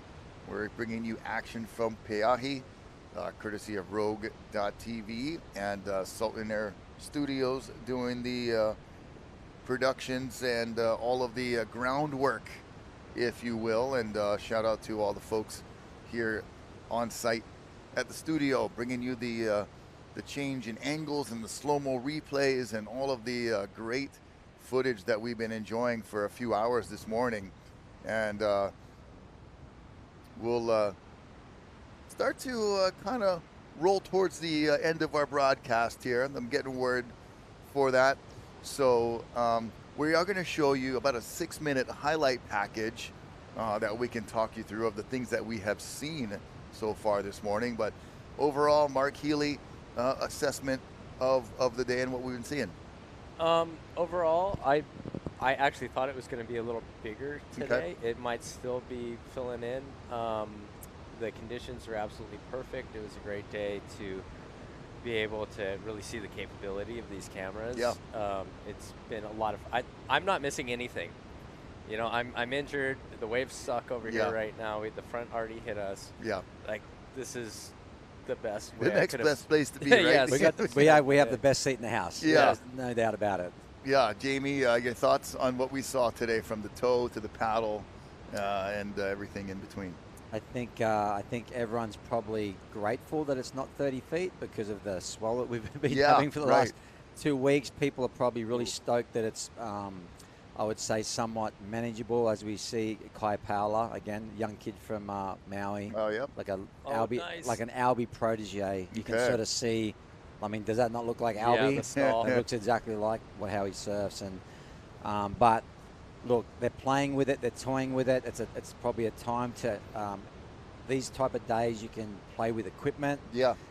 You can play with different lines. You can get a little frisky. Yeah. You know, like I said. So, and you're not just sitting there on the edge of your seat like adrenaline spiking, wondering when that 25-foot set's going to mow you down. You know. So these days, you actually got to like really soak in and enjoy it. You can sort of tell by the way in the crowd, guys are laying over their board and they're chatting and stuff. It's just you can just feel it. The vibe is a little more relaxed. It ain't like that on a real day, Yeah. you know. And but like Mark said, what Prickett and that are doing, the footage that we're seeing, the replays, the slow-mo that we saw of Kai, like I think just being able to like see the way his board was cutting through the water, and then Yep. the way his feet were shifting, just Yep. those tiny little things that we never have really been able to look at. Yeah. I think this is going to change board design. yes, I think that like, I mean, if they go and see that and look at that, you're going to be able to really look at. I mean, this what we're doing now could be the next evolution in the next step in big wave surfing. Yeah. I think it is. You know, and that's super cool. I think because, you know, like we go through ebbs and flows, right? Like, I don't know, like we went through the toe revolution. Now we went through all the safety and the flotation, and we've sort of like that sort of stagnated to where that is. Boards have gotten shorter. You know, not crazy, like, you know, Fin design has changed too. a little bit, but Yeah. like it's not like nothing crazily has popped out, but Yeah. like maybe this now is a way that we're going to be able to dissect just the little things that really make a difference and see these young kids that are willing to charge, that are skillful, like this kid here, like Kai Paula. Yeah. And maybe this is what's going to take their level to another level. Yeah, and to be able to get a really good look at the nuances like we're looking at here of Study you know, yourself foot surfing, you know. placement, you know, the rail and how it engages at a certain part of the wave. So much of it can be analyzed and be learned from watching footage like this. You know who's going to really, really watch this? The shapers. Yeah. So the shapers are going to be able to watch like what other guys' boards are doing, what Yep. their boards are doing, and they're going to be able to like dissect it and really like.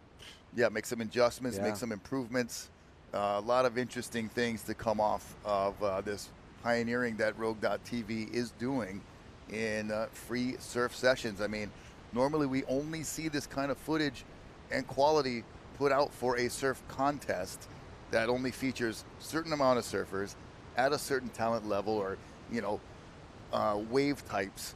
With this, we're going to see so much of everything. We're just scratching the surface, and if you want to hit that QR code right there, you'll be able to scratch into the latest that Rogue.tv has to offer and see the possibilities, which are endless, my friend. We're going to be doing shows from all over the world, and you know, sometimes we may be traveling to get there, but we've got a great partner in KHON and allowing us to have some space here and showcase some of the best surfing around the world at any given moment. Yeah, and I think that also I'm excited to see, like, you know, I think that there's potential for like, you know, being mic'd up in the water and being, you know, I think you can just scratch the surface of what's possible. Yeah, you know, yeah. And that, you guys might be, you know, at the next swell, being our guys, you know, on the water. Do I get to surf too? I was going to say, kick out and come to the boat. Give us a little synopsis of what you just went through right there. And yeah, as there's the possibilities are almost endless with what we can bring as far as content and entertainment for viewers around the world that really enjoy watching these amazing displays of Mother Nature, like I said, but also the folks who are out there taking it on. Yeah, I'd love to see if you can take this underwater and do live like free dive, spearfish, or like natural events. You could be out there with humpbacks. Yeah, all kinds of stuff. Definitely all in favor of just putting as much as we can out there that showcases the beautiful oceans that we have here, and you know, even that kind of stuff, raising awareness of environmental issues and things like that. But this has just been a great day for Pe'ahi, a great day for Rogue.tv and Salt in Air Studios. And there's a great drone shot of the lineup, still very active at Pe'ahi at the moment. It is just almost lunchtime, 12 o'clock. See those winds kicking up a little bit more. Really? Yep.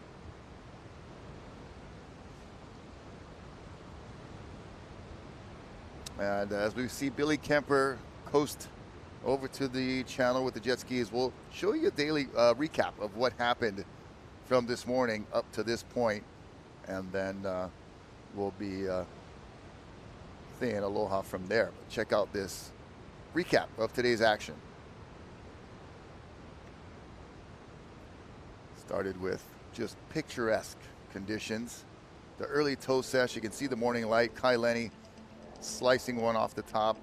I mean, surfing this wave like he was at sunset, and then goes right into the carving 360 attempt. And then Beautiful the slow slow-mo camera, the detail you can see is quite remarkable. One of our backhand surfers in the morning. in dreamy conditions. Yeah, that's about as good as conditions get. But it is also funny how much things do affect your psyche when you're surfing bigger waves. In that, like, how dark the water looks in the morning. Just Yeah. the lighting can change how you approach the day. Nice glide in right there from behind the peak. And then just cruising along.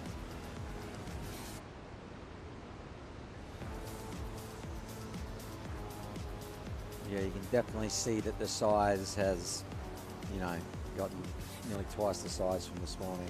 Yeah, this was early on, about 8 o'clock. We started our broadcast at 7:45 Hawaiian Standard Time, so we're going on 4 hours plus of live action.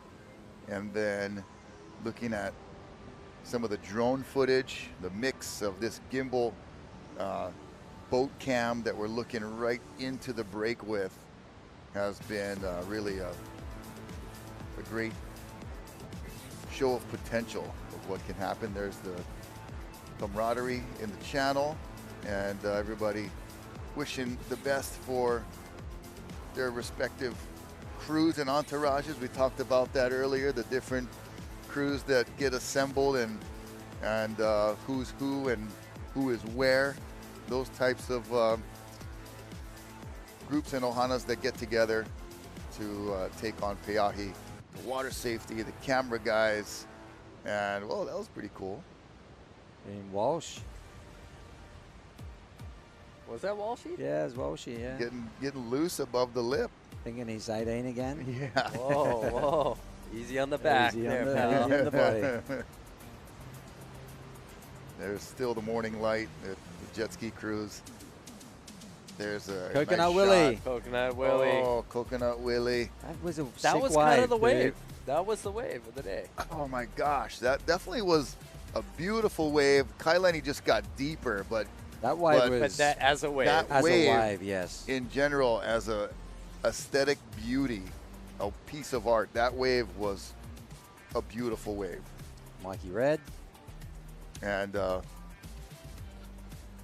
Mikey was, just getting to a few reps.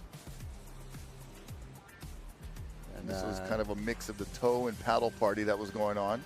Tikanui from Yeah. Tahiti. That might have been one of the bigger waves in the morning. Yeah, that one had some juice and some height on it. And then Yuri. tow surfers going left for majority of the rest of the morning, giving way to the paddle surfers on the rights. Yuri Soledad, Actually, that's I think not Yuri Yuri. was driving. Oh. Yeah, Yuri was driving. Yuri's got the green Yuri's pants. team member. And Mikey Red I think again. that was Mikey Red. Yeah, that was a really well done barrel attempt. Kind of had to go for the high line, and like you said, Mark, once you go up too far, Jaws will just do an awful thing and have the bottom drop out. Yep. Par for the course out there. And then Kai just kind of cruising, gets a nice little gaff right here, lay back. Jam out in the open face. There's Yuri. I think. Yep. Yep. That's it. Green shorts and green board. And that was Luke Walsh, one of the Walsh boys.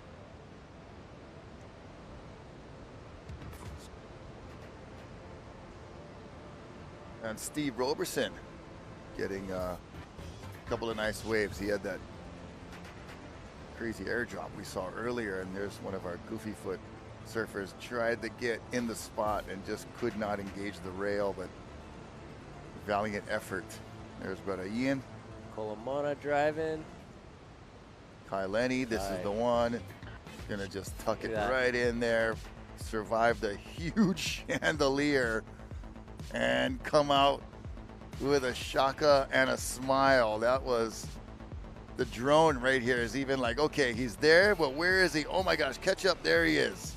Coming out, feeling good. And almost got speared by his board. Didn't realize it was right behind him. And then this was Kai Paula? Kai Paula, yeah. With a beautiful casual looking approach right there on a wave of consequence. You see the reef below Pe'ahi just beckoning surfers to come check out the caves. I don't think you want it, but Tori Meister almost had the wave of the year so far. I have no idea how he made it that far. We're in January 8th, early January, so easily would have been the wave of the year. Look at his style, approach. We talked about his positioning. No fear, all skill, so talented, and nearly accomplished one of the most amazing rides of the day for sure. Cliff Capono getting in the mix. And Austin Kalama with a goofy foot grab railer in the front. He's like, well, don't make me slap you with my paddle, cuz. But it's been a dreamy morning at Pe'ahi. Thankfully, so far, everybody looked like they were okay. That was one of the most recent amazing tube rides we saw. But what an effort, what a day it's been. Rocky Cannon, Jamie Mitchell, Mark Healey, and for all the crew at Rogue.tv, thank you guys for watching. And we'll see you next time on a great broadcast. And hopefully everybody has a safe rest of your week. And stay tuned to Rogue.tv. Subscribe and make that little $3 a month. It'll be worth it. Right on, you guys. Aloha. Mahalo.